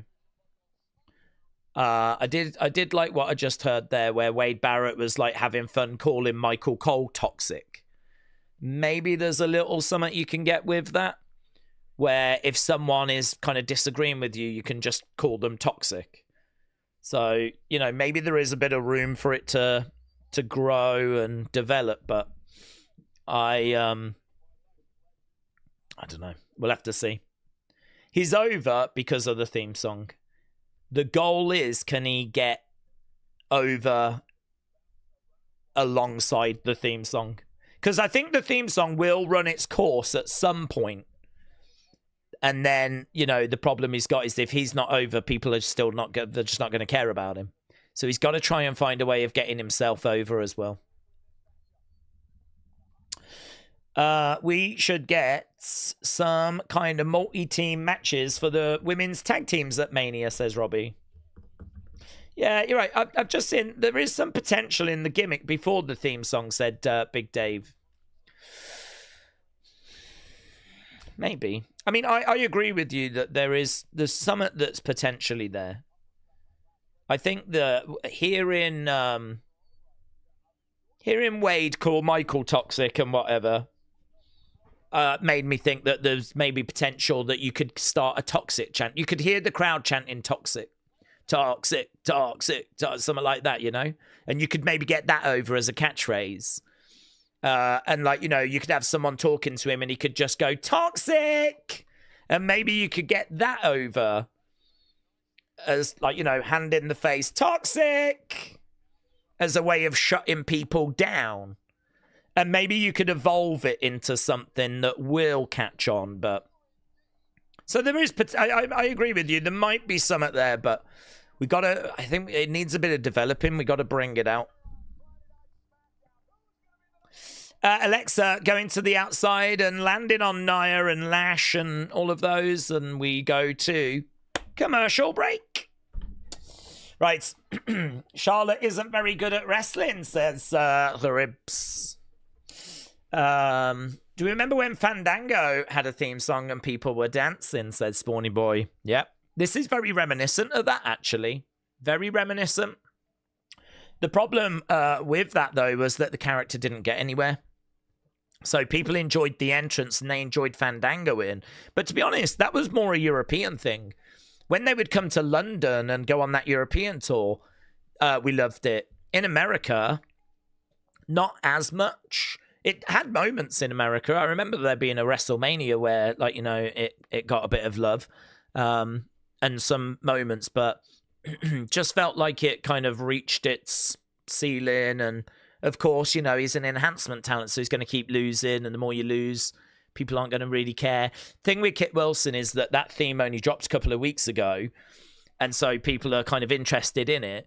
I mean, look, he's an enhancement guy. I think he's someone that's he's going to struggle to get to the mid-card title. I mean, do we see this as being someone that's going to get a US championship or an Intercontinental championship? I mean, I see him as being Tozawa level, kind of Apollo Crews level, someone that's going to live a lot on main event. He's kind of there for me until I see, you know, more. I mean, I can see him just sort of feuding with Matt Cardona for a bit. And I'm sure they'll exchange wins and losses, whatever, and have a little feud, and then he'll move on to something else. But I don't know that I see him, you know, I don't see him being in Money in the Bank.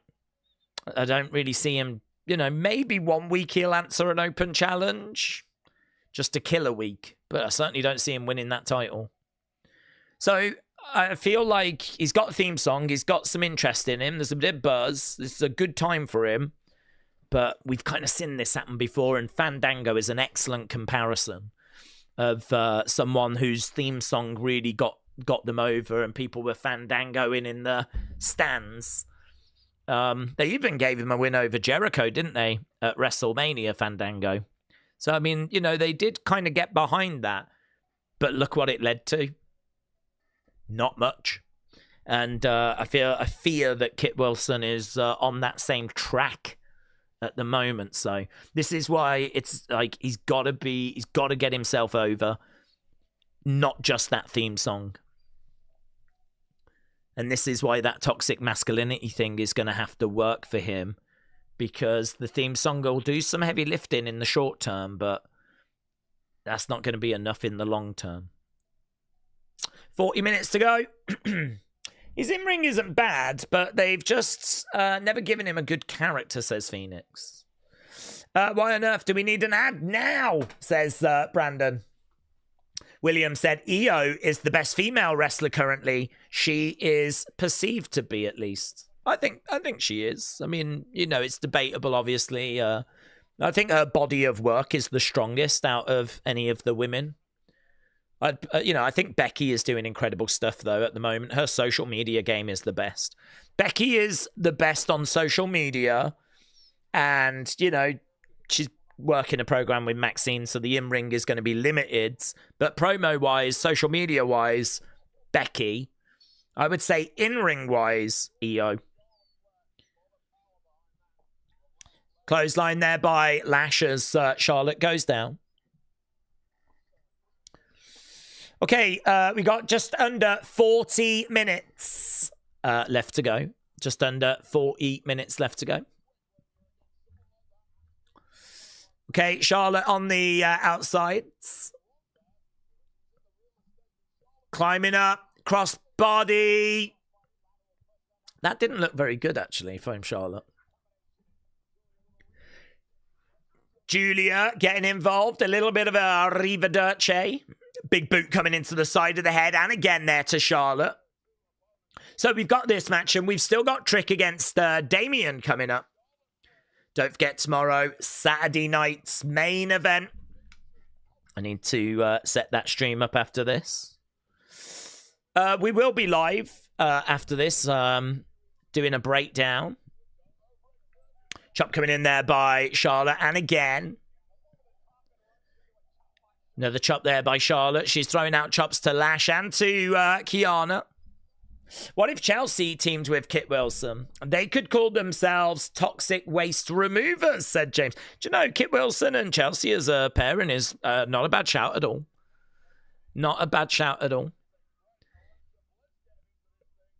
I think if she was going to team with someone, she'd want to team with her husband, of course. But yeah, there's potential for some fun there between those two. I mean, already you've got Chelsea hating Adam Pearce. So, you know, if Chelsea was to get let down by, say, Ethan Page or someone like that, or maybe let down by Matt, she kept getting let down by Matt. She wanted to team with him, and he kept, like, turning her down, like he's got other things to focus on. That's where Kit Wilson could come in and talk about toxic masculinity and whatnot. Into the barricade goes Alexa. Kick coming in there by Kiana. Down goes Kiana by Nia.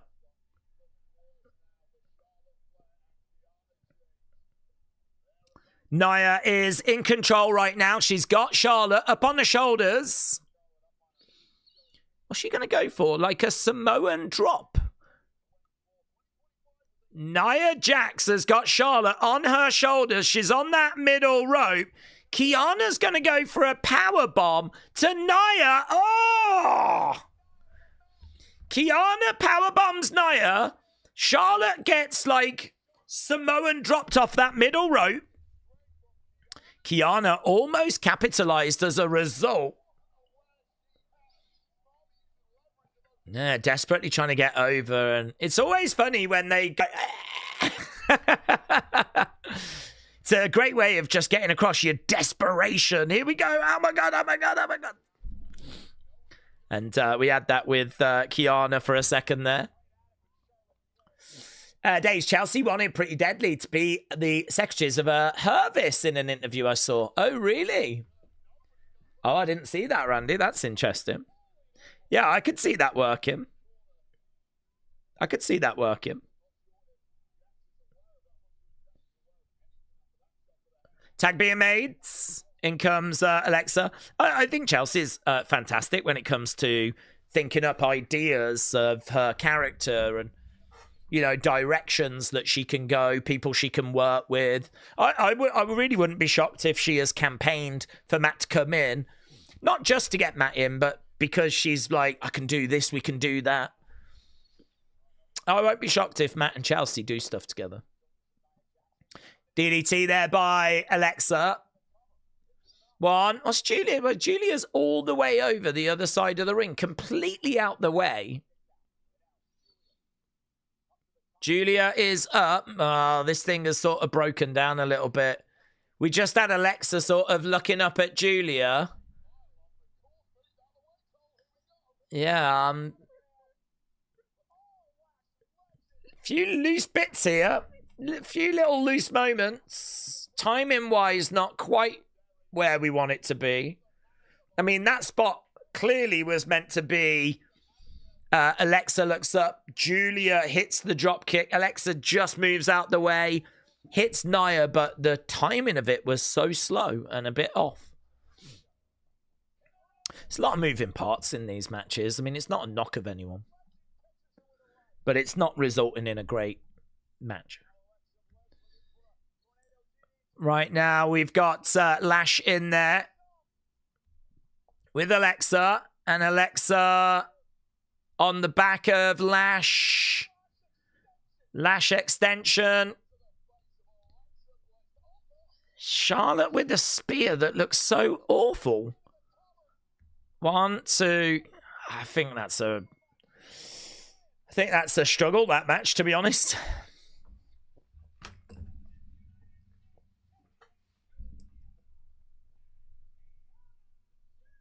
Couple of nice moments in it, but a couple of moments that looked a little bit off to me.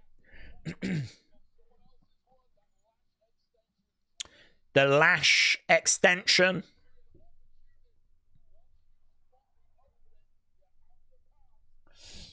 Okay, in-ring just has not been it tonight. Really has not been it. Gargano, Nathan Frazier, you lot said was just good 86. Wyatt's MFTs good 90. Jade Chelsea good 87.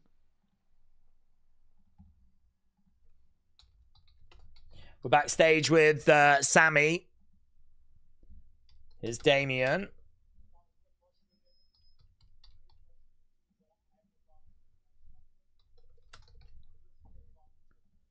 I don't have a problem with you, but I do have a big problem with Trick Williams, says Sammy.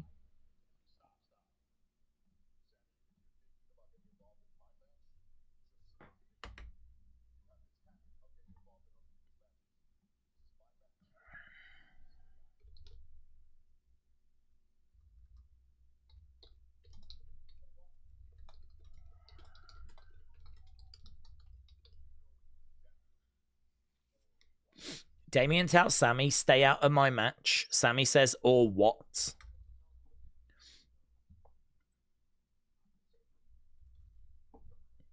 You don't get to tell me where to go or what to do.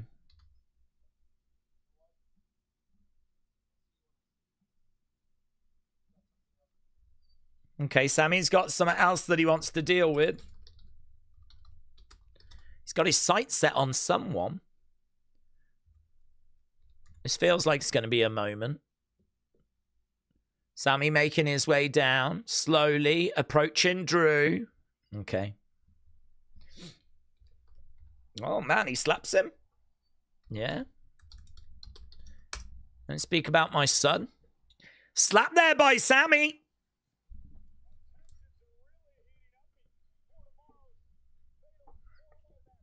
Wait, it's even every day. Hey. Okay, main event. Damian Priest versus Trick Williams. Sammy slaps Drew. What did Drew do? He did nothing. But that's because, you know, speaking about the kids, speaking about the family. He did definitely deserve that.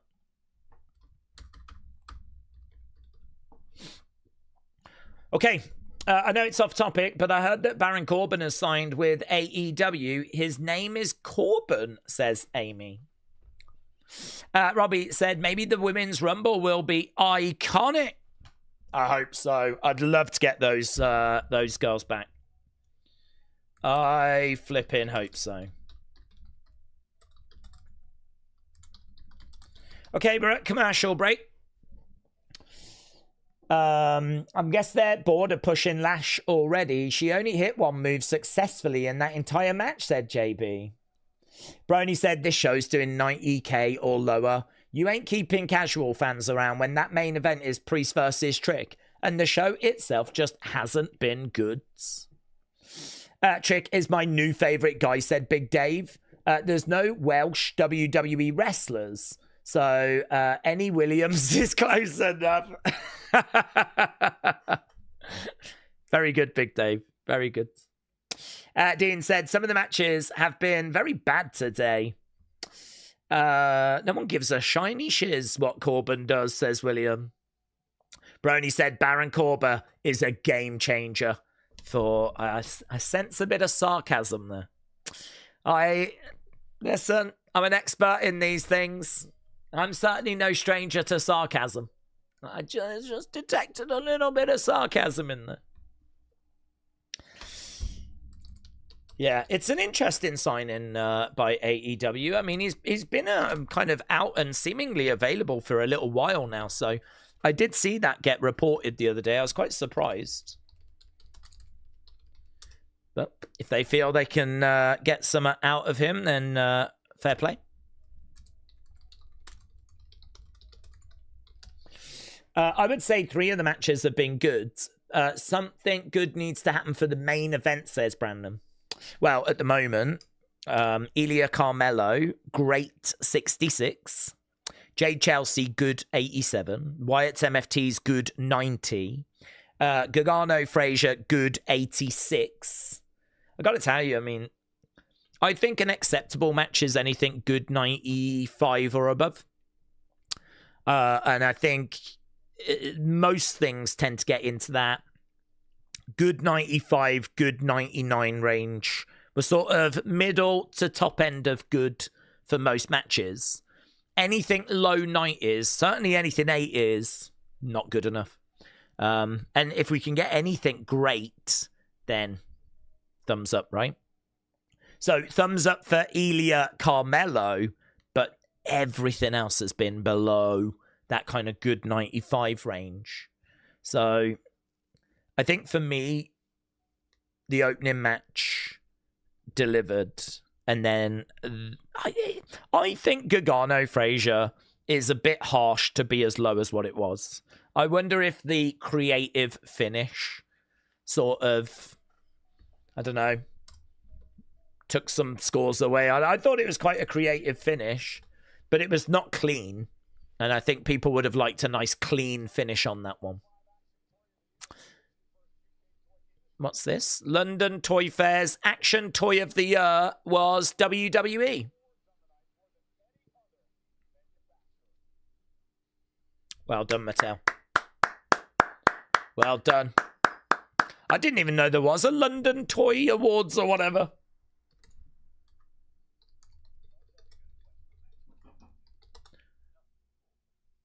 AJ Styles is the same color as his shirt.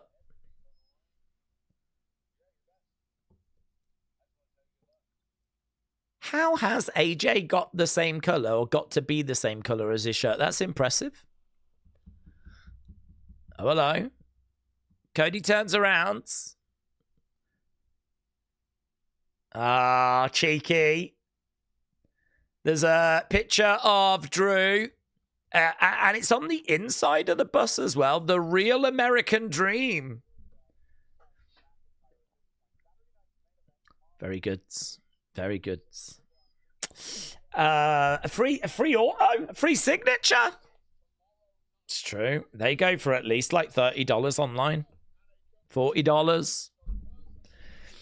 You got to look at the silver lining. Okay, they're just breaking down Saturday night's main event.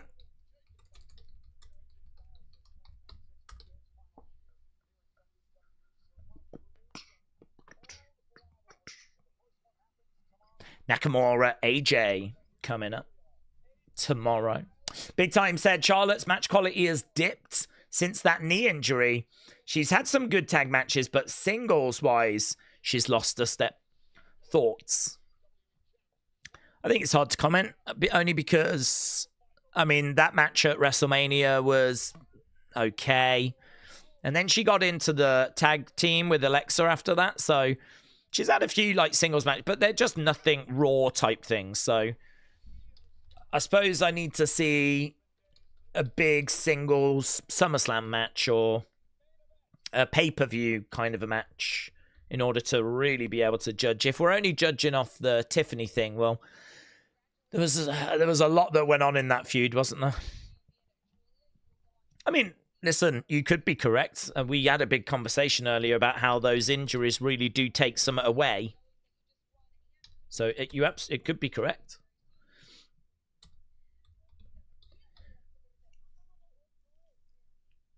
I just wouldn't want to go, yeah, that's true, basing it on very little. And then, you know, Alexa, Charlotte get into a feud. They have a load of pay-per-view matches and they're bangers. So I think I'd want to see a bit more first. A few more examples.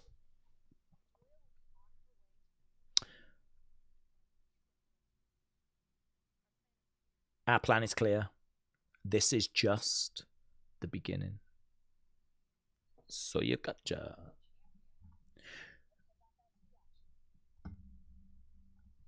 Okay, so Giulia has got her sights set on being a triple champion. Okay, main event time. 25 minutes left to go. I have just literally set up a stream for after this one. Because it wasn't set up. Because I'm rubbish at what I do. Okay, Damian Priest is making his way down for our main event. Is Hunter pushing Trick to the main event already? That was quicker than Sheamus. I don't think he's pushing him to the main event. But he's just keeping him around the big names. I mean, he's going to be involved in that Fatal 4-Way that goes down tomorrow at Saturday night's main event, but no one's expecting him to win it. I'm certainly not expecting him to win it. Okay, here comes Damian Priest making his way down to the ring. I wouldn't hate triple champ Giulia, said Robbie. I'd campaign for that all day, every day. Okay. They're going to give this match a little bit of time. Daze, when do we think they do a draft? Because last week's main event was Sammy and Ilya, and now we've got Trick Damian. Where are the main eventers? Well, I just think we're just trying to build and showcase some new talent. We know that at this time of year, the focus is going to be on the Rumble. So, you know, I think you're going to start seeing Roman obviously back for the Rumble. You know, those main events are sure to be taken up with the big names once we're past the Rumble. Because, I mean, once you're past the Rumble, you are in prime peak WrestleMania season. Punk, Gunther, Roman. But the problem is, how do you bring through that talent, that younger talent? So, you know, if you've got like a couple of weeks here where you can maybe give them some opportunities that they're probably not going to get once we get past past Rumble, and into Mania season. Perhaps they're just trying to capitalize on it now. So, I'm not sure that I see a draft. There's no rumors of any drafts going down at the moment. I think, you know, at the Rumble, there's every chance to get Bianca back. There's every chance Jericho could come in. There's every chance that, you know, who knows, Seth might be back. I mean, the landscape is going to change very soon. What are the major talking points tonight? New champs.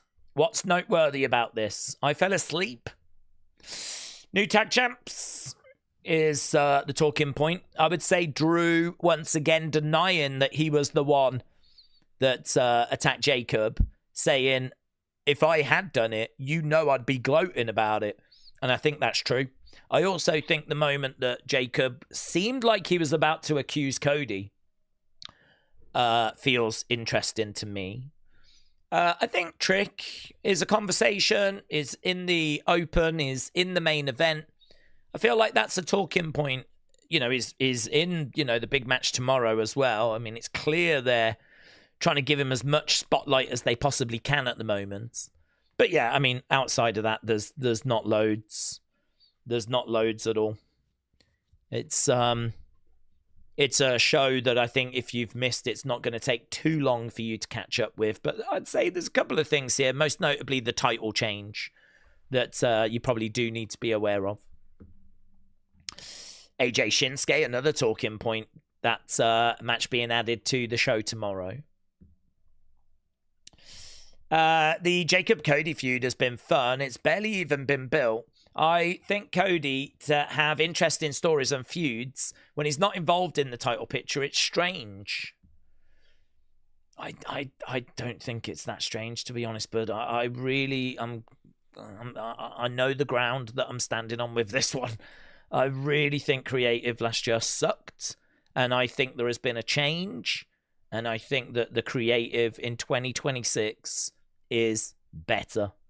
I think if you look at just little things like Drew right now as champ, leaving that signed picture at Cody's bus, yeah, that's a fun little thing. It's a nothing, it's a throwaway thing, but it's just those little moments that make you go, oh, Drew. And I look at that and I'm like, we weren't doing anything like this with Cody when he was champion.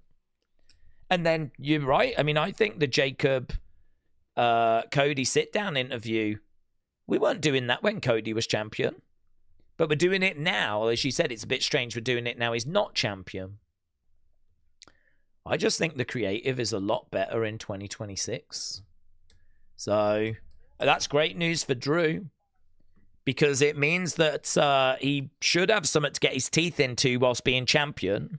Hopefully it's also going to be great news for Cody, because it means that any sort of vanilla decline can be turned around. So if my theory that creative has improved is going to hold any water, then hopefully that's going to mean good things for everyone involved, especially us.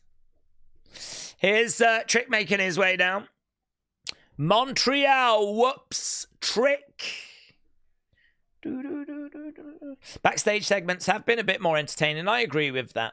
It's nothing major, but creative has been a bit better than 2025. Yeah. I don't think they're seismic changes. We haven't seen enough, really, to be able to judge anything, but man, yeah, that Cody Jacob sit down, different location. It's just fresh. It's so silly that it's like sitting down with Michael Cole in a room, but we just were not doing that.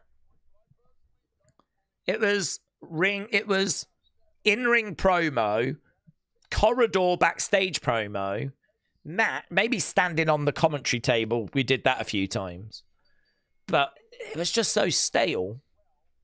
So I think there are a few encouraging signs, genuinely, that we can all get excited by. I'd love for Drew's run to be really entertaining. And I'd love for the rotting Cody's character to be reversed. So, you know, the only way you're going to do that is if the creative is compelling. So let's hope that this is a theory that can hold water.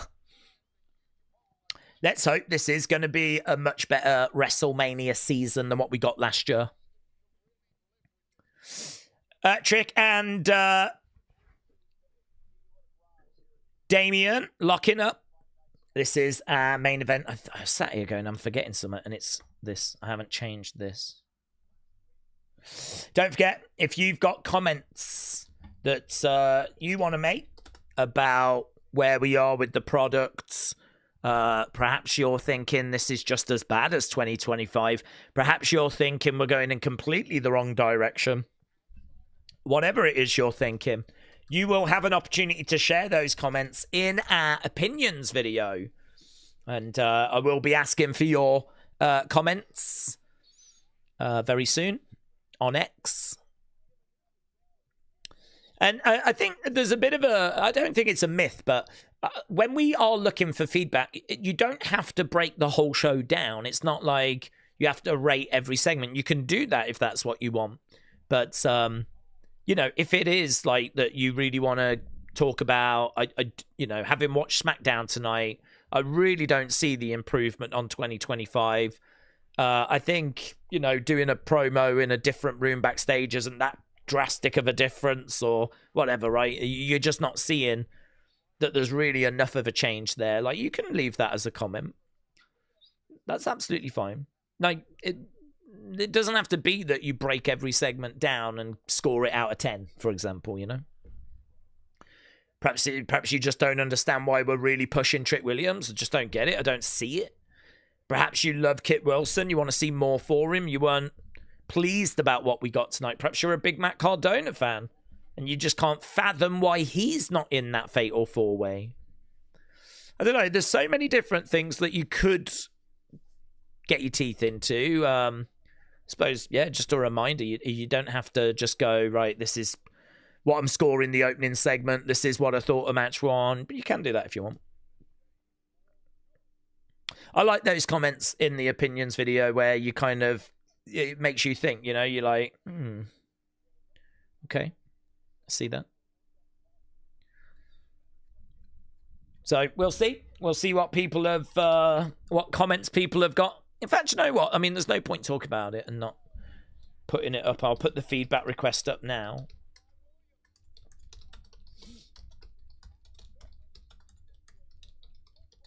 Okay, feedback requests. What did you think about SmackDown? You can leave your feedback now. I know we've still got like 10 minutes or so to go. Sammy has come down. Yeah, Damian told him to stay out, and Sammy was like, don't tell me what to do. So Sammy has made his way down. It feels like he's going to get involved, or he's going to be made to get involved. Trick Williams is going to involve him. Yeah, Damian comes over, has a word there with Sammy. Is like, I told you not to get involved. And he's like, I don't give a flip what you said. That has prompted Olay chants from the crowds.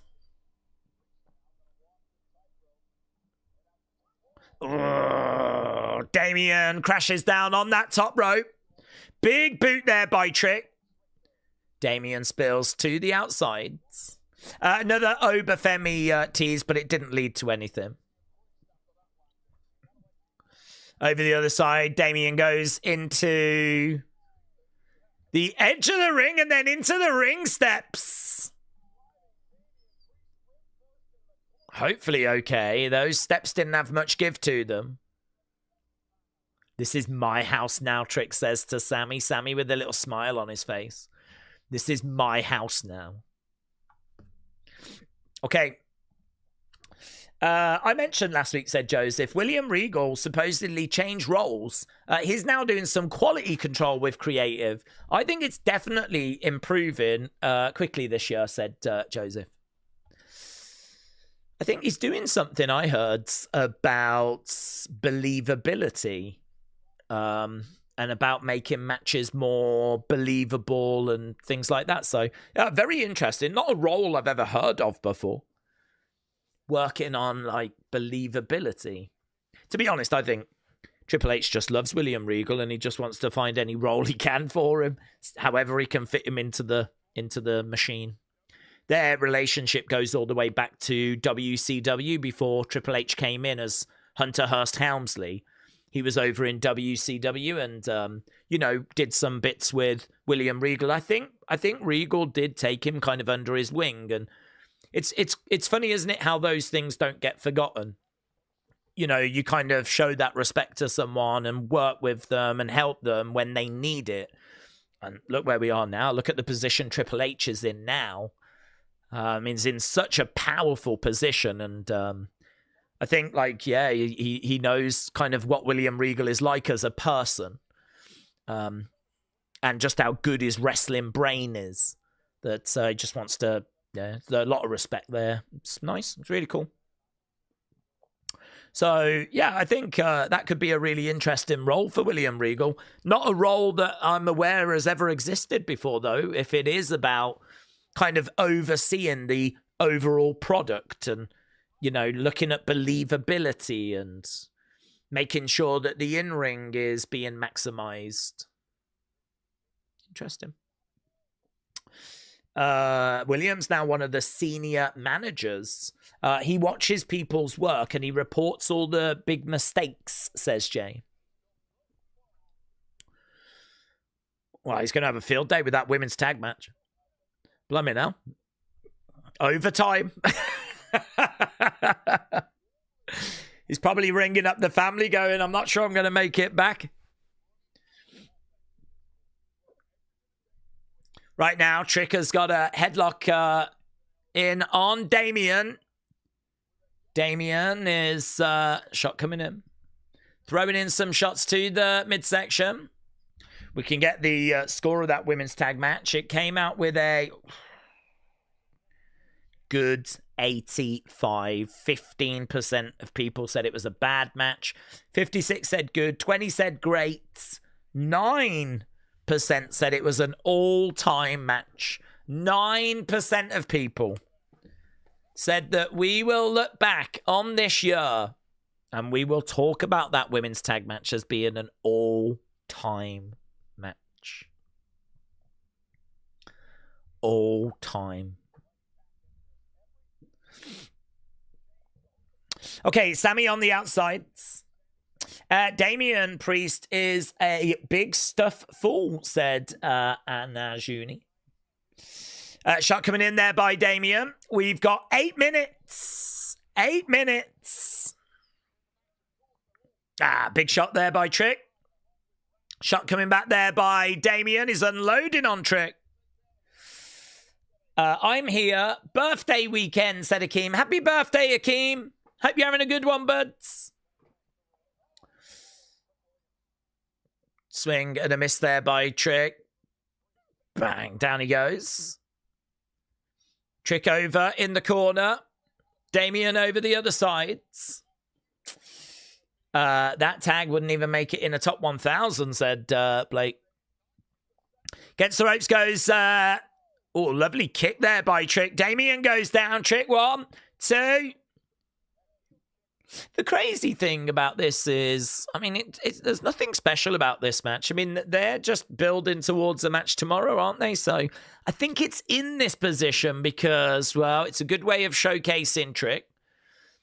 It's a good way of, getting Damian in the main event of SmackDown. And it's a good way of promoting our main event of tomorrow's show. But really, this match doesn't mean nothing, does it? I mean, Damian wins, whoop-de-doo.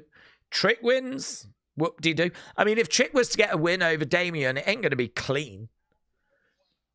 So that's going to limit, like, the meaning. Really, the most shocking thing you could do here is have Trick beat Damian clean. And actually, if you're going to put a match of this magnitude in the main event, I would argue that's what you should do. If this is going to be the main event of SmackDown, then give me a talking point. And I would say the biggest talking point... Oh, look at that. They're both kicking out at each other.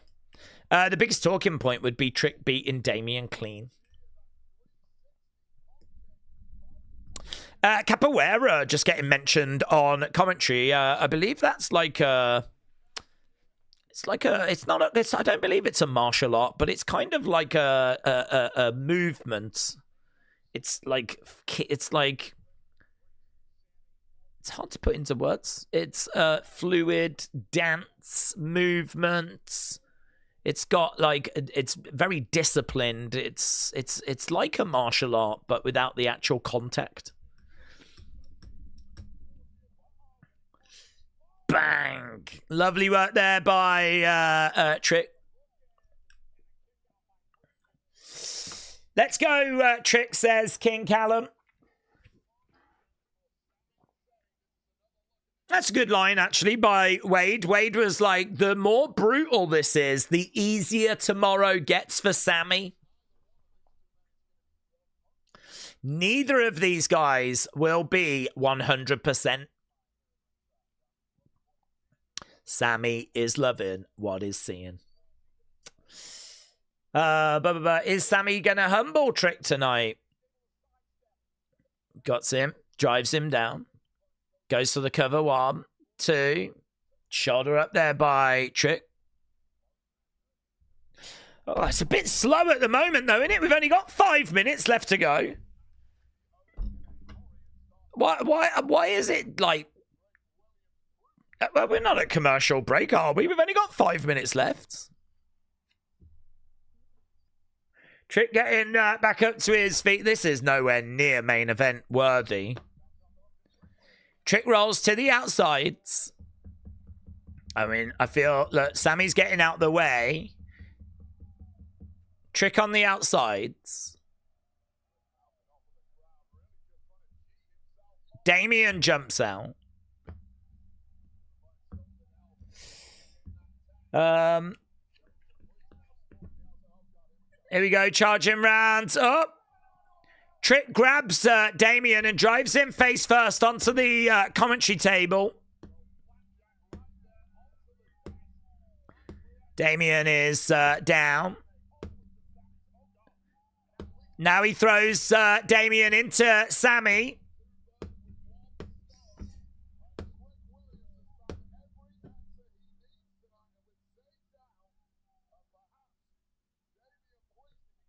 Let them cook, says Can Control Life. Here we go, said K-Dub.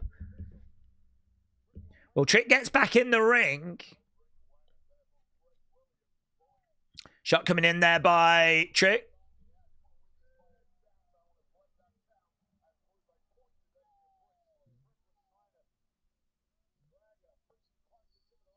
It just, I don't know what's going on. It just all seems so difficult. Everything seems hard. Like, he tried to get Damian in the ring. He couldn't quite get him in. He has to hit him and get him. We've only got like 3 minutes of the show left. Sammy gets in, attacks Trick. And this goes the way everyone expected. The thrown into a friend nonsense, says Kappa. Brit Life says, Daze, I just ordered an AJ Styles shirt. It's going to be here before the Rumble. And I'm scared for AJ, said Brick Slice. So, Sammy getting involved.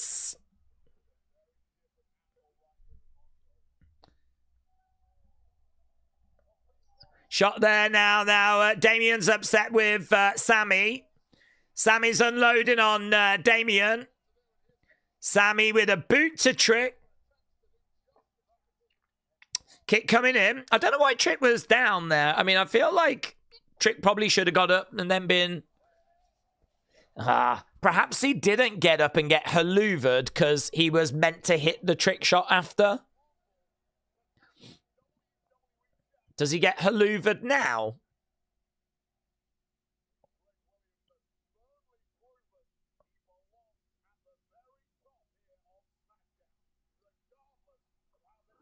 No, he's going to get RKO'd. Here's Randy. Boom! There it is! RKO by Randy.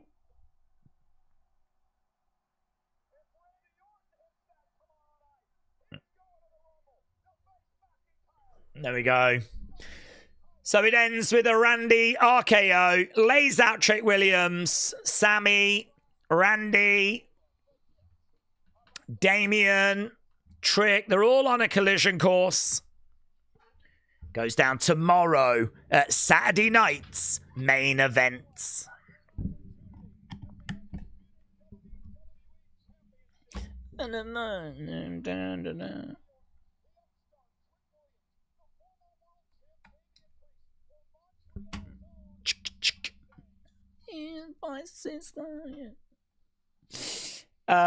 Show quality is like clockwork. Best show's always just after a PLE when it's new storyline time, and the rest is just filler, says Joseph.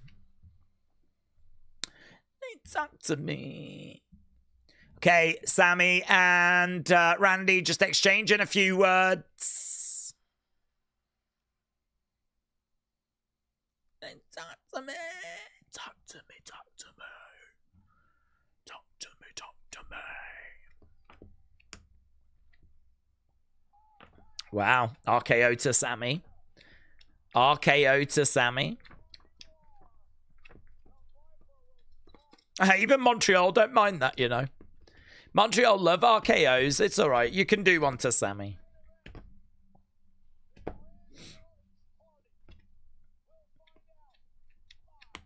Next Friday, Riyadh, Saudi Arabia. That's probably going to have to be 2 SmackDown streams again, isn't it? Because, yeah, it's going to be live earlier because of it being in Saudi.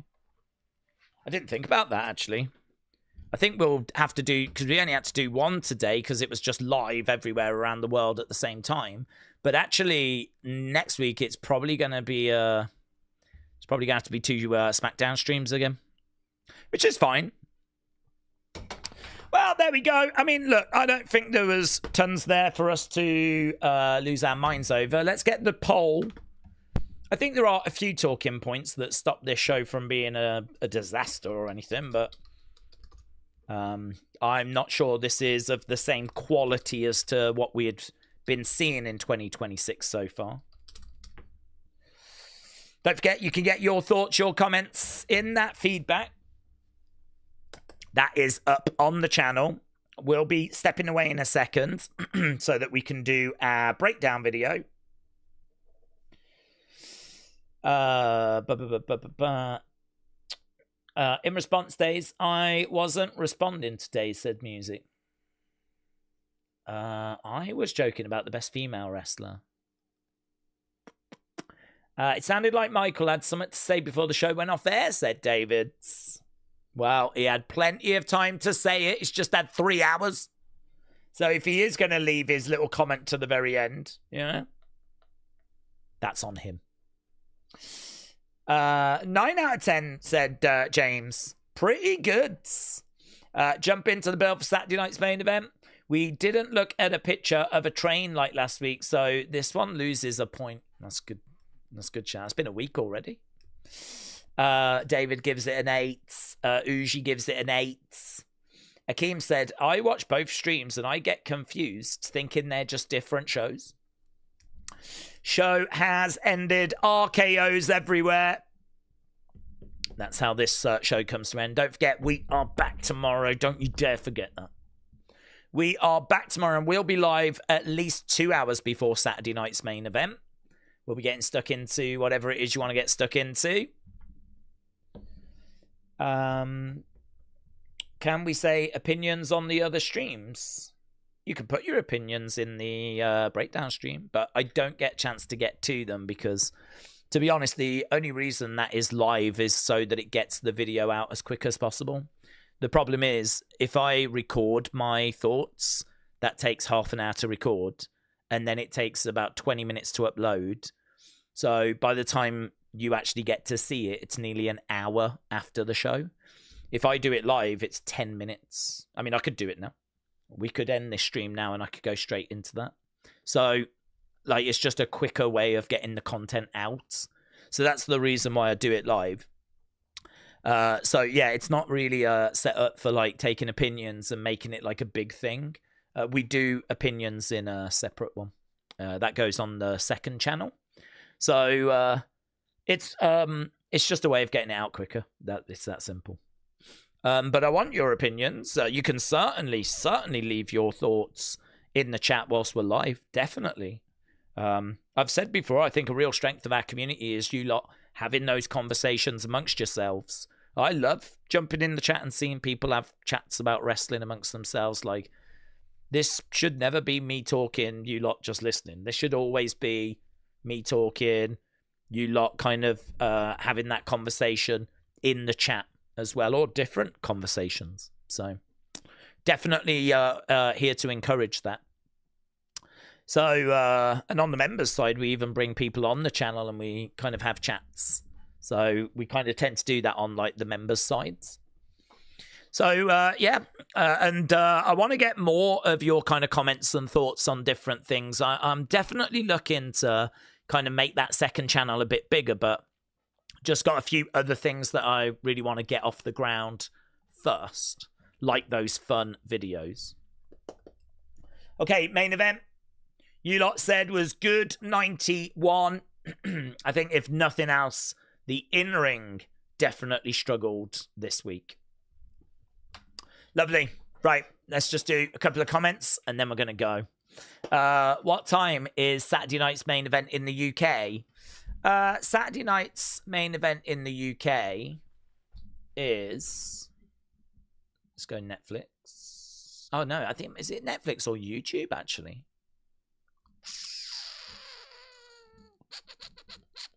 It's not set up on YouTube. Saturday night's main event start time. It's a good question. I feel like people are going to want to know. I think it starts...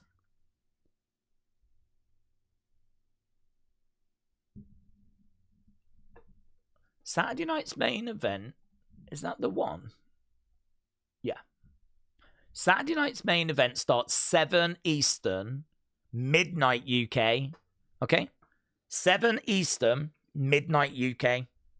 So we will start at least 5 Eastern, maybe 10 UK, something like that. So 2 hours before, at least. At least. Boomer said the stream will end shortly. Yes. Tribal List says 7. YouTube is where it normally is. Yeah, it's going to be Peacock in the United States, YouTube internationally. But I don't know that it's been set up on YouTube yet. It may have done. When I looked the other day, it wasn't there, but it might have gone up now. William said, Daze, we've got to do the thing after. I don't know what that means. 5 p.m. Eastern is when we'll start, and 10 UK time. Okay, let's wrap it up there so that we can go and get this breakdown video done. So thanks for joining us. Appreciate it as always. I'm going to do that breakdown, and then, of course, we'll get the opinions video done. So if I don't see you on any of those, I will see you tomorrow for Saturday night's main event. Bye for now.